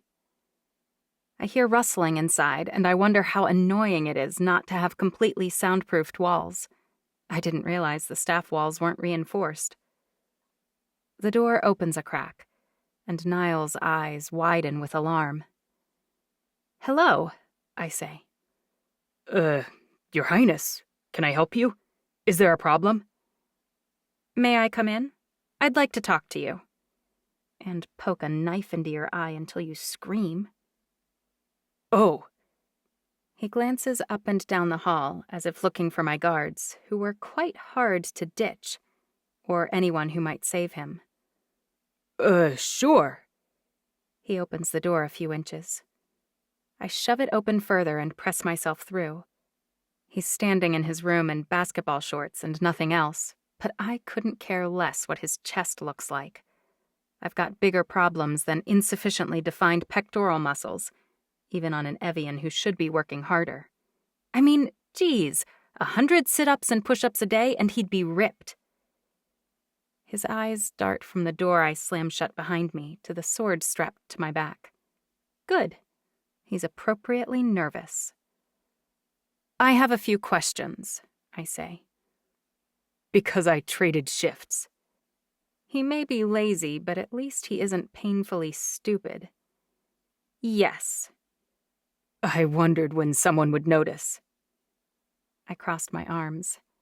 "I noticed." "I didn't hurt your mother. I swear to you I didn't." His heart rate remains steady. His smell is neutral, and no perspiration has spiked since he answered the door. That actually magnifies my existing suspicion. Why isn't my presence and interrogation more terrifying? He's acting like I'll find his secret candy stash, not as though I've discovered he positioned himself to poison his empress. For your sake, I certainly hope that's true. The more time I spend here, the more convinced I become that he can't be the mastermind behind my mother's death. If he was involved, it was as an intermediary, a delivery boy, and nothing more. Which means, if my suspicions pan out, I should be pumping him for information on his boss. "I have a reason for changing those shifts," he says. "A reason that has nothing to do with your mother." This better be good. I stare at him and tap my foot. He swallows. "It was because of a girl." "I'm going to need more than that," I say. "If you check the chart, you'll see that I had kitchen duty on all of those days. I'd have come in contact with your mother anyway by delivering her tray. But I didn't want to see Cinna. And if I'd kept kitchen duty, I would have." "Why exactly didn't you want to see her?" I raise one eyebrow. "I know Cinna. She's feisty and outspoken, and I like her. And like most Evians, she's attractive." "We made out, and it was hot." He looks at the ground. "But then she wanted more than I did, and it was easier not to bump into her." She'd have known he switched and hopefully gotten the message. Good grief. Someone who takes the coward's route to avoid seeing a girl is no one she'd want anyway. "You're an idiot." He tosses his hands up in the air. "I won't argue with that, but it worked." So he's not nefarious, just rude, cowardly, lazy, and imbecilic. Fabulous. Of course, I'll need to check out his story, but it looks like this may be a dead end. Before I wanted to cut him, and now I'd like to punch him out of frustration. Because now I'm back to the starting line, empty-handed again. I spin on my heel and head for the door. "Enjoy your morning." "I'll try," he says. Roman's waiting in the hallway outside, glowering terribly. "You can't dismiss your guards, Your Majesty." I huff. "I can do whatever I want to do." He grabs my upper arm. "Don't be stupid. Not now." He lowers his voice. "Please." Worried about your job? His heart accelerates, but he drops my arm and steps back. Yes, my job disappears if you die, and we have a killer at large right now. And worse than that, you're searching for him or her, alone. I can protect myself, you know. Calm down. There's a reason people use the phrase, watch your back. It's because even perfect princesses can't watch their own back. That's my job. And if you don't let me do it, I get crabby. I want to huff or dismiss his complaint, but I can't, because he's right. Running off alone to chase a killer is just as dangerous as trusting the wrong person to guard me. Mother taught me better than this. I need to separate myself from emotional baggage and trauma and start being smart about all of this, which means doing the things I was taught to do and not taking reckless, unnecessary risks. I could have at least asked Balthazar or Roman to come along. I'm sorry. Roman tilts his head. Words I didn't expect to hear. I roll my eyes. Let's go. He doesn't chastise me further on the way back to my room, but when we reach the door, he takes up a position outside with Dante. What happened to Riose and Lorne? I ask. Roman's shoulders straighten infinitesimally. They're mine to deal with as I see fit. I tried to elude them and failed. I had to give them a direct order, I say. Don't discipline them for obeying me when I yelled them into doing it. He stares straight ahead, not meeting my eye. Roman! His eyes gleam when he turns to face me. They must obey you, but they obey me, too. Don't cut my legs out from under me, Your Majesty. In obeying my orders, they violated his. I sigh. Fine, do as you see fit. I trust him to figure this out. Something they'll respect him for, but that won't be so bad they resent it. I lower my voice to the barest of whispers. And I promise not to do this to you again. He nods almost imperceptibly, but I know he's forgiven me. It's enough. I collapse into my desk chair and pull out the schedule I recently approved. I need to talk to this Senna to verify Niall's story. She's on kitchen duty today, which could mean she'll bring me a food tray, or it could mean she's chopping carrots. I wish I could simply tell Angel to send her to me, but Angel's in a cell, and requesting that anyone else do something like that is too big a risk. I miss the days where everything made sense and I trusted the people Mother trusted. But an integral component of success in finding something like my mother's killer involves not broadcasting to everyone where I'm looking. My overbearing accusations with Niles were clumsy. Mother taught me better. I can be patient. I can be stealthy. I need to if I want justice. And I do. I burn for it. My eyes blur over the schedules, all the names, and I notice a pattern on the edges of my vision before it slips away. I'm oversimplifying this. Usually you'd keep things as simple as you could, because the more angles, the more likely something goes sideways. But if you were poisoning a monarch, a brilliant, well-loved monarch, you might need a little added complication. What if it wasn't one person in charge with just one other, like Niles? What if it was a group of people? I close my eyes and tap at my head. I need to start looking for patterns of people who might have, together, had consistent access to her. And if they had to trade to gain access to her too, then they'll be easier to spot. This is going to take some time, especially since I need to check on them one at a time without anyone suspecting me. And I'll need to plan some more obvious interrogations to do more publicly, so the real culprits will believe they're being overlooked. Angel's a good cover for this, because I'm growing increasingly sure that she's not at the heart of this. It's too obvious. The names swim in front of my eyes, almost a distraction. I've seen all the lists. They're in my brain. I close my eyes and try to focus on assimilating the data I've already stored inside. I think about the lists of people scheduled, and then the lists of people who actually worked each shift. It's complicated further when I cross-reference it with the various areas where each of the assigned people worked, based on Roman's list of who came in contact with Mother. For instance, lots of people traded shifts but didn't end up crossing Mother's path. Others traded then and noted their reasons, but haven't traded since. Now that Mother's dead, their fake reasons would evaporate, unless they were real and ongoing issues. I compile a chart in my brain of people who changed their assignments and how many times, and then I start writing that list down so that I can compare it to the others. Dozens and dozens of sets of people could have, working together in pairs, poisoned my mother. 32 sets of people who came in contact with her each day between the two of them, in fact. If I include sets of 3 people working together, the number rises dramatically. And I'm not even sure whether she needed to be poisoned every day or whether every other day was enough. If I include pairings where they saw her every other day, the number goes far higher. Clearly, I need more information from Job. I groan. If I'm looking to narrow the field, there are only 3 sets of individuals where one of them traded shifts to have access to my mother on a daily basis. One of those sets includes Cinna, which seems like a pretty big coincidence. Another includes Niles.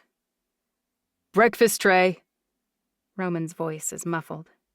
My stomach rumbles right on cue. Come in, I say. The woman carrying the tray is Cinna. Steady breathing, steady heart rate, steady expression. Do not act bizarre, Judica. Do not give anything away. Handle this better than you did with Niles. You can set that there, I say. Cinna sets the tray of food on the end table and bobs her head. What do I ask? How do I keep her here? I need her to talk to me. My mind is entirely blank. Chancery would put her at ease. Everyone loves her. They probably already spent time braiding each other's hair. What would Chancery say if she were here? Something stupid, about how she looks or what she's wearing. That's a cute, pair of pants. Her pants are plain and black. I can't channel my inner Chancery. I don't have a speck of that inside of me. Cinna looks at the door and then back at me. They're standard issue for kitchen work. I've never noticed that all the kitchen staff wear black pants. Oh, is that new? Cinna shakes her head and eyes the door. Think, Judica, think. I really like black, I say, so I'm always looking for new things in that color. She's going to think I've lost my bloody mind. Well, Angel ordered nice ones this time. They're actually really comfortable and they breathe well. They're made by a company called Rag & Bone. I'll have to look that up. Well, good job, Judica. Now she thinks I've taken an interest in clothing chains, and I've learned absolutely nothing helpful. As you know, Angel is in custody, I say. I thought you might be able to help me figure out how some things in the kitchen went and whether her story was accurate. Of course, she says. I ask her a half a dozen questions about food preparation and plating, and then about the protocols and how well they're followed. She answers every question.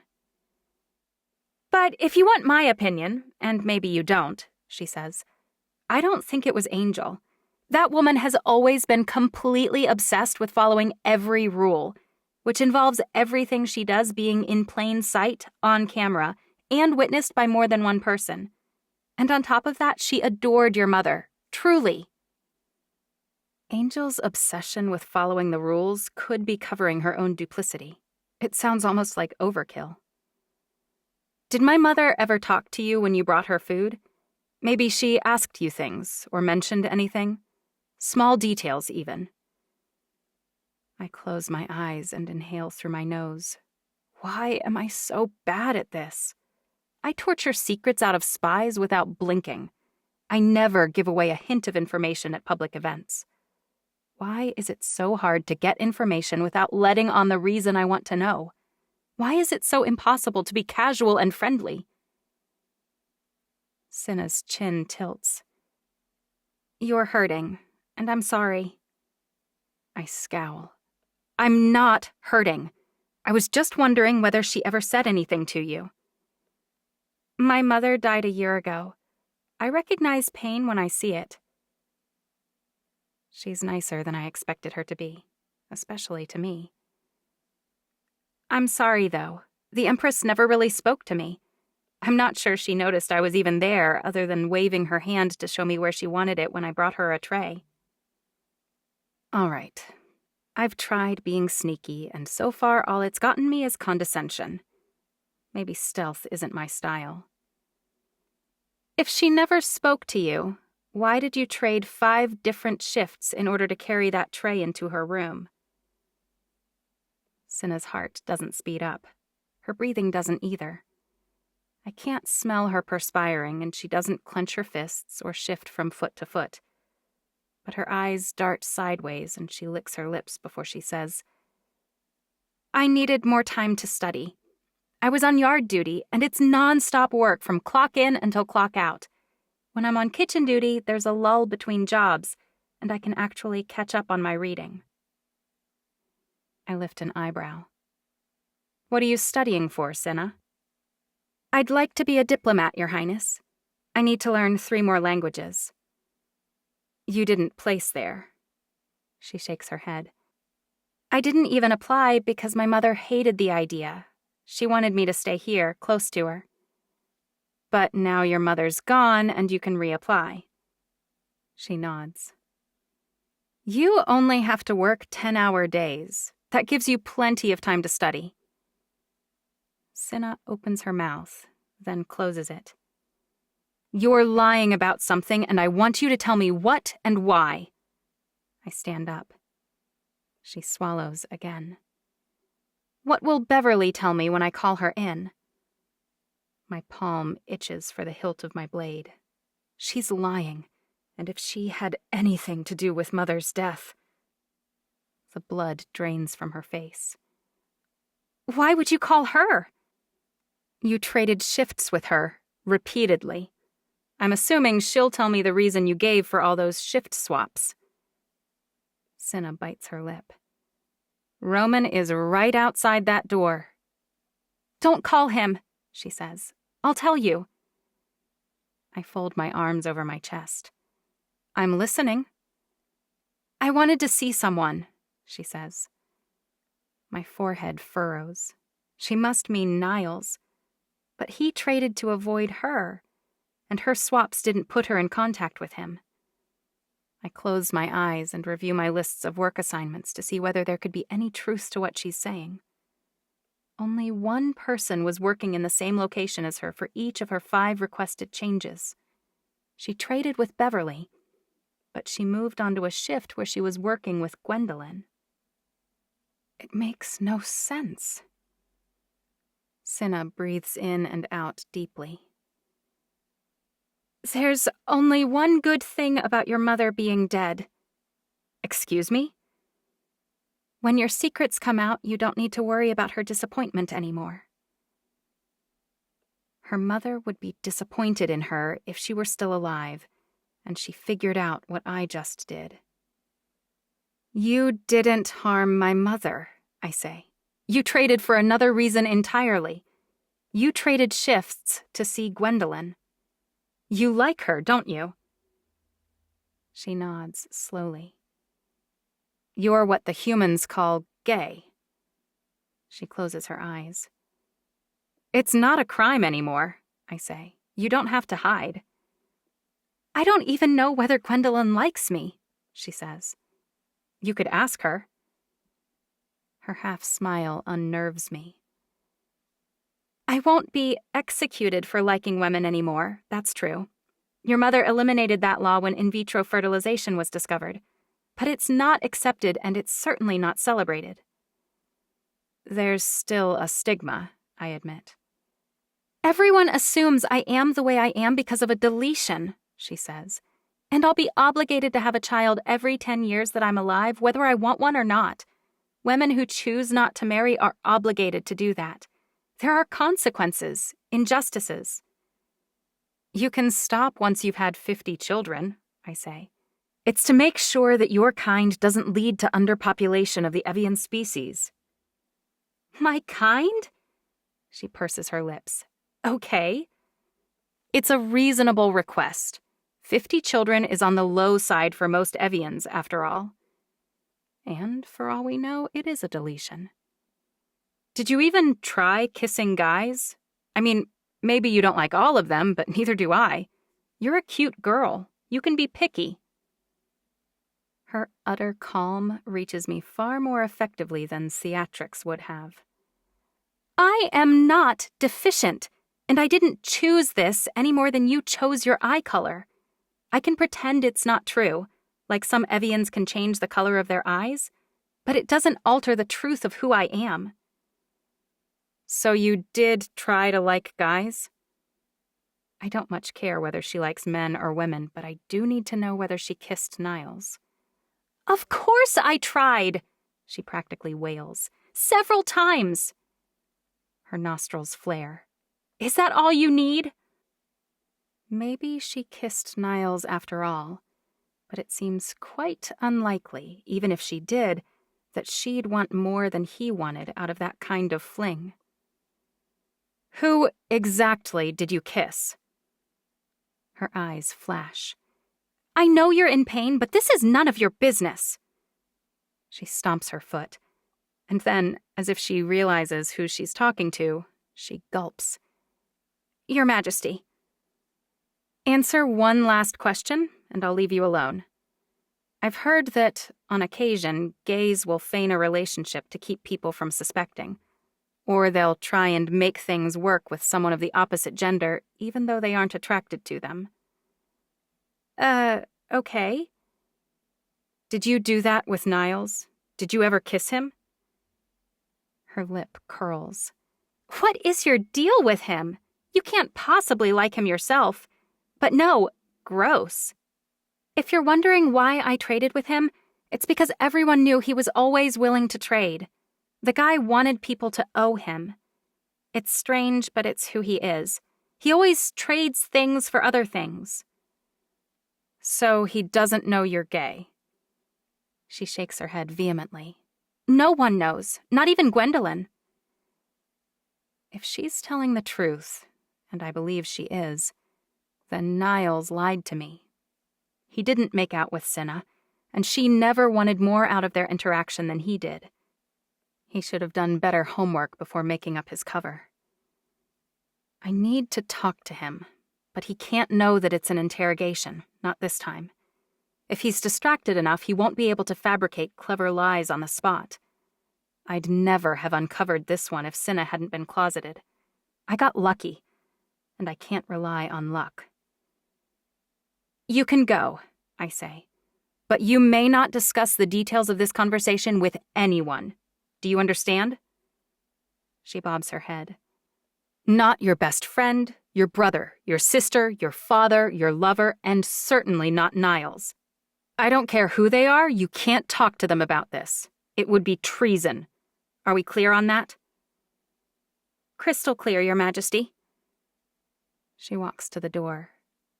Just before she opens it, she turns around. Your mother was doing her best. I really believe that. Cinna blurts out the rest quickly. But you could do better. You can fix some of the things she got wrong. She pivots on the ball of her foot and practically runs from the room. Your sister cares about her people. It would be nice if you did too. Part of me wants to slap her, but part of me thinks about what she said. Mother was known for her sweeping changes, her radical reforms in the way we manage the world. She freed the humans, essentially, from servitude, and gave them latitude and opportunities no other empress had ever risked. She eliminated a whole host of laws, such as those prescribing homosexuality, as long as the Evians who chose that lifestyle still did their duty by perpetuating our species. But what if Mother's whole worldview was still too narrow? What if she cared less than she should have for the individual people? I can guess what Chancery thinks. She doesn't fault Lark for being half-human because it's who she is. She probably thinks Cinna didn't choose to like women instead of men. Actually, Chancery, in her heart of hearts, may not even consider Evians to be superior to humans. She spouts the same sort of nonsense Mother claims destroyed our father and their marriage. Equality. It would destroy our entire way of life if that kind of morality spreads. I shake my head. Mother was radical to a point. She believed in freedoms as long as they didn't upend the world order, throwing us into unregulated chaos.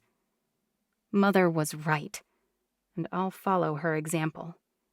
Which is exactly why Alameka needs me ruling instead of Chancery.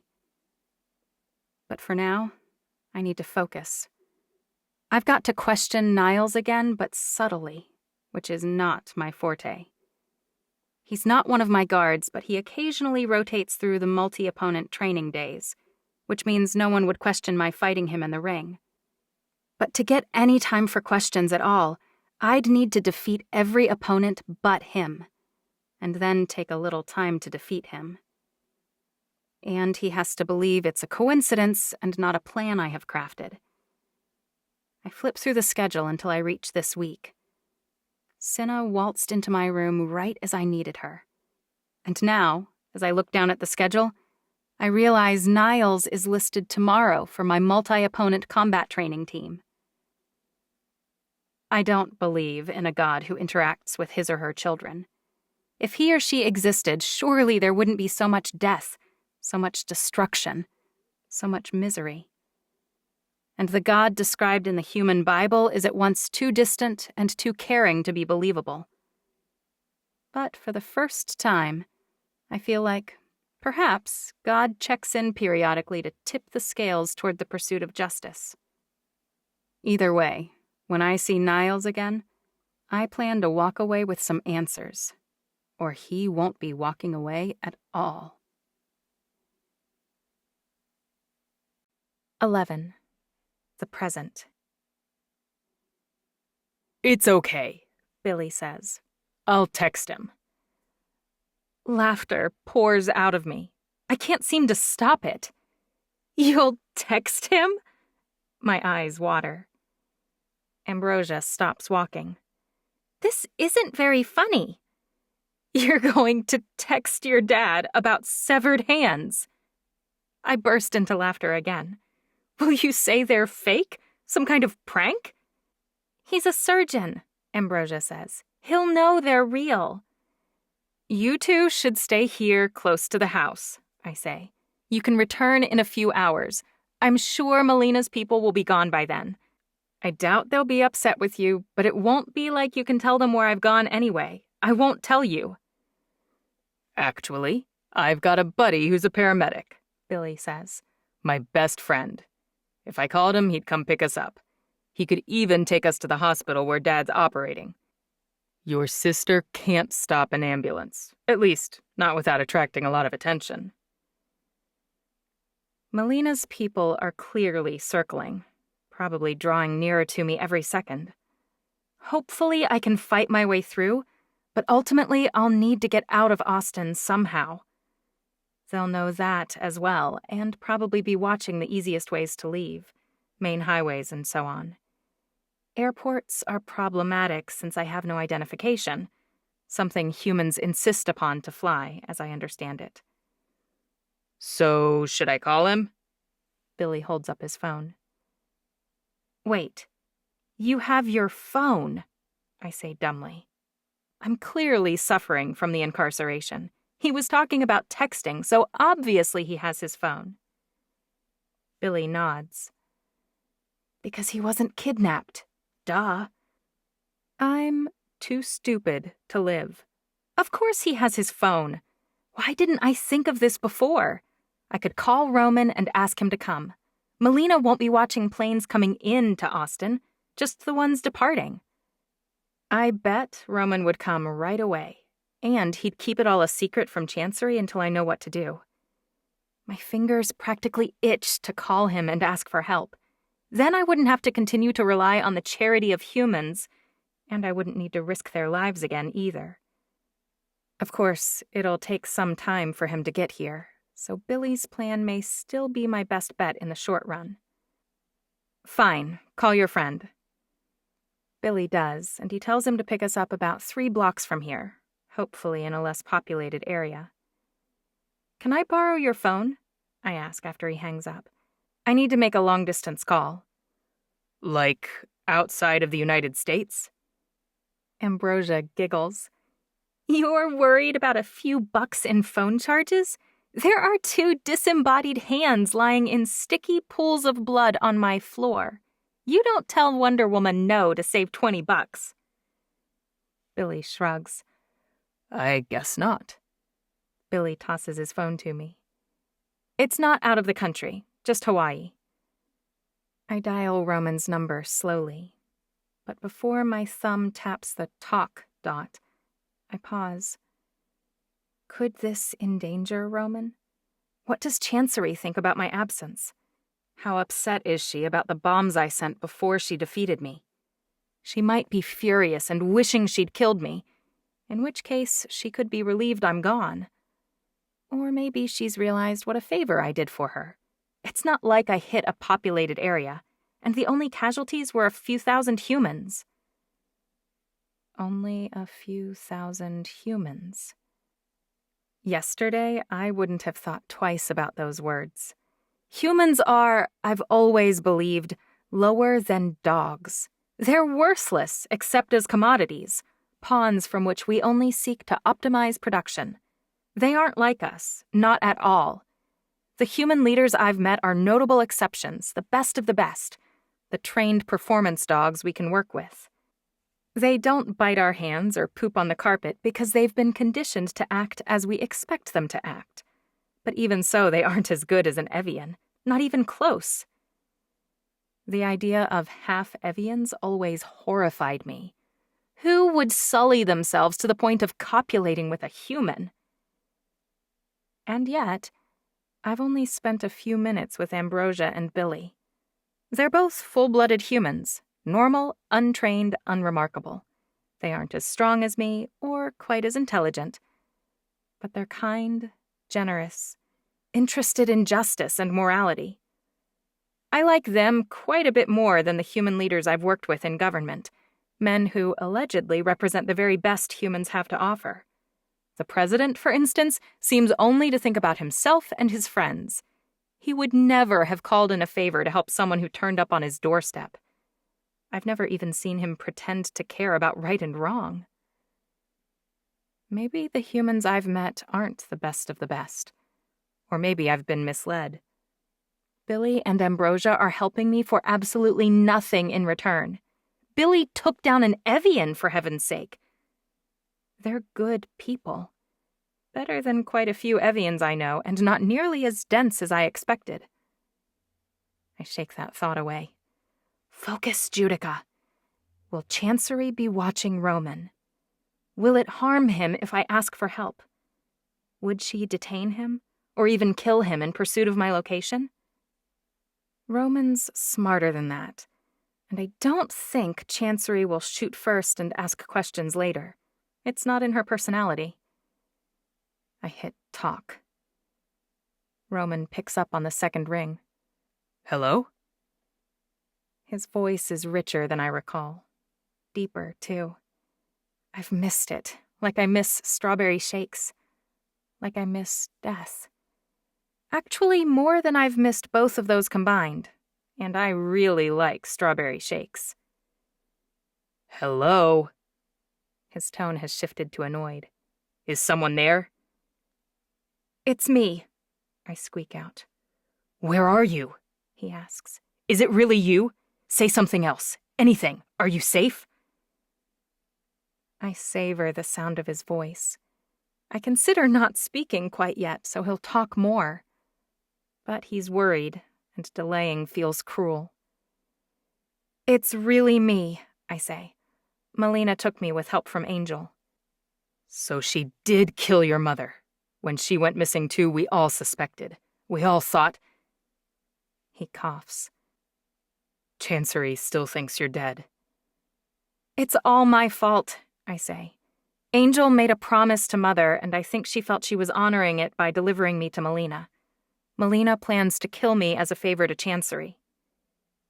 "I don't understand," he says. "Chancery doesn't want you dead. She spared you and then refused to contain you in any way." "I'll explain later. Can you come get me?" "Yes. Tell me where." He drops his voice.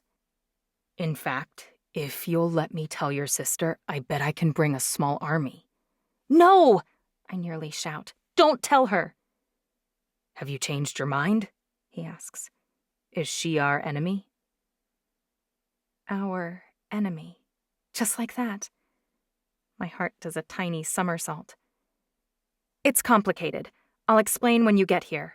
Bring a pilot and no one else." "Where am I headed?" he asks. "I assume you're in Texas if Melina took you." "Austin, yeah. Meet me at—" I glance at Billy and he shrugs. "How about Maxine's Gumbo House?" he says. "It's near that small airport, the Austin executive one or whatever." "Dad's a pilot," Ambrosia says. "Or he used to be before Mom died. He used to fly us to lots of places in his tiny plane. Our favorite place to eat was Maxine's, coming or going." "You get that?" I ask. "Tell me you're okay," Roman says. "I'm fine." "Who are you with?" he asks.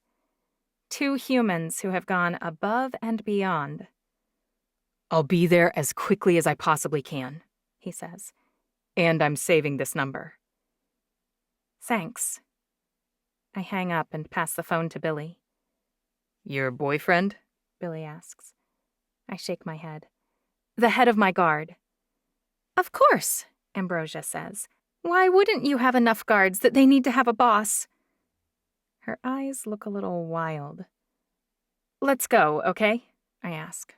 "We can call your dad later, and I promise once I get home I can make all this go away. You won't be in danger or in trouble."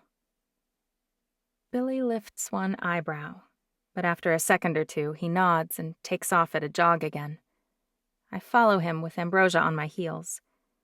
Every snapping twig and wild squirrel causes my heart to race. I don't even bother modulating it, since they can't hear it anyway. Luckily, the jog to the corner is uneventful. Billy's friend is waiting in an ambulance, as promised. "Frank!" Billy waves. "Thanks for helping. I'm telling you this is an absolute emergency." "It better be," Frank says, "because we've got to take you three straight to the emergency room for evaluation." Frank jerks his head toward the woman sitting on the passenger side with a sour expression on her face. "I'm Barbara, Frank's trainer. We don't usually take calls in this unconventional method. You should have called 911 and taken whichever ambulance was dispatched." I step toward her and extend my hand in the way humans like. "I'm Judica Alameka. I promise you that your willingness to help will be richly rewarded." "Richly rewarded? What are you, a secret Nigerian prince? Because I told you no when you emailed me, too." I glance at Billy, but he shakes his head.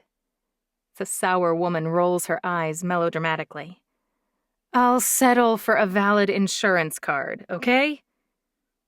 Barbara doesn't shake my hand, but she does mutter to Frank. "Altered mental status. Did you notice that stupid toy sword on her back?" "We'll work the paperwork out with the hospital," Ambrosia says, "because our friend Judica here is having severe chest pain. Right, good friend?" "Oh, right. Yes, it's severe." I clutch at my heart. "Shooting pains that feel really, really bad." Barbara frowns again, but she opens the back of the ambulance and shoos us inside. "Fine, get in." I climb in and start to sit on a jump seat. Ambrosia widens her eyes at me, and I reluctantly climb onto the stretcher. Billy climbs in after her. "We insist you take her to Scott and White in Pflugerville." "We'll pass about 4 other emergency rooms to get there." Ambrosia puts her hands on her hips. Did I ask your opinion? We're requesting a particular ER and you have to take us there. HIPAA says so. Barbara's scowl intensifies, the lines between her eyebrows like quotation marks. Frank says your dad's a doc. You brats are always a pain. Our dad works at that hospital, Ambrosia says, and I don't trust anyone else. He's a cardiothoracic surgeon there. Surgeons are the worst of the bunch. Barbara closes the first ambulance door. Fine, let's go. She slams the other door shut. We're like rats in a cage back here, I say. No way to get out. Melina's people could be surrounding us at this moment. She could be bringing a bomb or rabid dogs or an army with exploding rounds. Crazy people don't give up easily, and this has been far too easy so far. What's wrong with you? Billy asks. You are acting like you really do have chest pain. I don't like being trapped inside a metal box on wheels with no visibility. You're worried your sister will find us, Ambrosia says. You don't understand, I say. She's strong like me, and she has a small army at her disposal. How did Mother ignore Melina? She's clearly a threat. First, she needs to kill me. Who knows what she'll need to do next to fulfill her bizarre prophecy? Maybe steal Chancery's baby and offer it as a sacrifice. It's a 40-minute ride to the hospital, Billy says. I think now might be a good time for you to share a little about what the hell is going on. I bite my lip. I'm evian, which is to say, I'm a direct lineal descendant of the woman you know as Eve, the mother of all living.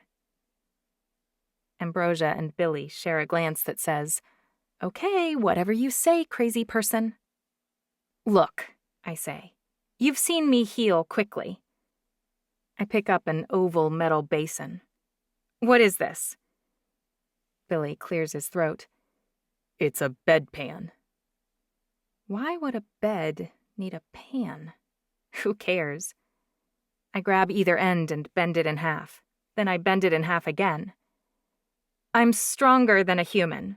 I can't demonstrate in here, but I also run faster, have a photographic memory, and so on. I'm not this Wonder Woman you mentioned, but I am what you might call superhuman. Why haven't we heard of Evians? Ambrosia asks. Wait, Evian, like the water? Mother and her oddball sense of humor. Yes, like the water. Do you, only drink that kind of water? Billy asks. Is that the source of your power? Will regular water harm you? Because earlier, that was sink water. It wasn't Evian. Oh, good grief. Look, you've never heard of us, but we secretly rule the world, okay? The last thing we want to deal with is disgruntled humans hatching ridiculous plots against us, and frankly, you don't live long enough or pack a large enough punch to really do us much damage. It's easier for us if you don't know we're here. So, presumably your sister's Evian too? Billy asks. Why would she be after you? In this particular instance, she happens to think I'm a threat to my twin sister, Chancery. My older sister, Melina, believes the only way to keep Chancery safe is to eliminate me. See, the youngest female always becomes the new queen of each Evian family. I was the ruler, but our mother changed her mind. She named my twin in my place. That made you mad, I assume. And now you want to kill this Chancery? Billy asks. I shake my head. We fought, but we've worked things out. Our mother made her the ruler at the last minute, and I have accepted her decision. I won't get in Chancery's way. And in fact, I plan to help her with whatever she needs, forever. Our family matters, and I'll do whatever it takes to keep us strong, including killing my older sister before she can do anything else to harm Chancery. But she didn't want to kill your twin, right? Billy asks. She only wants to kill you. She's unhinged. She's fixated on me right now, but I'm telling you, Mother banished Melina for a reason, and that reason is becoming very apparent.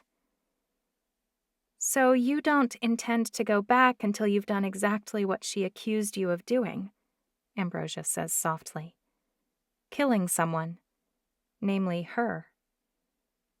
I shrug. Sometimes bad people need to die before they do more damage to the world around them. Spoken like every dictator ever, Billy says. I don't bother telling him that all those dictators were only figureheads for various Evian empresses. The crazier the dictators seemed, the less efforts the empresses had to make to explain away their actions. As soon as I eliminate her, I'll go back to Chancery. Trust me when I say that you'd love my twin. She's as benevolent and kind as they come, which is exactly why she needs someone like me around to keep her alive. The twin you wanted to kill needs your help to survive? Ambrosia asks. Really? Or do you think she's relieved you're gone? Chancery's not prepared for the job she's taken upon herself. She's in too deep and likely drowning. But the question is still a good one. Does Chancery even want my help? Or was she happy to hear that I left? And if she's relieved by my absence, should I even return? I blink repeatedly. I've been so caught up figuring out how to get back that I never considered what might happen if I didn't go home. I would want you back, Rosie, Billy says, no matter what fights we had or how mad you made me. Ambrosia beams at Billy, and my heart contracts. I wish I knew whether Chancery felt the same way. Maybe Roman can tell me more when he arrives. What happened to your mother? Ambrosia asks. You haven't said anything about your parents. My father died before I was born, I say. And my mother died recently. Very recently. Oh, Billy says. I'm very sorry. The sympathy in both their eyes clues me in. What about your mother? Ambrosia frowns. She died almost a year ago. Why? I ask. Cancer, Billy says.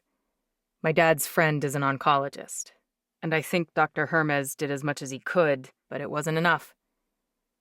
Your father faults him for it? I ask. Ambrosia nods. He does, just not as much as he faults himself. Explain, I say. How is her death your father's fault? Dad's a surgeon, Ambrosia says. He considered doing the surgery to remove the tumor himself, but it's not his specialty. Dr. Hermes convinced him to step back. But they couldn't get all the cancerous cells, and Mom, well, she didn't make it. Dad thinks he should have done it himself or found another doctor, a better doctor.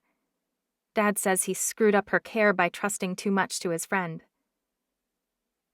Humans don't live very long, so I'm not surprised she died, but I'm not too familiar with what cancer is exactly. What does that word mean, cancer? It's where your cells replicate too fast and in the wrong places, Billy says. And they often form tumors. Those tumors are aggressive and damage various parts of the body.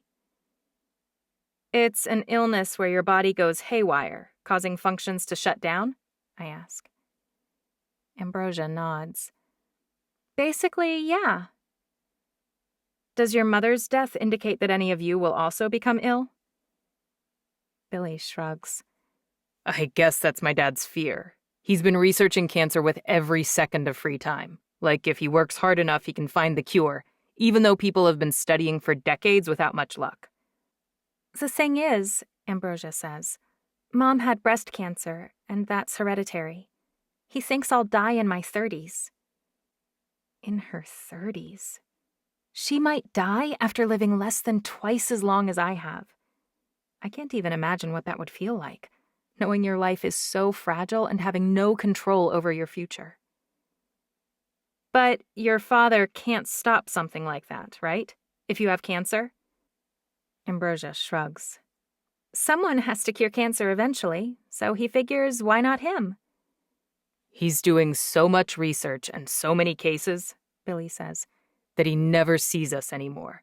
So whether we live a long time or not, he won't remember a thing. Dad's always been a perfectionist, Ambrosia says, and he's gotten so much worse since Mom died. I try not to let it bother me so I can enjoy the little bit of time that he's around. The ambulance stops, and I don't know why. I unsheathe my sword and stand on the balls of my feet, ready to take down anyone facing us on the other side. But when the doors open, no one is waiting to hit me with a tranquilizer. Frank's mouth drops open, and his eyes glance nervously from my sword to my face and back again. We're here, he says. Are you all right? We're fine. Billy hisses at me. Put the sword down, crazy. Then he slides around me and hops out of the ambulance. Thanks, Frank. I owe you one. Seriously. Frank shakes his head. Don't worry about it. It's what friends do. Your boss seemed pissed, Ambrosia says. Nah, she just doesn't want to get in trouble. But it's fine, really. Chest pain or not, you needed a ride somewhere safe, and you got it. Thank you. I climb out of the back, and Ambrosia follows me. A tall man with black hair that's graying at the temples strides out the ambulance bay doors. William? Ambrosia? What are you doing here? Billy kicks at a spot on the concrete. Hey, Dad. Are you both okay? Ambrosia nods. We're fine, but our friend might need some help. Who is your friend? The tall man asks. And what does she need? Billy says loudly. Her name is Judy, Meacham, and she's not safe. Not safe? What does that mean? His eyes shift to me, taking in the spots on my pants that I didn't take time to change. She's in bad shape, Billy says. I didn't know what to do because I found out she was assaulted on the street. The man's mouth drops open. I'm very sorry to hear that. Well, let's get her inside right away. What was that? Ambrosia whispers as we follow him inside. You are covered in blood. What was I supposed to say? Billy asks. We both know there won't be a scratch on you.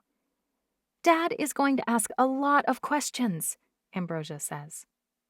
Technically, I was assaulted, I say. If you tell them you're too nervous to talk about it, they'll let you sit in here for a while. But you'll have to be really clear that you aren't ready to call the police, okay? Billy beams when one of the nurses arrives, clipboard in hand. At least Melina won't think to look for me in a human hospital. It would be like taking a tank to a bicycle repair shop. They want me to write down a lot of details on a piece of paper before they leave us alone, but Billy helps me make up most of that information. How far, exactly, is this from the place I'm meeting Roman? I ask once they're gone. Ambrosia bites her lip. It's not close, but you have a while to wait, right? How long will it take him to fly here? He has to take a plane, right? Billy asks. I cock my head. As opposed to what? He doesn't have wings. Ambrosia laughs. Well, seeing how our night has gone, I wouldn't rule anything out. Luckily, this is all about to be over for you, I say. Roman should be here pretty early in the morning. I'd say 9 at the latest.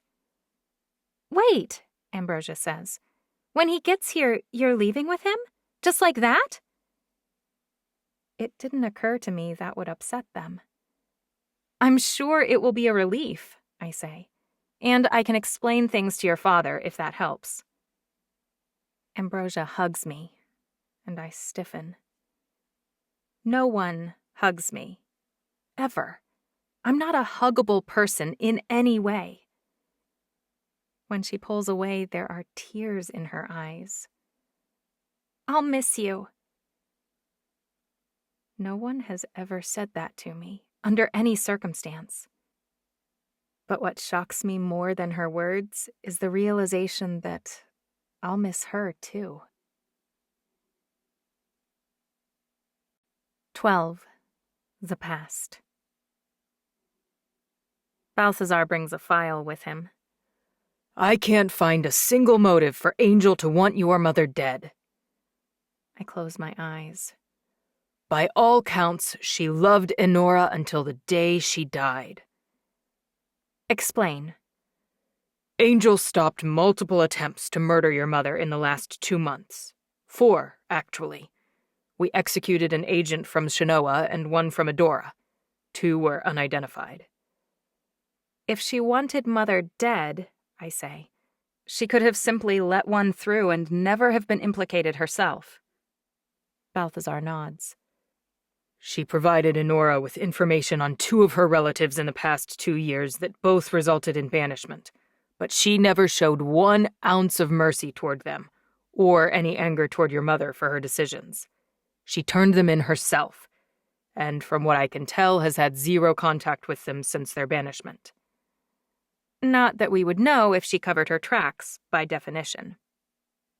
And with her skill set and contacts, she could brush over any evidence easily. She's been Mother's spy master for over 5 centuries. She was also your mother's chef. Enora trusted her implicitly. Mother would tell me to keep looking, because she'd never have believed Angel would harm her. But Lissa kept a secret for almost 2 decades. How well do we ever know anyone? I drop my face into my hands. Balthazar puts a hand on my shoulder. I'm so sorry, Jay. I'm failing her, I whisper. His fingers tighten. You aren't. You're bearing up under all this strain admirably. I've been very impressed, honestly. And if she can see us right now, she's impressed too. I lift my eyes to his. What would you do? I'd free Angel and use her to find the real killer. As you mentioned, her skill set is impressive. I tell him about Niles and Cinna. He brushes the scruff on his face with his hand and breathes in and out slowly. You're doing great work, you know. There are so many angles on this that it's hard to track them all down. Keep in mind that whoever actually poisoned her is unlikely to have done it sua sponte. On their own. I bob my head. That's probably true. And getting them to provide me information on whoever gave them the orders? Your plan to ask Niles questions while distracting him physically is a good idea. If we release Angel, could we put someone on her to watch who she talks to? Can we tap her phones? He compresses his lips. Spy on the spider herself? I shrug. Maybe. I like your enthusiasm, but it's very unlikely she wouldn't recognize all our attempts. We can still try. We hammer out a plan involving 3 layers of surveillance, so that hopefully, even if she finds the first level or even the second, we'll still have eyes on her. I guess I should talk to her again, I say after we finish. I'll come along. Thanks. She's sitting in the same exact meditation pose when we reach the holding cells down below. Has she caused any problems at all? I ask the guard on duty, Gideon. He shakes his head. Not a single complaint or a request. Not even a question. This time I enter her cell. Angel unfolds herself gracefully and stands up. Then she inclines her head respectfully. Your Highness? I flinch at the slight. I don't mean to insult you, Angel says, but your mother named Chancery before she died. Paperwork is a formality. Even you acknowledged that, which leaves you the heir. Correct? Don't be petulant when I honor the reality of our situation. I wouldn't chafe at you mentioning that I'm incarcerated. She sounds so much like Mother. I close my eyes. Speaking of the present circumstances, where is Chancery? I expected her to interrogate me next. I open them again and breathe in deeply. I haven't killed her, if that's what you're asking. I have no idea where she is, but probably New York. She left with Alora. She'll be back in a few days, and we'll settle things then. Interesting. What is? You could have insisted on fighting her immediately, yet you gave her time to prepare. She was far more distraught than you over your mother's death. I mourn my mother. Of course you do, child, but you weren't incapacitated by it like she was. I'm surprised you didn't press your advantage. Why wouldn't I? Judica's a monster who would stab her sister in the heart while she stood over her mother's dead body. When the rage flooding my chest has nowhere to go, my hands begin to shake. I'm not here to discuss my sister. Angel shrugs. She either can't sense my anger or she doesn't fear it. I wonder which. Why are you here? She asks. If you decided to kill my mother, how would you do it? Angel smiles. That's a very good question. Well done. Answer it.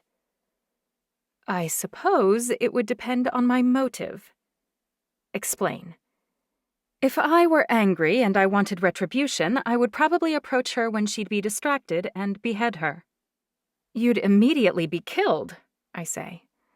I would, but I respected your mother a great deal, and if I felt I had no choice but to eliminate her, either out of revenge or duty, I wouldn't hide my actions. Convenient. She shakes her head. If I felt she was making a grave mistake, I might do it covertly. I might have cut her life short through more devious means, so that I wouldn't be harmed by the fallout. If I had more confidence in the next person in line for the throne, I could take no further action. In that case, you could use poison to eliminate her. Angel inclines her head. Even so. But since I'm the head chef, I'd probably find another delivery mechanism, one that didn't shine a neon light in my face. What if you poisoned her via her soap, I say, or her shampoo? Angel shrugs.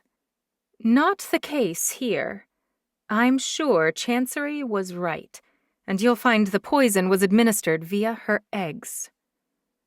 What makes you so positive of that? I put a hand on my hip. Cookie died as well, and both Chancery and Duchess eschew eggs. Common knowledge in the kitchen. So someone who wanted one of them dead and not the other would have targeted that fact. The effectiveness of any other food would have been prevented by her dog. I told her a dozen times or more to divest herself of Duchess and find a dog that eats anything and everything. She ignored my admonitions. If I had decided positively on poison, I'd choose one I could place in her cosmetics, or through a tack on her shoe. I would likely vary the delivery mechanisms, honestly, if it was a slow-acting poison, as I assume this was. That would make tracking me down exceptionally difficult. And I'd employ the use of several helpers who individually had no idea what they were doing. I sigh. But, Judica, I had no reason to kill Enora. Now that she's gone, I stand to lose my position, my joy, and my life. In that order. Her position is likely as intelligence officer. Her joy has to be cooking. And Balthazar found nothing to contradict her statement.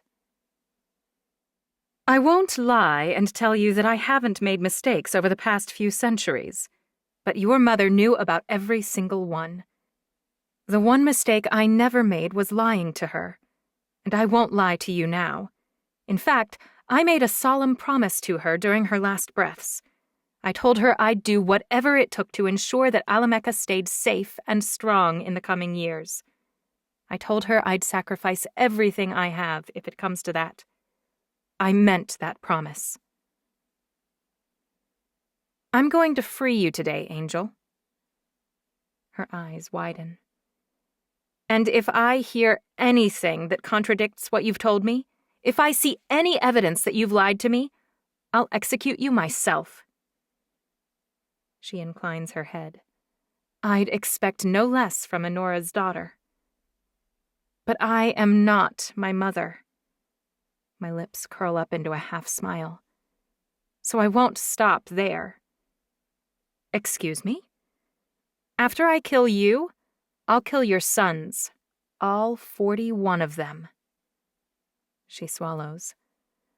I'll kill their 179 children, and I'll kill your 26 daughters and their 211 children.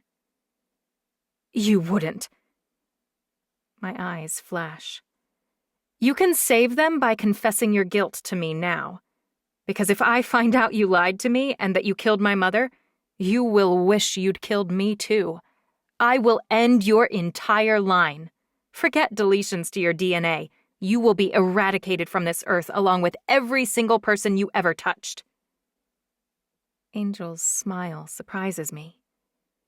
You are what your mother made you, and she's never fashioned a weapon quite as glorious. With anyone else, this would be a threat meant to intimidate. With you, it's a fact. You'll kill hundreds of innocents if I dealt you harm and don't confess it freely. Something inside of me trembles, because I think she's right.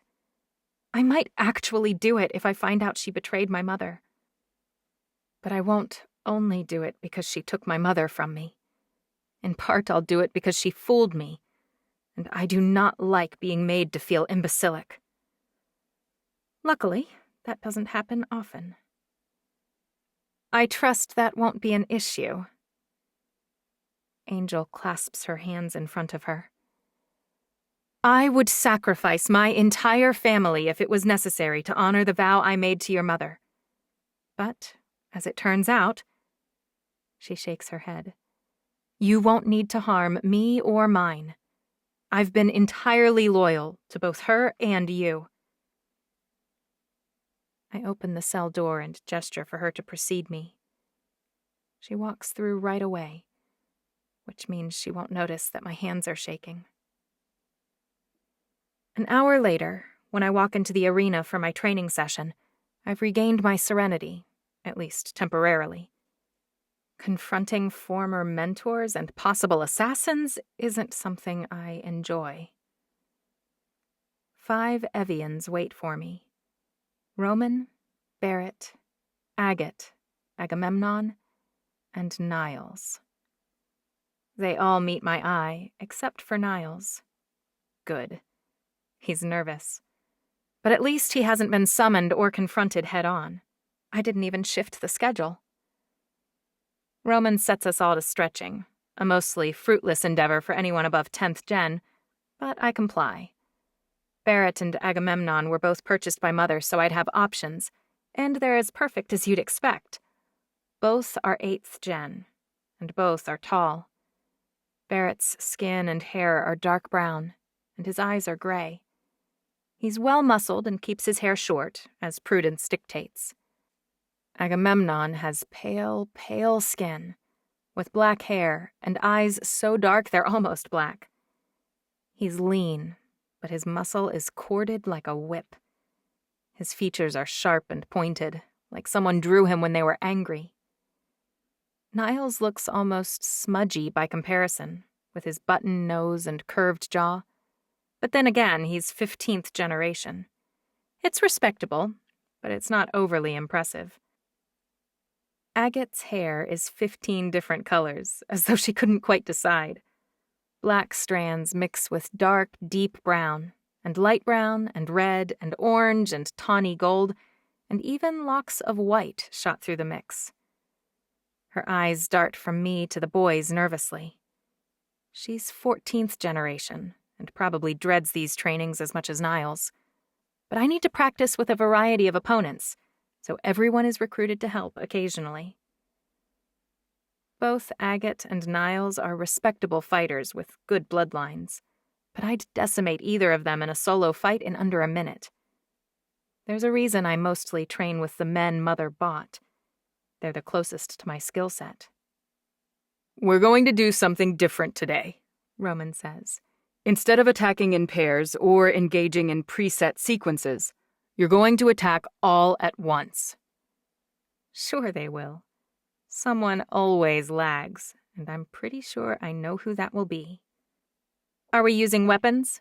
I ask. Roman grins. Up to you, Your Majesty. I bob my head. Let's do this the hard way then, hand to hand. I said hard, but I meant slow. I need time to work on Niles. Time to press him, to scare him into talking. Zan Sheen, Roman says with a half smile. Who can tell me what that word means? Barrett snorts. Some of the people present haven't had the benefit of the same training as you, Barrett, Roman snaps. It's a state of awareness, I say. You can only achieve it once you've moved beyond the need to think about attacking or defending, and you're able to be proactive about what and who is near. Your body needs to move through patterns of Sladius without conscious thought, naturally knowing what moves and countermoves to use to accomplish your goal. You should all be watching Judica during this fight to learn from her, Roman says. Balthazar always says she has an aptitude for multi-opponent work, and she naturally understands the rules of facing more than one enemy. Blah, blah, blah. Let's go. He's making me nervous, and the last thing I need is to actually lose when I should be interrogating Niles. Luckily, Roman steps out of the ring and leaves me with only 4 opponents to face. When he starts us, I'm standing as I was bidden to do, in the center of the ring. But the second we start, I pivot and back toward Niles. The first rule of fighting multiple opponents is to keep them all in front of you. But with 4 attackers and me in the middle, I've got to reach the edge somehow. My only hope at doing that, while not eliminating Niles right away, is to let him get behind me. Plus, you always put the weakest danger at your back.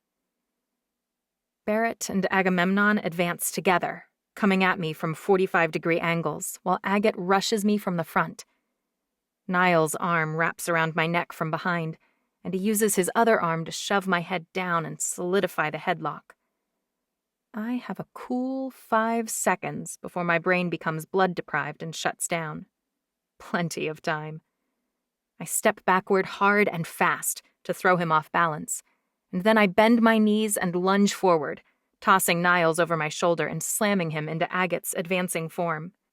They both go down like bowling pins, leaving me with 10 seconds while they regroup to face the 2 main threats. I'd rather not take them out together. One at a time is so much simpler. I circle back and around, putting them both in front of me, and Niles and Agate behind me. Agamemnon swings at my face, and I let his fist connect to draw him in. I can heal the damage from a half-baked hook quickly. Now he's close enough for me to hammer quick blows into his ribs. Roman calls out from below, "Step it up, guys! This is pathetic!" Barrett kicks at my knee, and I leap out of the way, putting space between me and Agamemnon. I'm circling back around, though, edging ever closer to Agate and Niles, who are recovering quicker than I hoped. They're back up on their feet, and I'm back to square one.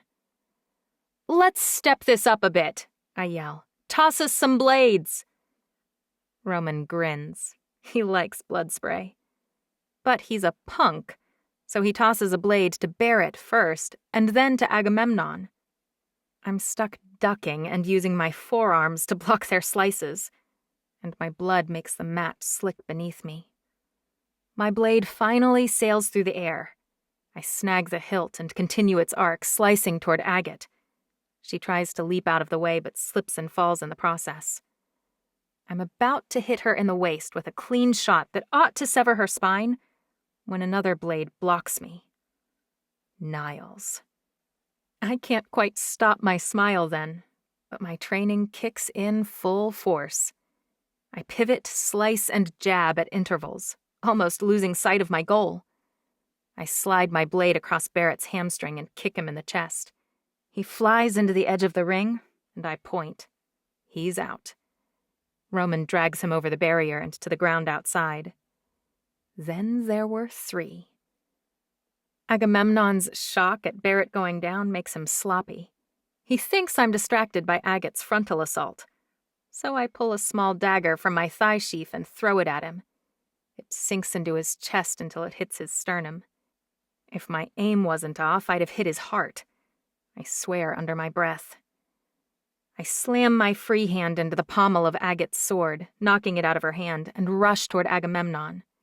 He's pulling the blade out when I bring my sword down into his chest, severing his subclavian, brachiocephalic, and carotid arteries. I kick him over to the edge of the arena so Roman can drag him out to heal. 2 to go. Niall's sword arcs downward, and I let it slice into my shoulder before I jump back. Agate has retrieved her sword and approaches from my left. Time to dispatch her so I can apply some pressure to Niall's. "Have you 2 ever dated?" I ask. Niall's eyes widen. Agate and me? "That's what I'm asking."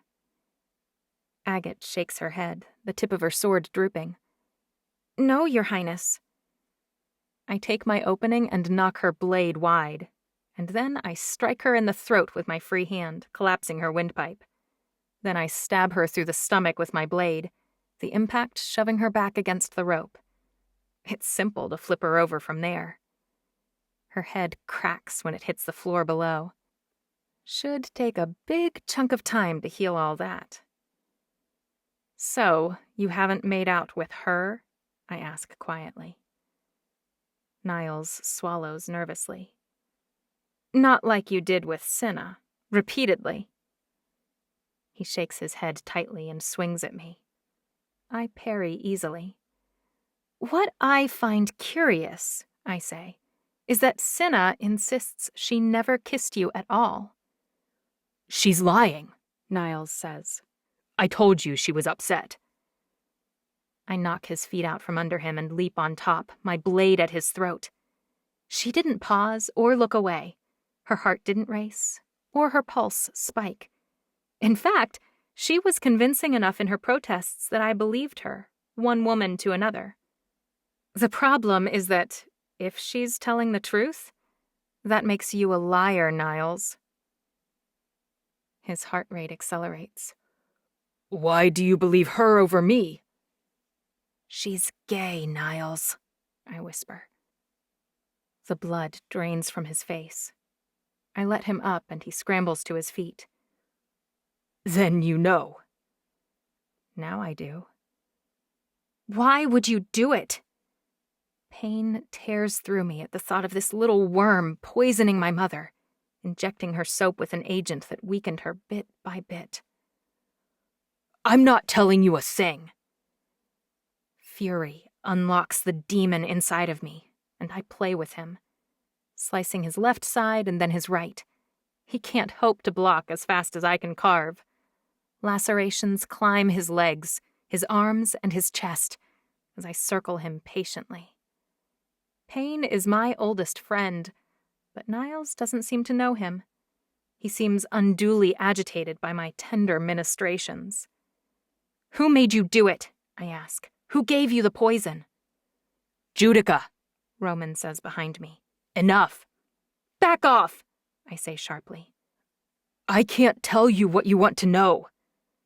Niall's shirt and pants are so shredded they could fall off at any moment. "Because I don't know anything else." "Try," I say. "It's not as simple as you think. Your mother has a lot of enemies, but my master is organized and not alone." "Who do you report to?" He shakes his head. "No way. You're scary, but not the scariest person on this island." I slow my blows, stepping back. "What about Balthazar? He works for me, you know." "I was worried you'd threaten that." Niles pops something in his mouth and grins at me. It's macabre, to be sure, his face bloody, his teeth white. "At least I'm dying with the knowledge that I've done my part. Before this year ends, Ni'ihau will burn." "He has a kill pill." Rage bubbles over inside of me. No! I scream, acting without thinking. He can't die by his own hand. He deserves worse, so much worse. Torture, punishment, and untold agony before he dies. But now there's no time for that. Now the best I can hope is to cause his death myself, to deny him the control over the timing. And if I kill him in training, word won't spread that he took his own life. That would signal his master he'd been found. Without any more thought, I bring my sword out and around, separating his head from his body. The body collapses, but the head flies through the air and lands on the ground of the arena. Only then do I recall that I'm not alone, not by a long shot. Agate, Barrett, Agamemnon, and Roman I expect, but dozens of faces watch with horror. Not only did I get nothing from Niles about my mother, but all of these people watched me kill him. I don't care about my reputation, but I can't have his master go to ground. I can't lose the one lead I found. How can I fix this mess? Roman stares at me like he doesn't even know me. But the other faces don't look shocked. They're vaguely disgusted, but it's almost like they expected me to behead a random member of the family while training. Because I'm the vicious twin. The insane berserker, some of them call me. Fine. If that's what they think, then that's my cover. He supported my sister's claim to the throne. I hop out of the ring, toss my sword to Roman to clean, and stomp from the room. If they want a monster, I'll give them a bloody monster. Besides, fear is better than pity every day of the week. I wasn't lying when I said I'd do whatever it takes to find justice for my mother. Even if it means that Ni'ihau actually burns. 13. The present. The nurses flutter around me like mosquitoes at first, but I refuse to let them call the cops, and I won't provide any details. Eventually, they move along to other patients and leave me here to consider my options. Which is exactly what I should be doing. How do we pinpoint exactly where my sister's compound is located? I ask. Billy borrowed his father's laptop, thankfully. Here's our house, he points. And if you look on Google Earth, you can follow satellite images north to where you said you came from.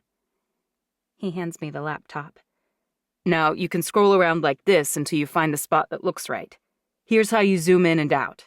It's on satellite view so you can see actual photos. It doesn't take long to work out where her compound is, thanks to these disturbing images of the buildings. It's bigger than I expected. Besides the main house I saw, she has about 5 other houses circling it. Presumably her people live in them, and who knows how many live in the neighborhood on the other side of the high fence. I can't go back, I say. Not until I've avenged my mother. I thought you said your twin is the queen now, Billy says. I nod. Shouldn't you ask her what she wants you to do? Chancery would want me to kill Melina before returning home. Trust me on that. She was even more upset by Mother's death than I was. Then what would it hurt to call her and check in? Maybe she'll send you some help. Billy is trying to be helpful, but he doesn't know me at all. Now that Roman's coming, I really won't need help.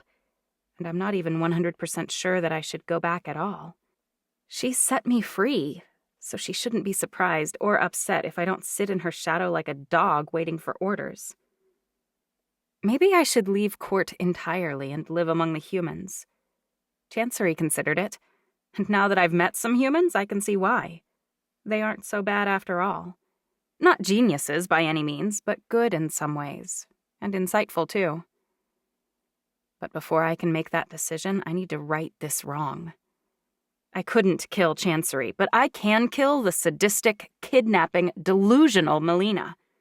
My father's shining star, who betrayed our mother and then killed her.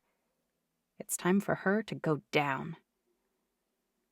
I spend the next few hours assessing what route I could take inside. I make a list of supplies, and then I develop the first draft of a plan.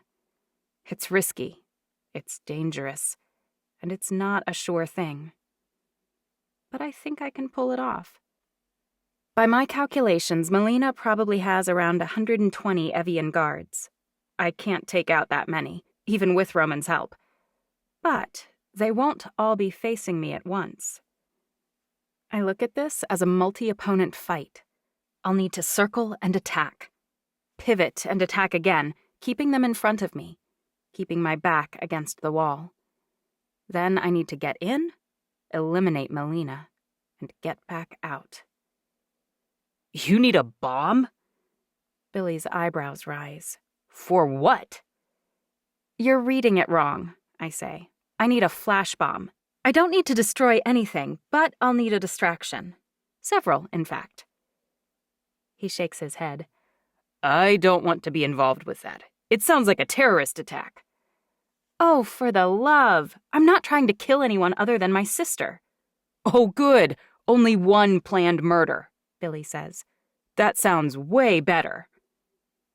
He doesn't sound sincere. No matter your intention, there may be other casualties, Ambrosia says. There's always collateral damage, I say. But it's worth it in this instance, trust me. The amount of destruction one Alameka woman can cause is practically catastrophic. Aren't you an Alameka woman? Billy asks. I grin. Precisely. Eventually, Ambrosia falls asleep, and Billy passes out right after her. This is my window. It's been almost 6 hours since I called Roman. A flight to Austin takes roughly 8 hours. Assuming he left as soon as he possibly could, and that our jets are slightly faster than a commercial aircraft, he could be at Maxine's in the next 90 minutes. It's time for me to ditch my sweet, big-hearted humans. They're with their dad now, and I don't want them getting hurt. I'll send them some kind of note with compensation for their aid when I return home. Even though I know it's the right thing to do, I struggle with leaving. I tiptoe outside the room and nearly run into a stretcher outside the door where their dad is sleeping. He's not a bad man either. Misguided, maybe, and too optimistic about his own capabilities, but he means well. I wish my own father had loved me enough to give up his insane causes and be a father. But we don't always get what we want. In fact, in my experience, we almost never do. The sun is just coming up when I walk out of the hospital. No one stops me or even says a word. Probably because the nurses have changed shifts and the new ones haven't come to check in with me yet.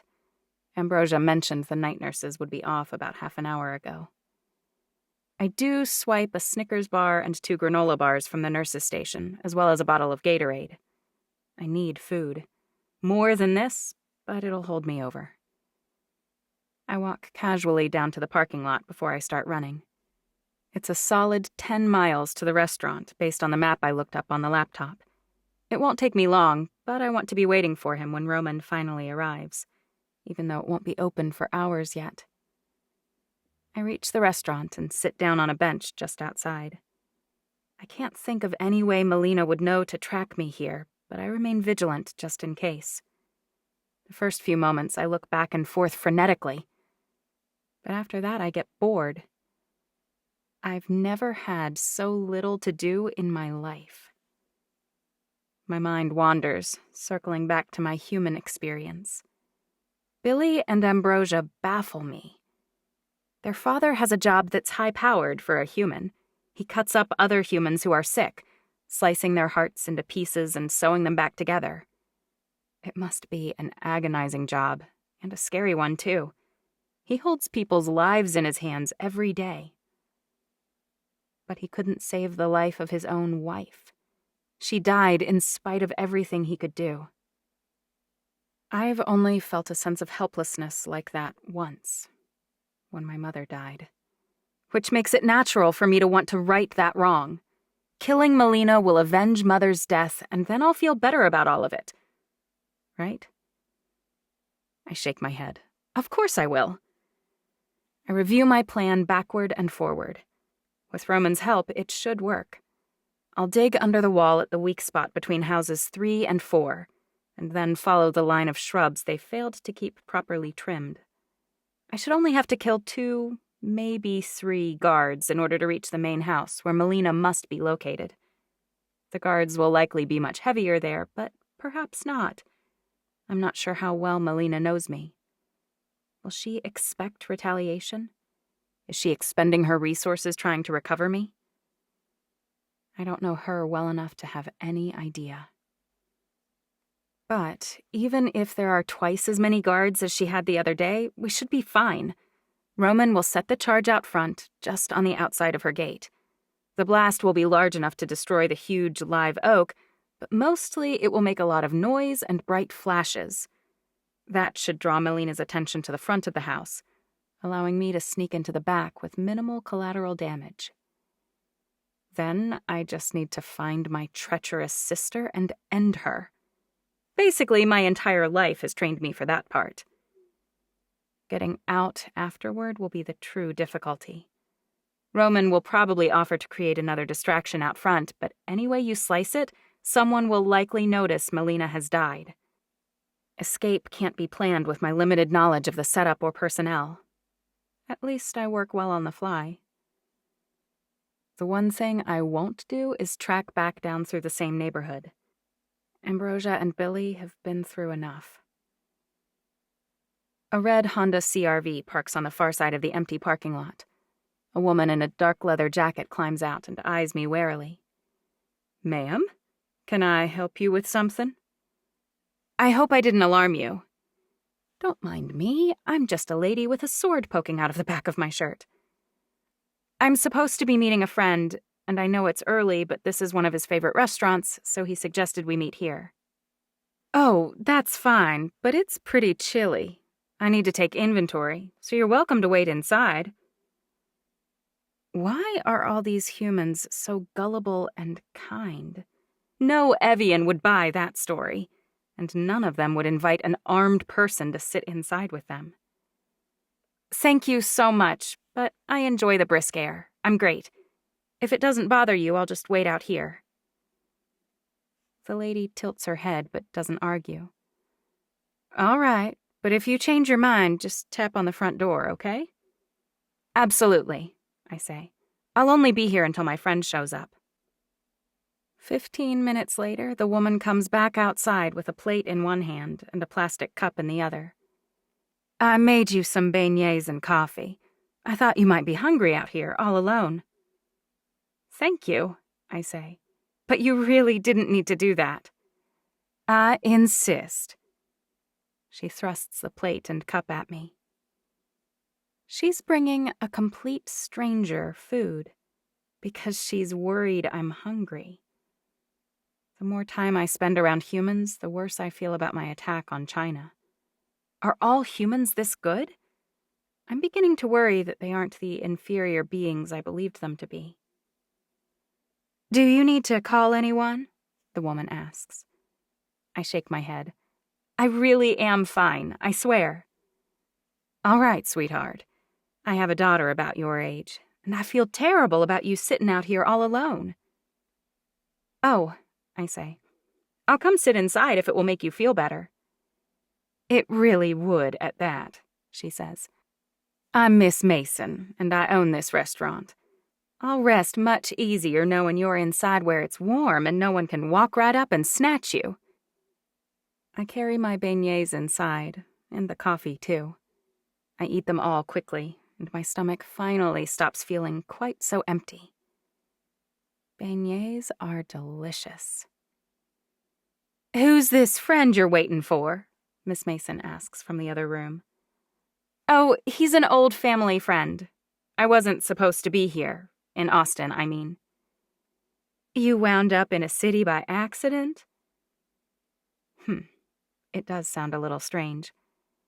"It's a long story," I say, "but it was a bizarre set of circumstances that won't ever be repeated." "Either family drama or a boy." Miss Mason cocks her hip. "Family drama," I say. definitely. My friend who is coming to pick me up is very reliable and never creates drama. "What's this white knight's name?" she asks. "He's not a knight," I say. "He's a normal guy. But his name is Roman." A black sedan pulls up outside, and Roman steps out. He hands a few bills to the driver and turns toward the restaurant. "Actually, that's him now." Miss Mason sprints into the front room. "Thank you so much for letting me sit inside and for bringing me food." I walk toward the front door, passing her where she's looking out the window. She grabs my arm and squeezes me tightly. "That," she points, "that is not a normal guy." She gawks at him, her lips parted, her eyes glazed. "He's not bad-looking," I admit. "Is he a lot older than you?" she asks. 3 years, I say. "But I like older guys." She whistles.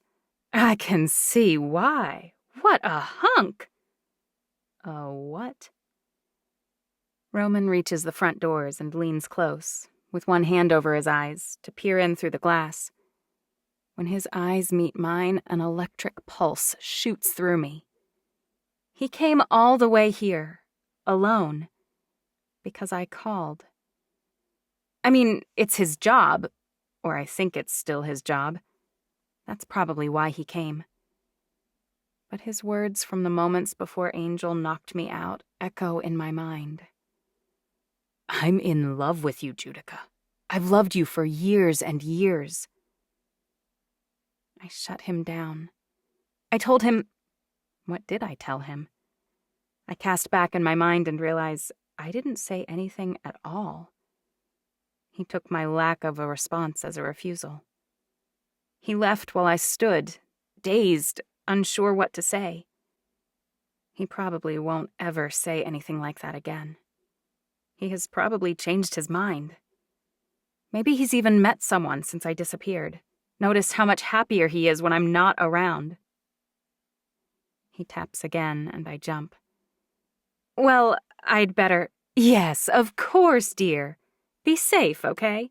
Don't let that family drama ruin your future." She winks and bobs her head in Roman's direction. "It looks to be a pretty bright one."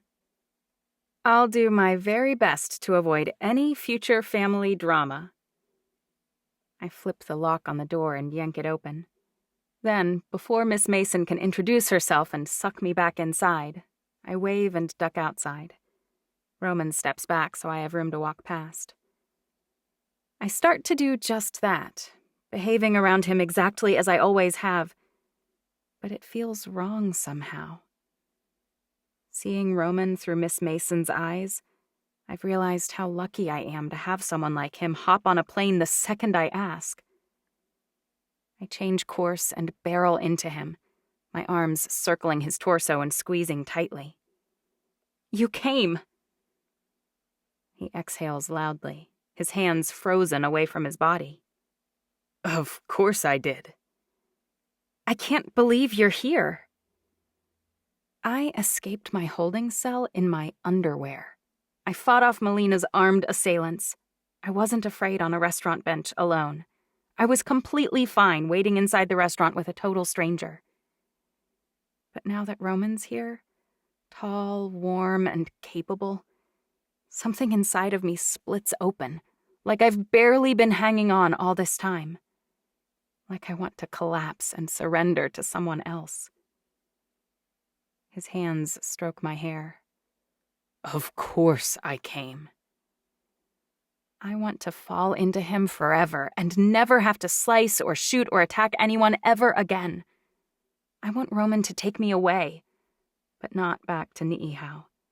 Somewhere else, somewhere safe, somewhere not haunted by my mother, my sisters, the throne that isn't mine anymore.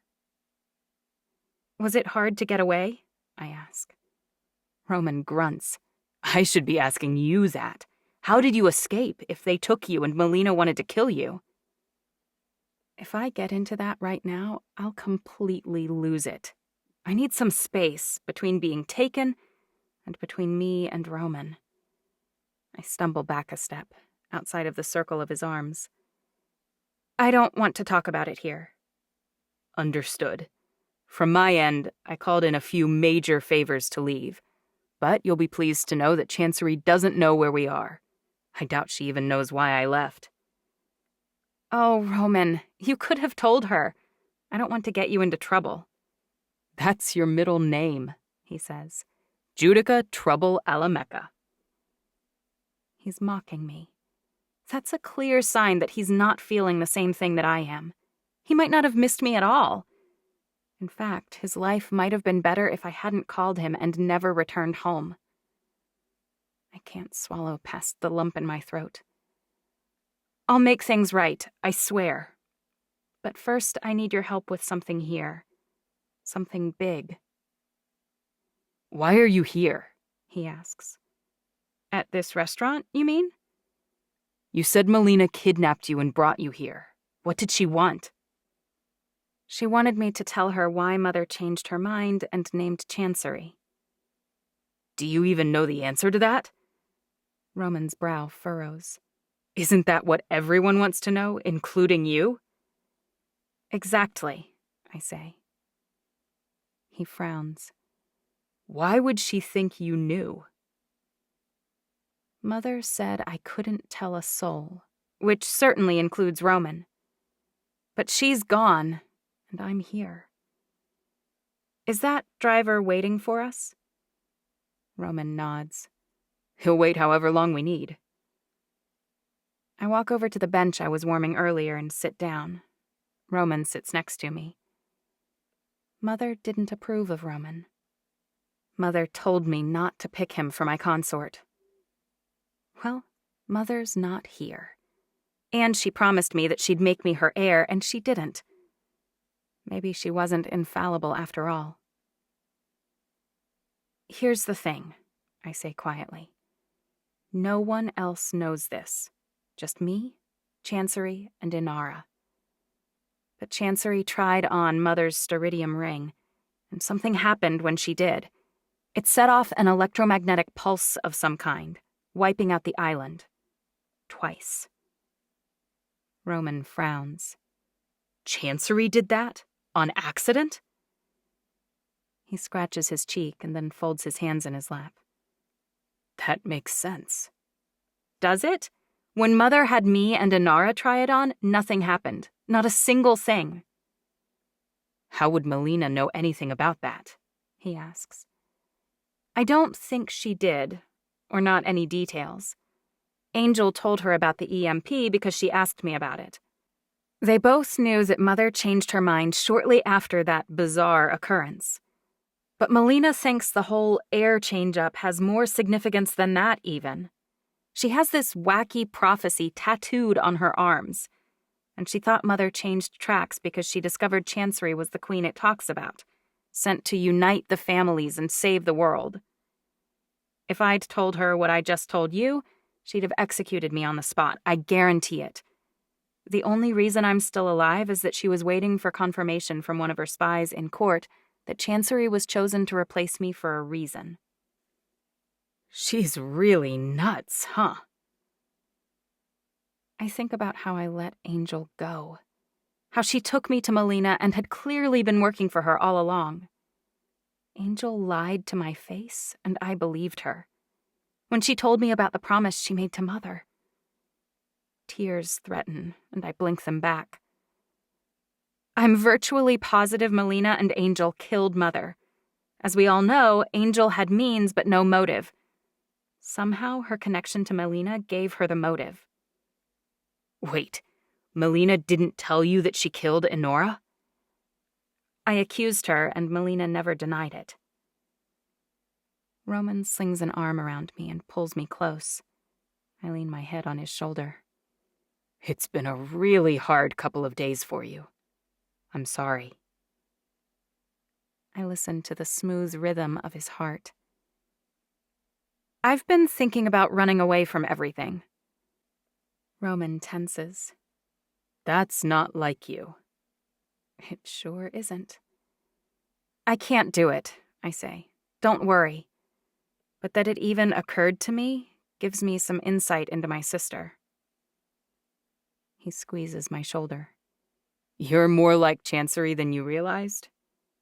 Maybe, I admit. But Alameka is everything to me. So we're headed back to Ni'ihau? Maybe not quite yet. What do you need to do first? He asks. Roman knows me. I can't just leave her. I look up at his face. He closes his eyes. You want to kill Melina. She's unhinged, Roman. I have no idea what she'll do next. She could come after me again. We know she has people at court. Or she could target Chancery instead. What if Melina decides she's the eldest in her weird prophecy who is supposed to lead Alameka to save the whole world? Or what if she thinks Chancery's off the path and kidnaps her to pull her puppety strings? Is this about any of that? Roman peers down at me. What does that mean? It means you finally found out who killed your mother. My voice is flat. Would it be wrong if that was my only reason to do it? Am I really a monster? We'll make her pay, Roman says. And then we'll go home. He doesn't answer the question I didn't ask, but how can I expect him to? Immediately, though, he's on my side. I quickly outline my plan. That's quite a list of materials we need, he says. From weapons to flash bombs to ammunition.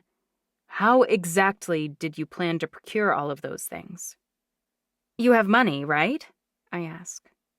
Roman bobs his head. It makes the human world go round, but they don't just have a store where you can go and buy whatever weapons you want. We're in Texas. I heard they do. I shrug. Well, if they don't, then we need to figure out how to find them here. When a red Porsche Cayenne rolls up in the parking lot, Roman and I both sit up, identically alert. When Ambrosia and Billy hop out, I curse under my breath. Roman unsheathes his sword and pulls out his 1911. I put a hand on his arm. Stand down, they're friends. They're human, Roman says, as though I don't have eyes or ears of my own. My mouth turns up on one side. I'm aware they're still friends.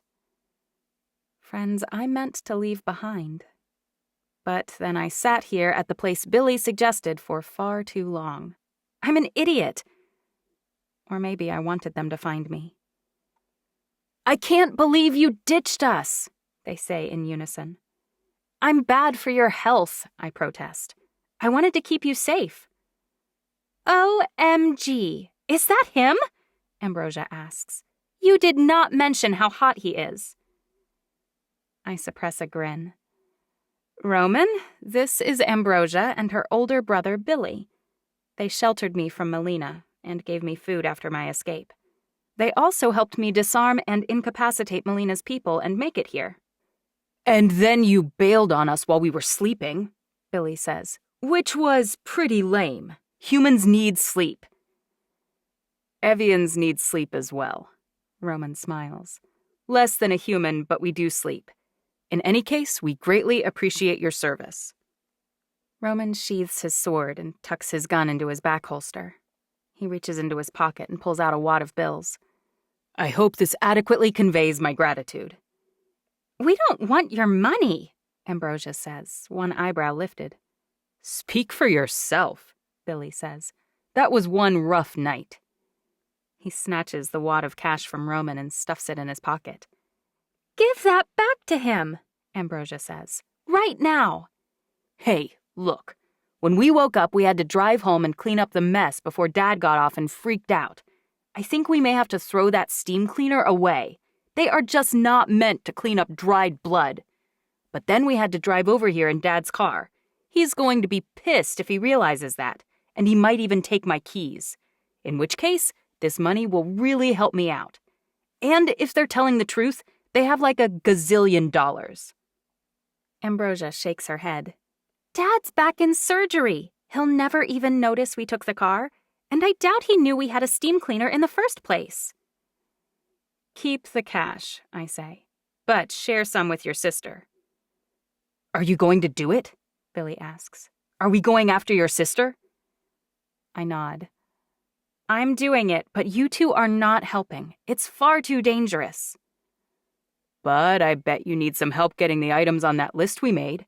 Even if you have money, which clearly you do, Billy says, you probably have no idea where to buy it all. Roman whispers, He's got a point. Fine, I say. But you help us find the supplies I need, and then you're done. You go stay with a friend until all of this is past. Promise? Ambrosia smiles, and Billy nods. It's a deal, Ambrosia says. Now, let's go put a stop to your homicidal sister once and for all. 14. The past. Niles was going to die. I know that. I do. I killed him before his kill pill could, that's all. But walking away from him is still much harder than I expected it would be. Especially since everyone else thinks I killed him for supporting my sister. I didn't think I cared what people think of me. Maybe I don't, to a certain extent. But I care what Roman thinks. And he's looking at me with searching eyes. He wants answers, and I can't give him any. After I storm past him, he follows me to my room doggedly. I need a shower, I say. Ridding the world of the people who support my sister is exhausting, so I'm going to go inside and close the door now. When I open the door, Death is waiting patiently on the other side. He licks my hand eagerly. He doesn't believe I'm a monster, at least. I try to slip into my room and close the door, but Roman shoves past me, closing it behind him. You need to tell me the truth about what is going on, Roman says. Everyone else may believe you threw a tantrum back there that killed someone, but you'll never convince me that's what happened. You're not a psychopath. All evidence to the contrary. I sigh and cross my arms. What if I am? He shakes his head. You aren't. Tears well up in my eyes. Why does he have faith in me when every piece of evidence is stacked against me? Don't cry, he whispers. But you need someone on your side, someone you can trust. You're not in this all alone. I wipe the tears away with bloody hands. I probably look like a hunk of aging meat hanging from a hook. Niles poisoned my mother. Roman's mouth drops open. No. I nod slowly. No wonder you killed him. Roman pulls me toward him for a hug, apparently unconcerned about me needing a shower. I resist at first, but it hurts too much to be strong. When his arms wrap around me, a tightness in my chest eases and I can breathe again, freely. I should tell him how I feel. My body heals in seconds, but my heart, it hurts so badly every day that small things fall away. Nothing else matters, and so I'm numb all the time. I want to tell him all of that, but I can't. Saying those words would destroy me. It hurts, I finally say. Even those 2 little words leave me bare, vulnerable.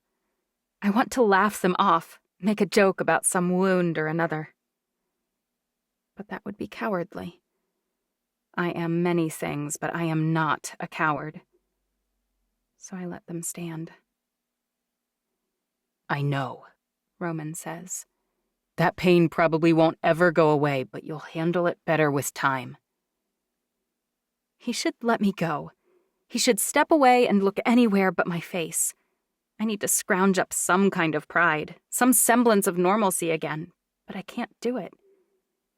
He releases me a little, and then he gathers me closer, but shifts me so my face is against his chest. It will get easier, I promise. Mother deserved better, I say. I ruined everything. You killed him, he says, which is exactly what would have happened after a trial, or days and days of torture. You have always been efficient. Your mother knows you, and if she can see any of this now, she knows what you're up against. She is proud of you. For challenging Chancery? For running my sister away? For fumbling this investigation so horribly? I shake my head against his chest. No, you don't understand. Niles was working for someone. There's a bigger group that orchestrated this. He has a boss, at least one, and he died before I could find out anything useful.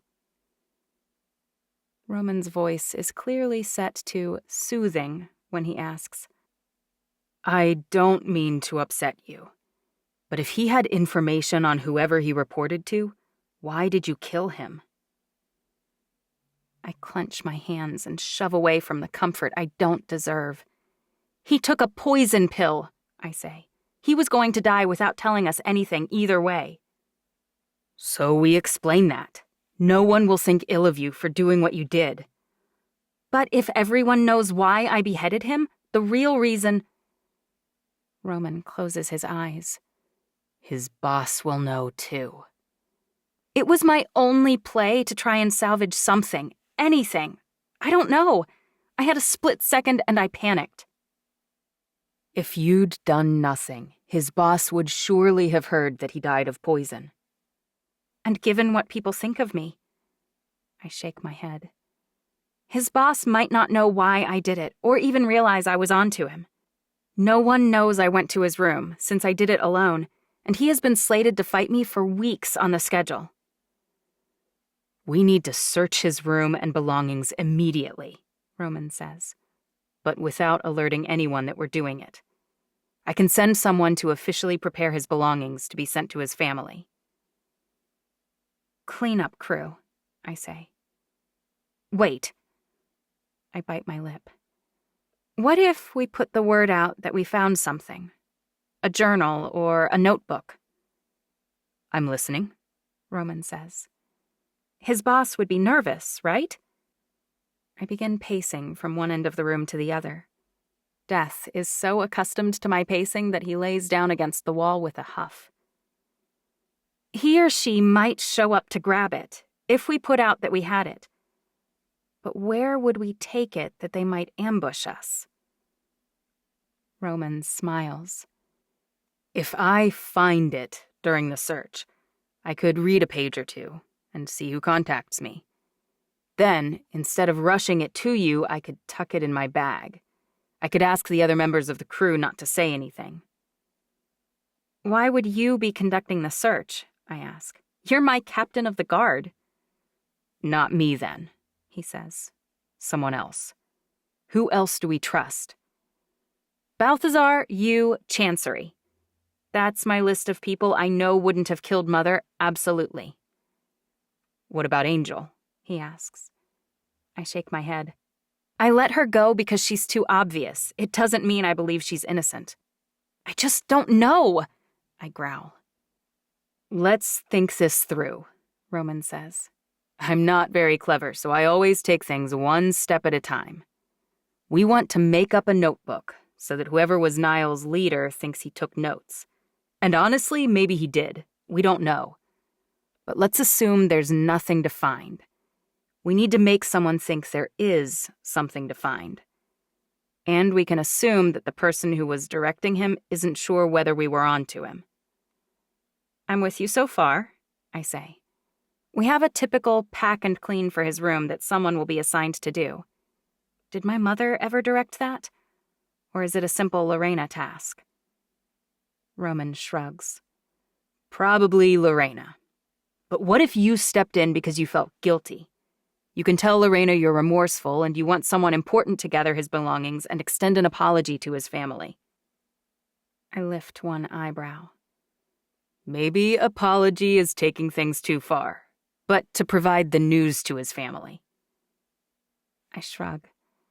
But then you go to collect things and what? You find the notebook? There's no way that you can broadcast what you find.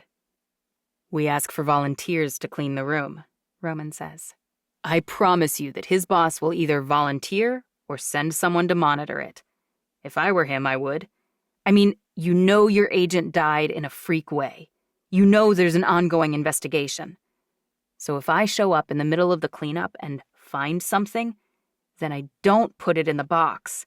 They'll send someone after me. They would have to. It's the best chance we have, I say. But that's a lot of risk for you. It can't be something you find. It's getting the information to you that gives them a window to strike. But it makes Roman the target. For people who recently killed my mother, and effectively Niles too, I don't like it. In fact, I hate it all the way down to my toenails. It's too dangerous. Roman's face blanks, a lack of expression in his eyes I've never seen. You don't trust me to do it, Roman says. But would you trust Balthazar? He's too high profile, I say. What about Edom? He asks. Would you have allowed him to do it? He's hurt. He thinks I doubt his ability, and that's why I don't like the plan. The worm gets eaten, Roman, every time. That's what happens when you go fishing. Whether you catch the fish or not, the worm is a goner. I'm not a worm. His eyes flash. No, I mean, I know that, I say. Obviously. If you want to catch your mother's killer, this is your play. He crosses his arms, the muscle in his forearms rippling. My mouth turns to sand. Of course I want to catch her killer. But she's already dead. I don't want to catch her if it means losing one of the only people I care about. My only friend. I open my mouth to tell him that he matters too much. But it's too late. He's walking toward the door. Great. Then I'll set things in motion. The boss will have from the time I find the fake notebook until I meet you at 5 to contact me. I will be ready, he says. If I tell him no, he'll take it as a lack of faith in his ability. If I go through with it, he'll probably die. I reach for him and stop. I clench my fists and stumble backward, bumping up against death. His furry head rubs against the back of my leg. Then he starts to lick the blood from the area behind my knee. Roman grabs the handle of the door, and I open my mouth. I don't know what to say, but I need to stop him. I can't lose him, too. Before I can think of anything, he releases the doorknob and spins on his heel. What? I ask, my eyes wide, my heart hammering. He glances at my heart and back to my face, clearly wondering why I'm upset. I had a thought. I don't want to upset you, but I felt I ought to share it. Pardon me if this is the wrong thing to say. Go ahead. I won't fault him for anything right now, truly. Your sister. Chancery. I can't help the scowl. She left with Edom. I know he was your, boyfriend for a while, and that you aren't on good terms now. What's your point, Roman? Has it occurred to you that she might take him as a consort? It should have occurred to me. How hasn't it? Yes, of course it has. My mind isn't racing 1,000,000 miles a minute right now. I'm totally not terrified at the idea of dying by my ex-boyfriend's sword. Right, he says. Of course. He turns around again, but he pauses. His voice is small, and his eyes are still facing the door when he asks, Are you at all worried about that? I shake my head a little too vehemently, not that he can see me. No, not at all. Roman knows the same thing I do. Edom can defeat me. Edom could kill me. Which means Chancery could defeat me when she returns. What are you suggesting? He shrugs. Nothing, Your Majesty. I wanted to make sure you were prepared. That's all. I wasn't prepared. The idea hits me like a delivery truck. But I won't send a hit team. I can't do that, not to Chancery. I won't assassinate her, I say. It's beneath me. If Chancery won't face me herself, then so be it. I'll take what comes. He bobs his head, turns, and leaves. I sink onto my bed, dropping my face into my hands. Would my sister use my ex-boyfriend to kill me? I close my eyes and imagine her face, her doe eyes, and her care for everything. She spent the past 17 years protecting one weak thing after another. A bird with a broken wing pooping all over the patio. Half humans, full humans, dogs, horses, political opponents, traitors. Can the person who champions everyone in the world really kill her sister? If someone like her can bring herself to kill something, I must really deserve to die. I think about Niles. Killing him was the first time I've killed anything myself. I didn't think I would care. After all, he deserved it. He killed my mother, or at least had a hand in it. He was dying anyway. And yet, I still see his eyes, full of fear. His hands shaking. I can still see his shock when my sword connected with his throat. I relive that second over and over. The utter revulsion I felt when my sword cleaved his head from his body. I suddenly feel awful. A hot wash of liquid flooding my mouth. I rush into the bathroom to look in the mirror. Have I been poisoned? My cheeks are flushed. My stomach aches. Just in time, I turn to the side and retch in the toilet, expelling the tail end of my breakfast into the pristine white porcelain bowl. I've never thrown up in my life, but I've heard of it. The mostly digested food tastes awful, acidic and bitter. I look at the orangey liquid and half a grape in the toilet bowl, and turn away to wipe my mouth on a bloody sleeve.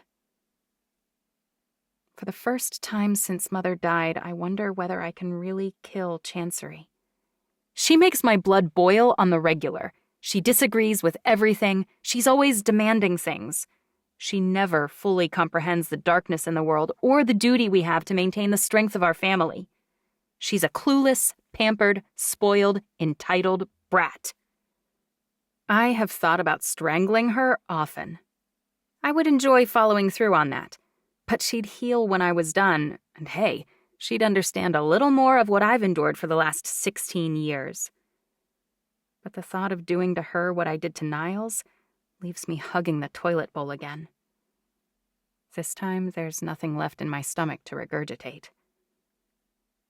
Eventually, I force myself into the shower, banishing thoughts of Niles, Edom, and Chancery. I'll face things as they come and not a minute sooner. It's too much otherwise. Which makes me think of Roman, who even this very moment might be attacked. Or killed. I close my eyes. I face things as they come. And there's nothing I can do to stop Roman now. I finish my shower and dress myself. I toss my destroyed clothing into the incinerator and press the button to burn. Mother had it installed in my room a few years back. I go through a lot of clothing, which is why it's easier to wear mostly black. Bloodstains don't show on black, and I only have to trash things when they're sliced up. A tap at the door is probably my lunch, but my stupidly nervous stomach executes a backflip anyway. What if it's someone else, coming to tell me that Roman is dead? What if it's Roman with enemies giving chase? I might need my sword. I grab it on the way to the door and swing it open. Oh, hello. Inara's eyes widen, and she backs up a step. Everything all right? Yes, absolutely. I poke my head around the corner of the door and check. Both my door guards seem calm. Their heart rates are steady. No word from Roman, then. Not yet. Okay. Well, Angel asked me to bring you this. Inara's holding a tray full of several of my favorite things: quiche, stew, and steamed broccoli doused in cheese. There's even a strawberry malt in a tall, frosted glass. Thanks. I sit down at the small table in front of the window in my room. Inara drops the tray in front of me and sits across from me. I pinch pieces off to feed to Death. He snaps them up one at a time. I dump a little of the malt into his food bowl at my feet, and he laps it up. You released Angel, Inara says. I nod. Do you think it was a mistake? I bob my head at my tray. Should I be nervous? Inara shrugs. I haven't talked to her. You're the one who has to decide that. She certainly had the means, but I've never thought she had any kind of motive. By all evidence, she loved Mother. Still, someone who loved her might have killed her. It happens. Inara sinks into a chair in the corner. Our world is a twisted place. The ones we love have the greatest capacity to injure us, in more ways than one. Do you think I'm safe? I ask. None of us are really ever safe. Inara looks out the window.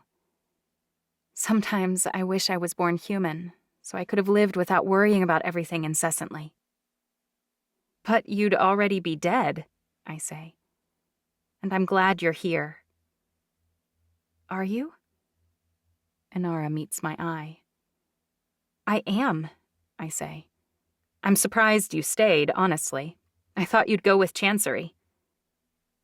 It hurts to be so honest, but thinking of killing Chancery and losing Mother has made me acutely conscious of our lack of control, of the finite nature of time, even for us. I was going with her, she admits, but she told me to stay. I don't blink or cry or frown. I'm proud of that. So you're here to spy on me? I hope not, or I'd be a pretty terrible spy, wouldn't I? I suppose so. Death is still fine, so I think I'm okay to eat. I pick up a spoon. Then why did you stay? Because I love you too, Judica. But she supports Chancery. You think because I love her, I'm on her side. Inara's voice is flat. Are you? There's a reason twins are usually not both allowed to live. Inara stands up and begins to walk back and forth in front of the window. The family struggles in these cases. I think you'd make a better ruler, but I respect Mother. I wanted to support her, and I tried to do that immediately after her death. That doesn't mean I won't change my mind. And you've been doing an admirable job holding things down in her absence, whereas your sister fled at the first chance. She's telling me that she's shifting, or that she might. But she wasn't prepared for this like I was. Inara's brow furrows. Are you making excuses for her? I shake my head. Absolutely not. Look, she says. I want you to know that Chancery is asking for video footage of you fighting. I lift my chin. She's training? Inara nods. Which means she's not relying on Edom to do her dirty work. At least, she hasn't decided to yet. Send them. Yes? She should be doing her due diligence. It's prudent. She's almost 18 years late on that, but better late than never. You think she might defeat you? I might not be the heartless killer everyone sees. I might not be able to do what needs to be done, especially when it involves mowing down one of the kindest people I've ever known, one of the most selfless. Not even I know what the future holds. Inara walks toward the door. If you ever want counsel, or just someone to talk to, I'm here. Thank you. She reaches for the door handle and stops. For what it's worth, I think Chancery knows where the ring is. She may not realize it yet, but if Mother made the switch, she would have signaled her plans to Chancery somehow. Duly noted, but we're going to search every nook and cranny for it anyway. Understood. Half an hour of delays, and still no word from Roman. I decide to proceed with my afternoon as though nothing is wrong. But it's hard. Horribly hard. I meet with Lorena, and then I hear petitions. I have no patience for the minor disputes, squabbles, accounting issues, posting requests, and on and on. I handle a call with the Prime Minister, and then with several key U.S. senators after that. And at no point do I ask about Roman. But it's on the tip of my tongue the entire time.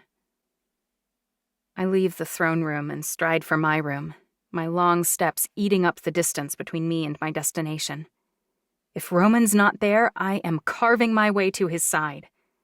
Every time I blink, I see him lying on the ground, surrounded in a pool of red. Roman should have returned to me by now. Something is wrong. When I reach my room, he's not one of the guards at the door. My heart contracts painfully, and I pull my sword from its sheath. My guards, Dante and Rochefort, blanch. "Where is Roman?" I ask. Before they can answer, my door opens. Roman's head pokes out, and something inside of me gives out. My knees wobble, but I force them to hold steady. I practically rush through the doorway and toss my sword on the bed. "I'm so sorry," he says. My mouth drops open. "I know you're hoping I have news. I know you were wishing I'd been contacted or attacked or anything." He's such an idiot. After losing my mother, the one thing I want more than finding her killer is not to lose anyone else. "But the worst happened." He's alive, so that's not true. "No one took the bait." He pulls a notebook from his pocket and tosses it onto the bed. "Oh, right." I scratch my chin. "That's terrible news. Really awful." Roman beams at me. He must know that I was in agony. He knows how I feel, how I've always felt. He pulls a scrap of paper from his pocket. "But I do have a consolation prize." "Excuse me?" He lifts his other hand, and I realize he's holding a book. Lolita, by Vladimir Nabokov. I'm sorry. What?"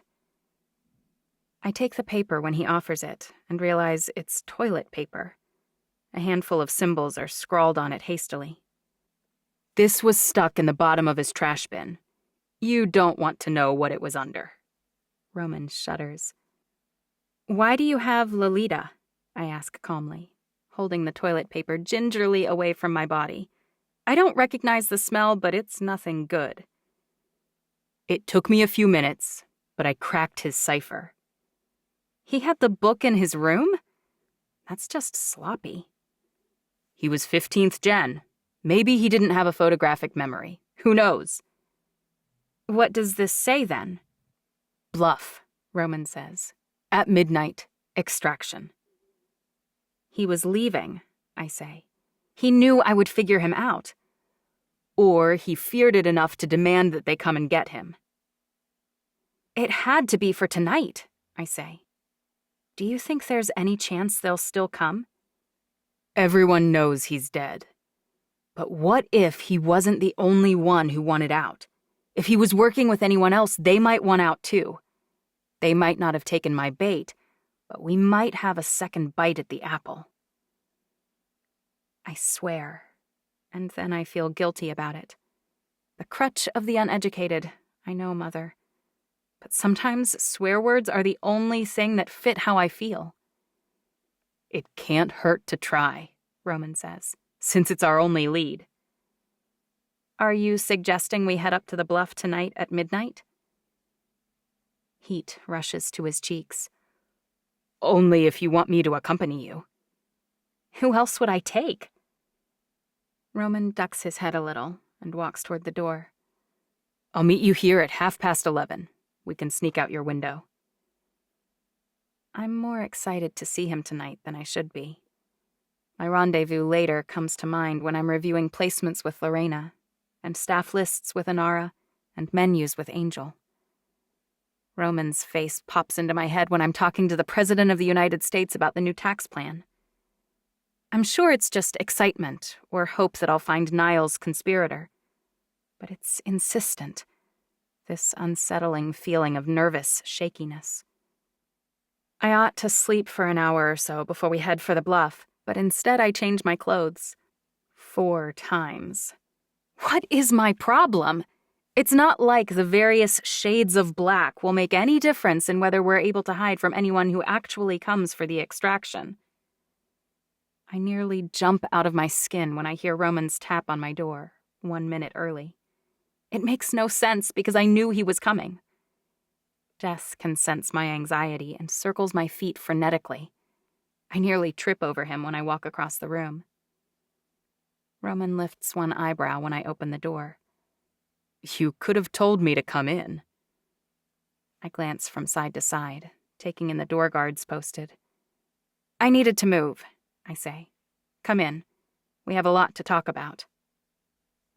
Roman's wearing a black tank top that exposes his sculpted shoulders. He closes the door behind him and smiles at me. We do? I step backward involuntarily. No, but they need to think we do, because otherwise what will they think we're doing in here for so long? Roman's smile shifts a hair and becomes a cocky grin. Yes. What could they possibly think we're doing this late at night in your bedroom? Do not react, do not blush, and do not freak out. He's just being goofy. Let's go, just in case they come early. You know it's imperative that they not see us. I bob my head. We'll figure it out. Roman's eyes rake down my body, and then back up. You're wearing all black. That's good. It's so dark out tonight, we should be able to move close to undetected. That's the plan. He crosses the room and opens the window, the muscles in his back rippling from the strain. I look down just in time. He turns toward me and asks, Coming? I answer by jogging over to the window. He's already through and offers me a hand.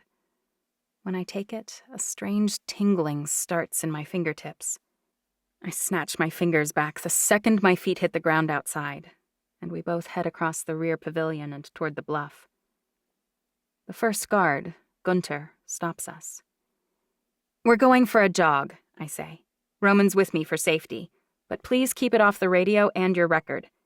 If we decide to do more under-the-radar training, I don't want our routine to become predictable. Gunter bows. Yes, Your Highness. Roman's shoulders stiffen at the slight. Most people are saying Your Highness, which is fine. I'm heir, not empress. But it's nice to know that Roman's annoyed, too. I put my hand on his. It's fine, I whisper. I set out at a jog again. Your mother is gone, your sister fled, and they're still acting like you're not empress, Roman says. Why doesn't that bother you? It does, but it's a fight for another day. It still makes me smile that Roman cares, not that anyone will notice my grin in the darkness. There's just enough light to avoid twisting my ankle.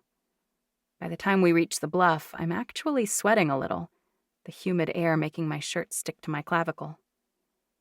There! I point at a rocky outcropping. We can both hide under there, and if anyone else is coming, we should be able to see them. Good idea, but we'll have to sit pretty close, facing opposite directions, or we won't see everything. The bluff is the highest point in Niihau, and it can be seen from all around if you aren't sheltered. But you also have an amazing view from here. I scramble up to the top, and then duck under the grassy ledge. The ground is full of scree that I kick away, and then smooth out with my hand before taking a seat. Roman slides over next to me, shifting me over a little to make room for himself. Keep your eyes open for any signals or signs, I say.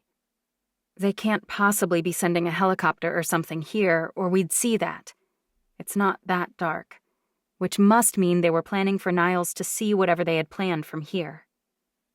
Roman bobs his head. I'm watching my side, you watch yours.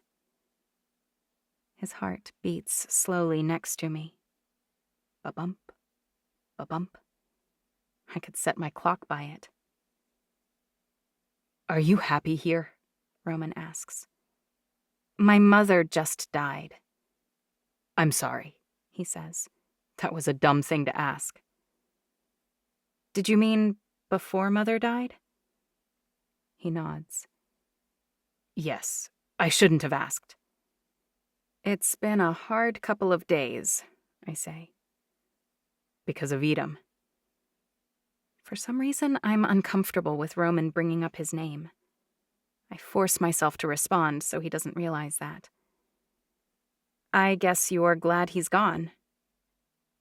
I guess so. It does mean a promotion for you. I don't care much about titles or jobs, Roman says. I didn't realize he hadn't liked Edom. Everyone loved Edom. Clearly Mother did, and Chancery has for years. But speaking of jobs, I think he did his pretty well. Did you find everything in order when you took over? Roman's mouth turns down on both sides. Yes. The silence is deafening after that, and I become acutely aware of the nearness of Roman's body. Heat radiates from him, but it's not uncomfortable. The air has cooled off quite a bit now that the sun has been down for so long. The minutes creep by with no conversation.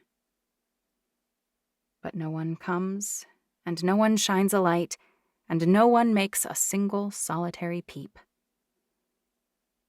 They know Niles is gone, I finally say at 1 a.m., and no one else is coming. This is a dead end. Sorry I wasted even more of your time. I suppose it was a waste of time. Roman's eyes search mine for something with an intensity I have rarely seen, but I can't figure out what. Is he looking for disappointment, sorrow, anger? Well, we'd better get back then. He grunts. We better. He reaches his hand toward my face, and I freeze. No muscles work. My lungs shut down, and my heart picks up speed. What is he doing? He flicks a spider out of my hair. I'm an idiot. What did I think he was about to do? He's not the right guy for me, and even if he were, he wouldn't want to date me. I'm the insane berserker. No one wants that. I trudge back down slowly, Roman at my side. Memories flood my mind. Mother's face, Mother's words, Mother's lessons. She worked so hard to mold me into the perfect ruler, but it wasn't enough. I'm not enough. Mother might have been right to choose Chancery because I've lost my last lead on catching her killer. I'm a failure at this, just as I failed at everything else. My arms and legs still work when I climb through my own window, Roman at my back, protecting me as always. Thanks, I tell him when he climbs back inside. Of course. He shuts the window and turns toward me. He steps closer, too close, but I'm powerless to pull away. Probably a bug on my nose. I need to tell you something, he says. And I'm aware it's not good timing, but it feels like there will never be a great time. My breathing hitches. I want to stop him, but I can't do it. I can't even force out a single word. Edom's the best fighter. He's better at theory, he's better looking, he's scarier and has a better pedigree. Edom's perfect. My mother loved him, but Edom dumped me for her. As if that isn't bad enough, he did that before he even knew I wasn't going to be heir. But Edom never looked at you the way he should have. He never burned for you. In fact, Edom was always wrong for you. Roman's hands circle my waist. His face lowers to mine slowly. I have a lifetime to stop him. I could shove him away. I could laugh. I could shake my head or say a 2-letter word and he'd disappear forever. I can feel it all the way down to my cells. I don't stop him. Roman's full lips meet mine and something breaks inside of me. Bands around my heart disintegrate. The anger that has become my constant companion evaporates in the heat between us. Hope soars inside of me as his mouth meets mine, his broad chest pressed against me. His hands tighten around my waist, and for the first time in days and days, I'm not afraid. Roman is the bite of my blade against an enemy, the regrowth of skin over a healing wound, the bunch of my muscles before I strike. I could kiss him all night. I shouldn't be kissing him at all. Mother hated the idea of me dating Roman because he's not good enough.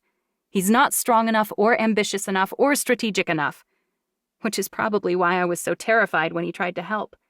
He can't survive in my world, at my level. I will kill him just by being who I am. Pulling away from him hurts more than a shattered femur. It stings more than hot coals. It steals my breath and my joy and even my pain. It leaves me bereft and numb and broken. But none of that is as hard as seeing the hurt in his eyes, in his beautiful velvety eyes, in the eyes that always support me, always uplift me, always worship me. I can't, I say. Roman stares into my eyes for a moment, checking whether I mean it. Whatever he sees is enough. He salutes before he leaves, and I crumple into a heap once he's gone. For the second time in my life, I go to sleep on a pillow wet with tears. 15. The Present. Roman dismisses his driver, and we all climb into Billy's dad's car. "Here, you can sit back here with me," Ambrosia says. Roman scowls, but doesn't argue. He climbs into the passenger seat and lets Billy, who knows the area better, drive. But when the car turns on and the music blasts into the cabin, Roman clears his throat politely. When that doesn't work, he looks back at me. I shrug. A little loud music won't hurt us. We spend half the day looking for the list of items, including a burner cell phone for me. It would have taken us far longer without Ambrosia and Billy's help, but even so, we spend more time waiting on incompetent people than we do actually purchasing what we need. Navigating the world of the humans is more obnoxious than I'd have expected. Eventually, though, we locate everything, and I'm ready to assemble it all. "Where should we go to make the flash bombs?" I ask. I assume these aren't legal. Billy shakes his head. "I'm not sure, so maybe it's best to pick somewhere out of the way." "You're thinking Grandpa's old place?" Ambrosia asks. Billy shrugs. "Our grandpa died almost 10 years ago, but Dad can't bring himself to sell his house. It's a ways off, but it's on a few acres, and no one would be watching what we're doing." "Perfect," I say. It's a drive to get there, but it turns out to be the perfect spot. It is a small ranch-style home surrounded by big trees and shaggy weeds. Once we set up to make everything, Billy's a little too interested in making the flash powder. "So it's 40% potassium?" he asks. Roman's jaw muscle twitches. "Potassium perchlorate. And 30% magnesium?" 34%, I say. And 26% aluminum. "This part is dangerous," Roman says. "Maybe you better give me some space." Billy takes a step back. Roman scowls. "All of you go outside. The last thing we need is for this to blow up because you're distracting me." Your concern for their lives is very touching, I say. I'm more concerned about how long it would take us to replace all of this. Roman winks at me to soften the growl in his voice. I walk onto the front porch, and Billy and Ambrosia follow. Usually the front porch is dusty and the inside of the house is clean, Ambrosia says. But it's the opposite here. The outside is cleaner than the inside, thanks to the wind. I brush off the bench out front and sit down. It's still pretty dirty. At least there are less spiders. Billy shudders. He whips out his phone and starts poking buttons. What's he doing? I ask. Nervous he's telling someone where you are? Ambrosia asks. Maybe. She shakes her head. He's addicted to this game called Clash of Clans. Basically, you fight people and steal their stuff, and then you use what you stole to make your city bigger. Then bigger people attack you and steal your stuff. It's this whole pointless, boring, never-ending thing. But, she sighs, he's always playing it. Trust me, he's smart enough not to tell anyone where we are, even his dumb gamer friends. I hope she's right. So, Ambrosia says, drawing out the O sound. You didn't tell me the friend you were calling was your boyfriend. Her voice drops to a whisper. Billy's a little bummed out, actually. About? That you're taken. Ah. It hadn't occurred to me that the human kid might have a crush on me, although it makes sense. I've always heard humans put a disproportionate level of importance on a mate with an aesthetically pleasing face and body. Well, your brother was mistaken. Roman's not my boyfriend. He's not. Ambrosia's words indicate she understands, but her tone implies I'm lying, or delusional.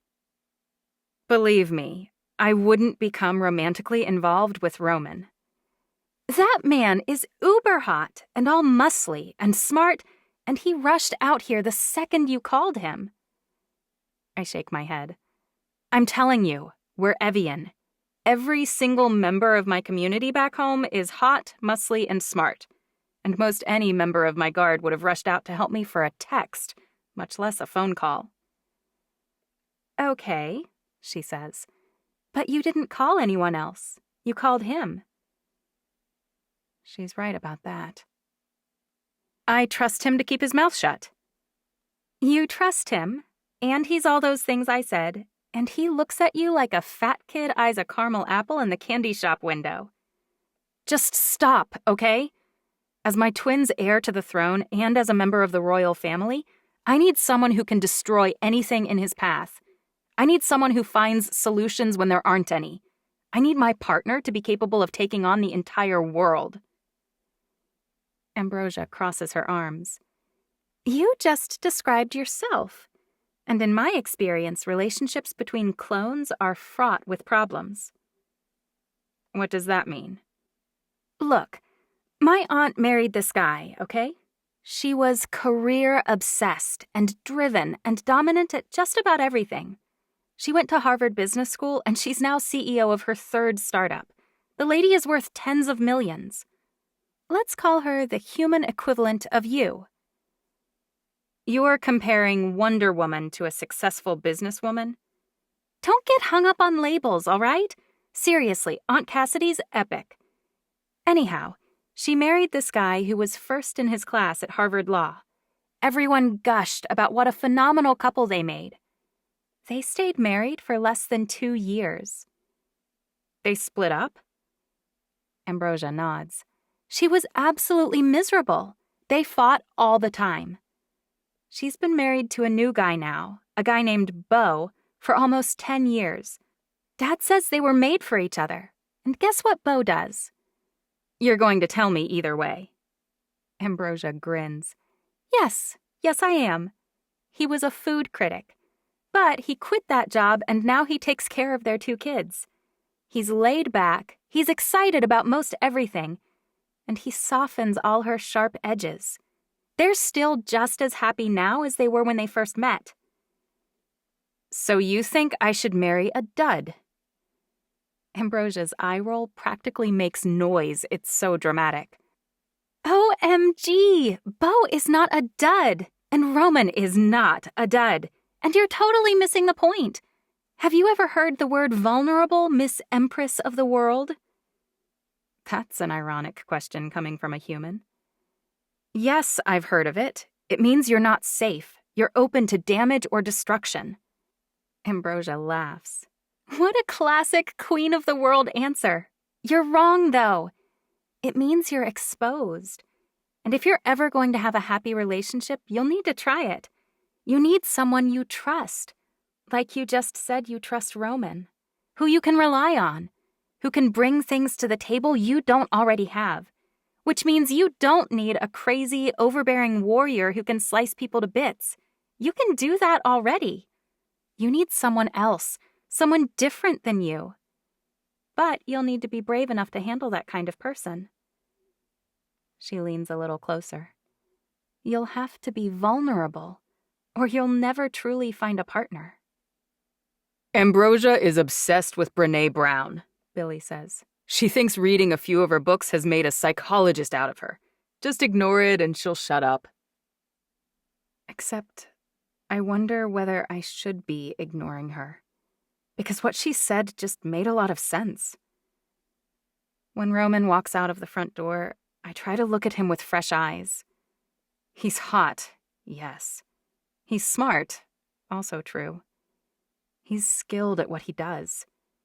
He's not Edom, but maybe there's a reason things between Edom and me were always so miserable. Maybe Ambrosia isn't wrong. Roman realizes I'm staring, and his eyebrows knit together in puzzlement. Everything okay? He's looking at me like he did at that party on New Year's. And I remember that I have no idea who Brené Brown is, and I should not take the word of a few humans over my own mother. Oh, yeah, everything's fine. Are we ready to go? It's all ready to load up, yes. Roman glances back at the front door. Coming, I say. Ambrosia tries to make small talk in the car, but I don't have anything to say. Now that the attack is happening, I'm uneasy, maybe even nervous. I close my eyes and run through complicated math problems, and then I move on to chess moves to occupy my mind. I can do this. I can fix my mistake in not killing Melina the first time around. I can avenge Mother, pay her back for kidnapping me, and then I'll be able to go back home with my head held high. It'll be hard, but I need to fix my mistake. Angel and Melina will pay. We drop Ambrosia and Billy off at the home of one of her friends, Paige. Melina's people will be watching their house for sure. Roman only drives a few blocks before he pulls the car over to the side of the road. What's going on? Huh?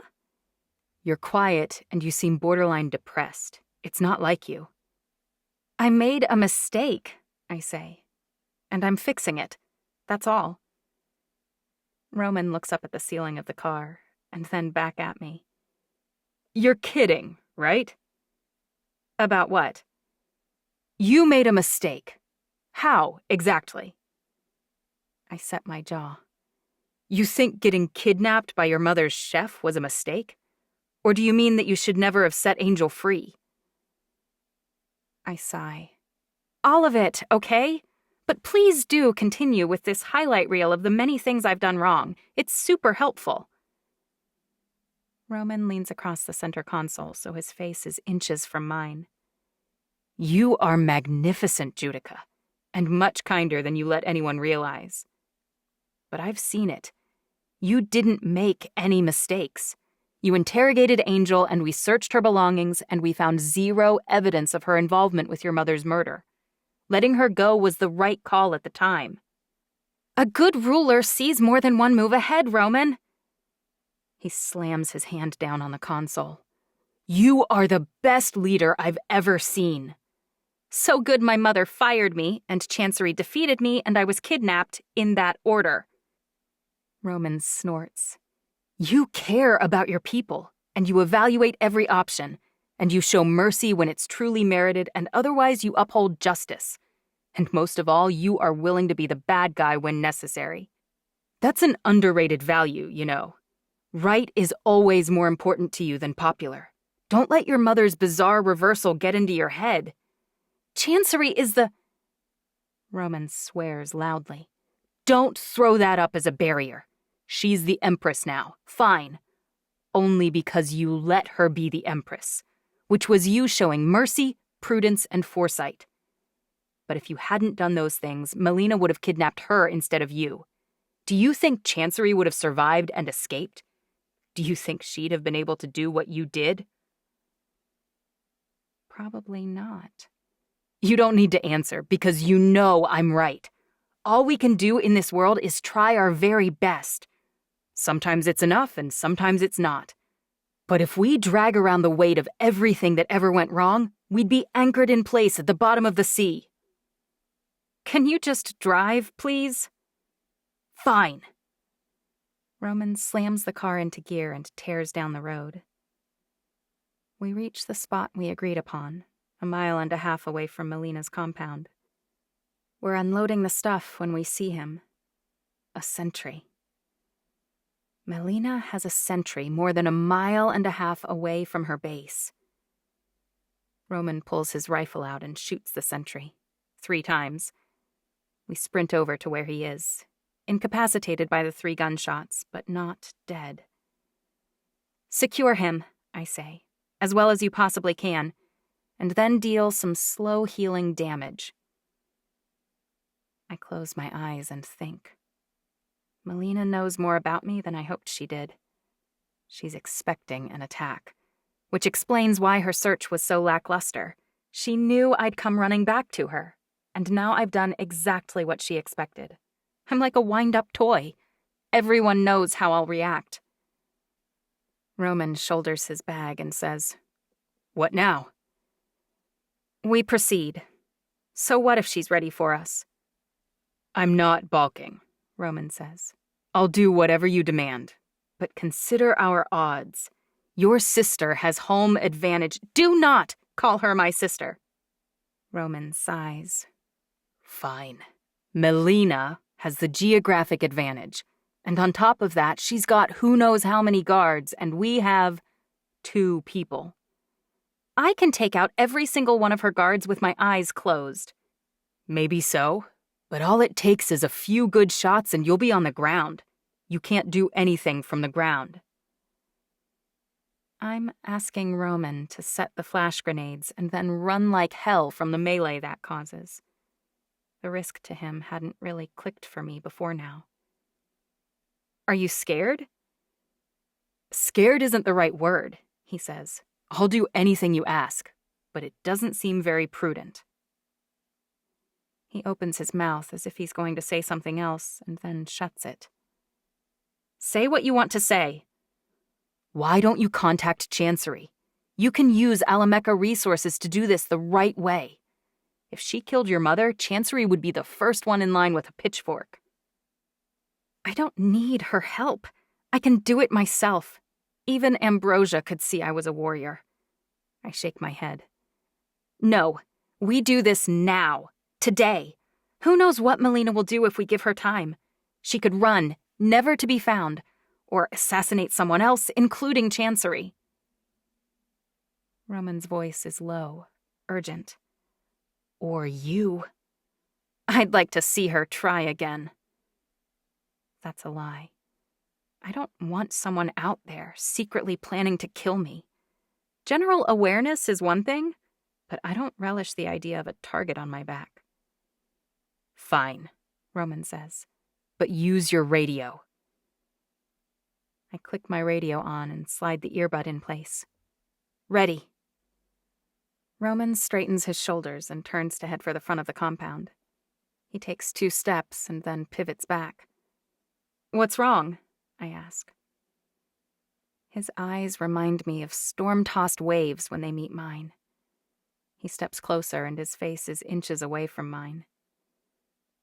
We may not pull this off. I put a finger to his lips. We will.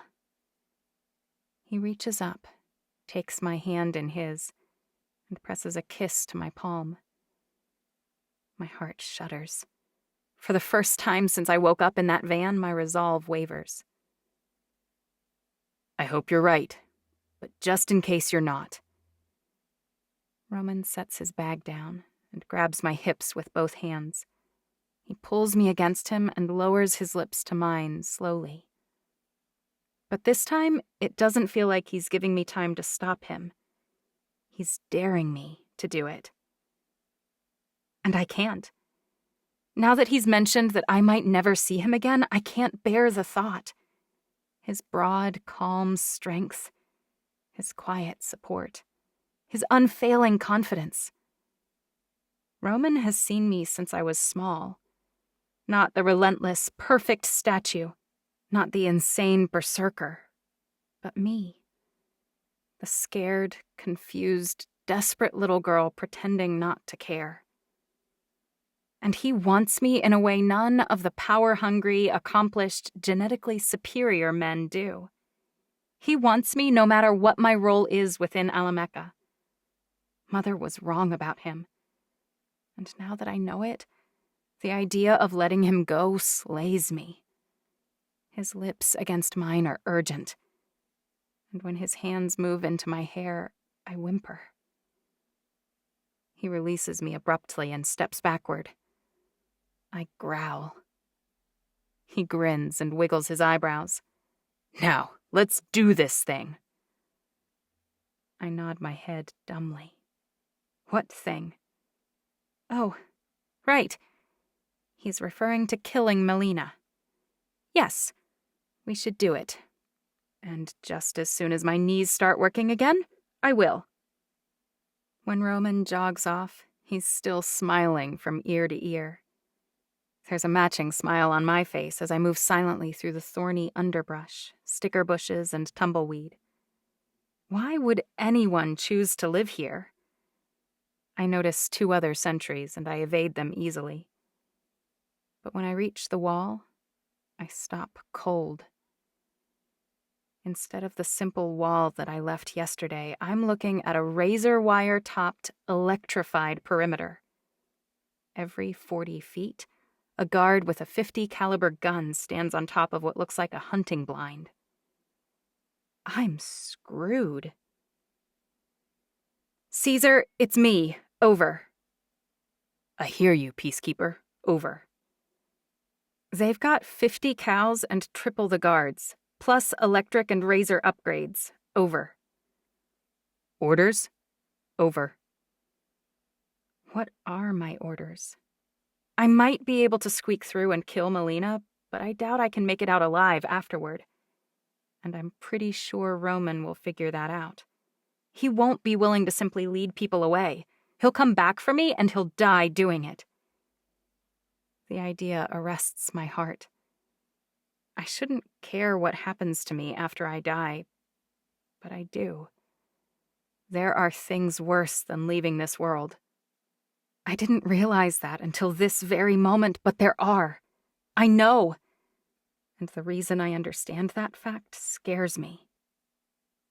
Because I love Roman. I'm not the perfect person Mother raised me to be, and I wasn't good enough to rule Alameka. I'm not strong enough to do this alone either. I can't fix my mistakes, not if I want to survive. And when I think about Roman, I do. I want to survive.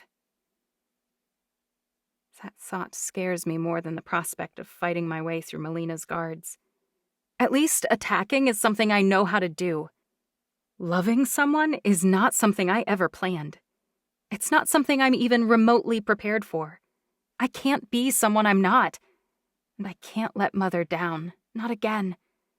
And if I go down swinging, well, I'll take Melina with me. That can be my legacy. I cleared the path for the eldest, or whatever nonsense Melina was spouting. Balthazar trained me too well for my feelings to override my head. Light them. Over, I say. Will do. Over, Roman says. I close my eyes. I will likely die today, avenging Mother. Then Roman will return, and he might die too, avenging me. When will it end? Wait! I practically shout. Don't! Don't? Hello? Don't light it, Roman. I love you! No response. Did he hear me? Roman, I know I said to do it. I don't want her after me forever. I don't want to live with a target on my back. But Roman, don't light the flares. I don't want to risk it. I don't want to risk us. Still static. I start back for the car at a dead sprint. I shoot 2 sentries and keep running. Did someone catch him? Is he alive? What have I done? Why didn't I realize this sooner? Why am I so stupid?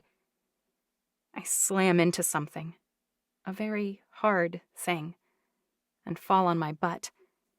I heave in a breath to replace the air that was just knocked out of me and leap to my feet, unsheathing my sword. Relax, a familiar voice says. It's only me. I turn slowly toward Roman. You scared me, I say. Why didn't you respond? I thought you'd died. The corner of his mouth turns up.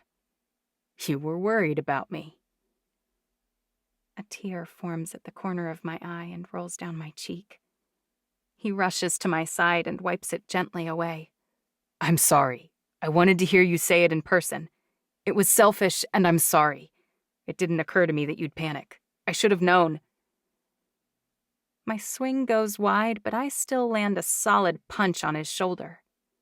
Ouch, he says. That's for freaking me out, you jerk. Should I punch you too? He asks. For what? For being so goofy you don't realize how you feel until we're standing in front of your maniacal family member's house? I roll my eyes. Or maybe because you're insisting we have this whole discussion while the woman who wants you dead is only a mile away. We could be so lucky for her to come strolling out here. I'd take her down so fast. Roman kisses me then, and every thought in my head dissolves like cotton candy in rain. My heart races. My chest aches. A shiver shoots up my spine. That should hold us over, he says, until we can do this more properly. Properly. A word I never thought anyone would use to describe me. I close my eyes and lean my head against his. He's here, and I'm here, and we're both alive. His hand reaches under my chin and tilts my face upward. But I can't let another second pass without telling you something. Judica Alameka, I adore your spirit. I love the spark in your eye when you're cranky. I forget to breathe when I watch you fight. It's truly a glorious thing. But none of that compares to your bravery in the face of danger, and your righteous fury when someone you love is harmed. You're the best part of every single day. And when you disappeared a few days ago...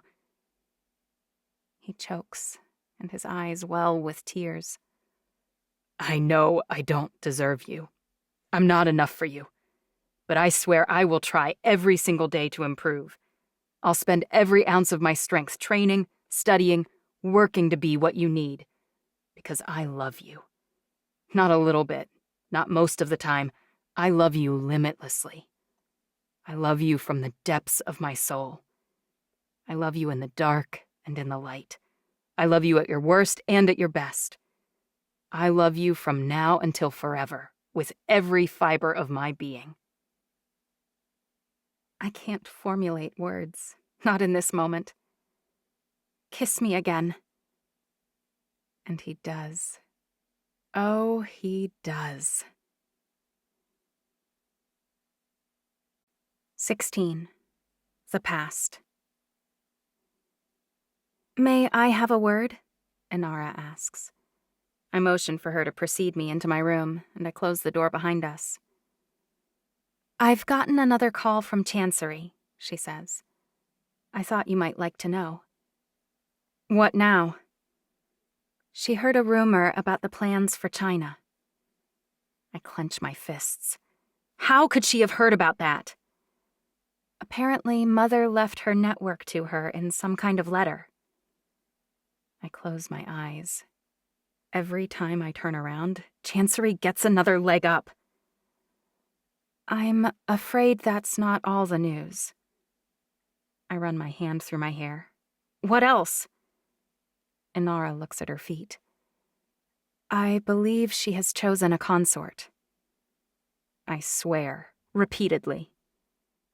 Edom. Even so.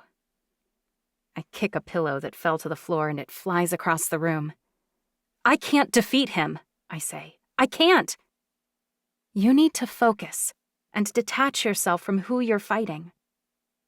I spin to face her. You think I don't know that? I'm sorry, she says. I'm not trying to upset you. I breathe in my nose and out through my mouth. I know you're trying to help. I do. But there are things you don't know. Edom's not normal, not even for an Evian. What do you mean? She asks. Balthazar ran some tests on him. He heals about 50% again faster than I do, for instance. He also moves faster than should be possible. He's a freak, a fighting freak. No matter how much I train, I'll never be able to defeat him. Inara's brow furrows. Why is he like that? I throw my hands up in the air. I have no idea, okay? No one knows. The point is that I'll lose. She may not choose him after all. I gathered from her call that she's agonized over this decision for days. Perfect, I say. Well, maybe she'll make the moronic choice so she can die. I'm afraid even my twin isn't quite that stupid. But if she does name him... Inara pulls a small jar from her pocket. This might help. I gulp. Tell me that's not poison. She shakes her head. Of course not. Good heavens. It's an anticoagulant. If you coat your blade with it, it'll slow his healing dramatically. Leveling the playing field. You're brilliant. It's illegal, of course, so don't tell a soul, not even your guards. Do you understand?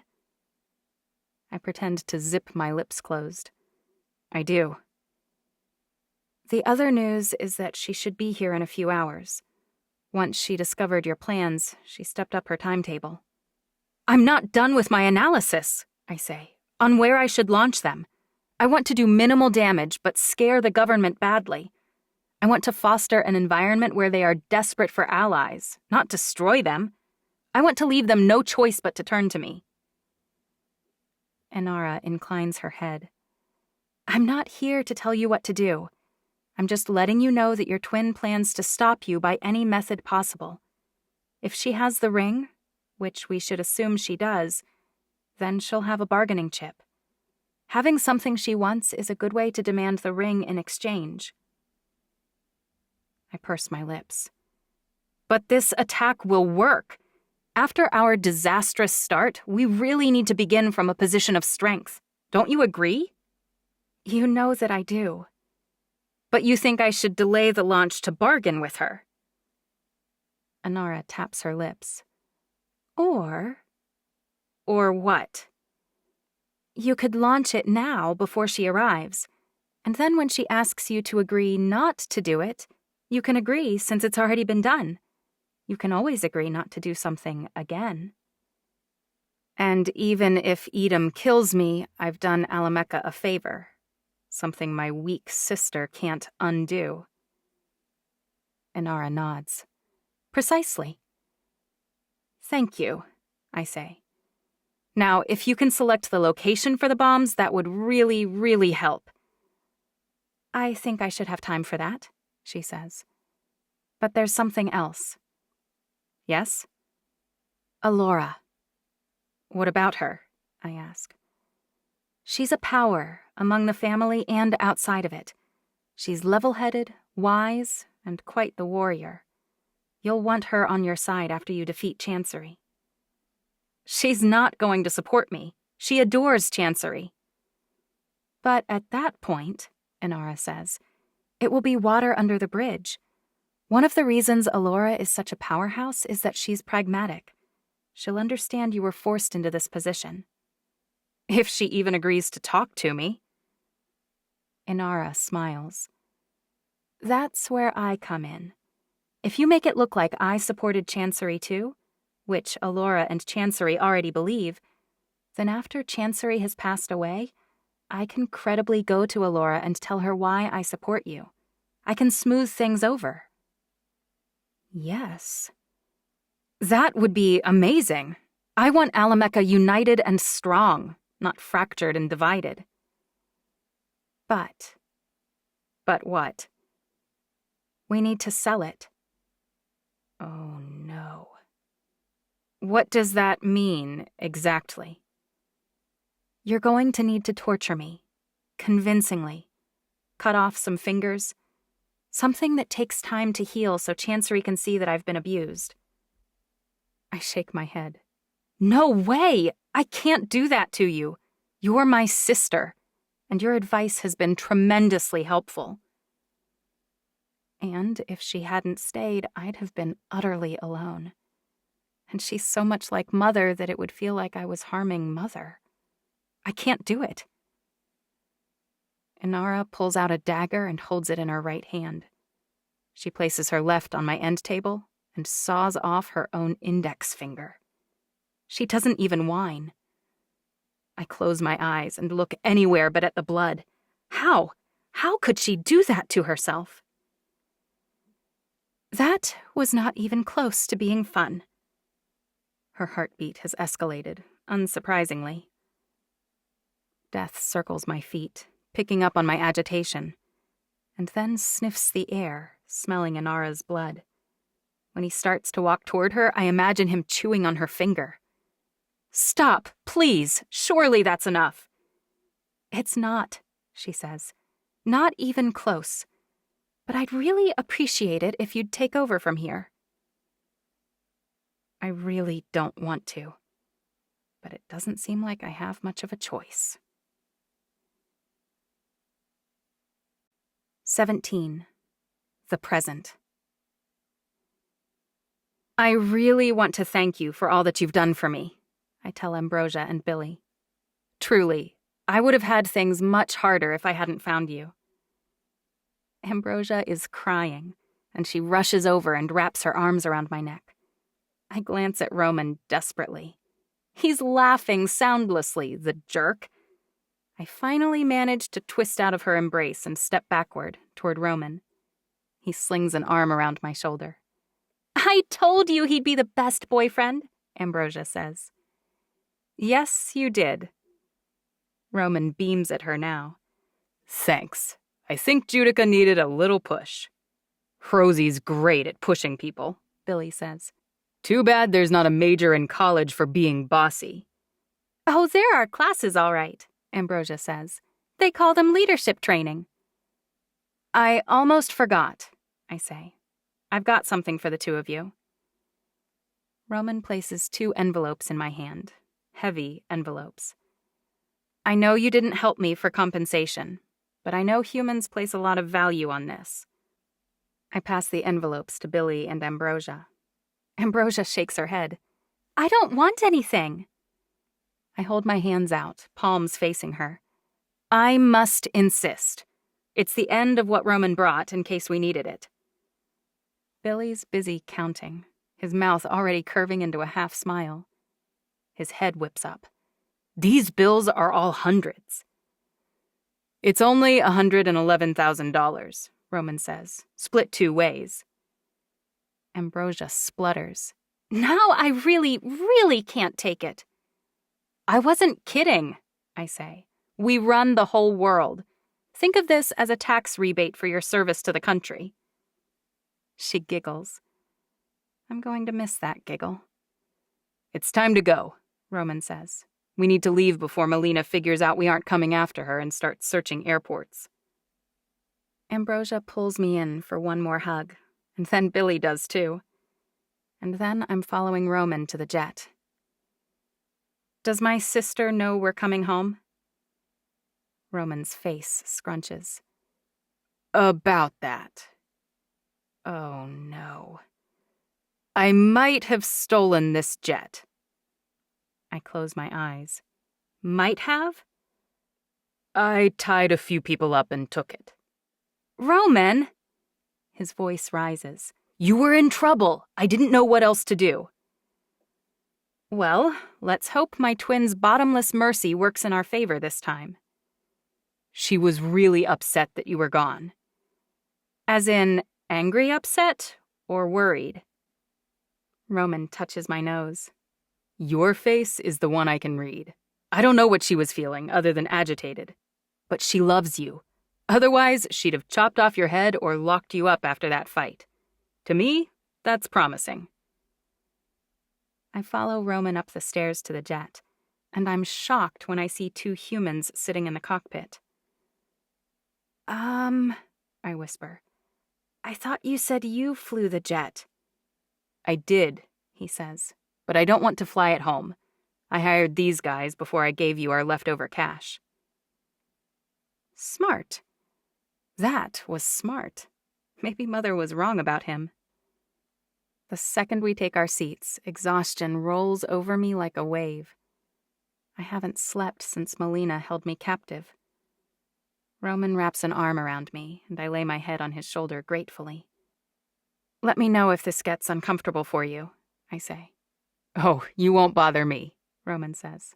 I promise. Get some sleep. I do. Roman's shaking wakes me up. We're landing. I bolt upright in my chair and rub my eyes. I slept for 8 hours? He looks at me like I looked at death as a puppy when he chewed on his own tail. Don't worry. You only drooled a little bit. My hand flies to my chin. Gotcha. You jerk, I say. I knew I didn't drool. And yet you checked, he says. That is very bad boyfriend behavior, I say, my heart lifting at the word. I hope this is not how you plan to proceed. Roman leans over and kisses me right on the mouth. How's that for boyfriend behavior? He asks when he finally pulls back. The landing gear deploys and the plane touches down. The view out of the window is one of the most staggeringly beautiful I've ever seen. Ni'ihau may not be the lushest of the Hawaiian Islands, but it's home. I didn't realize how much I missed it until I returned.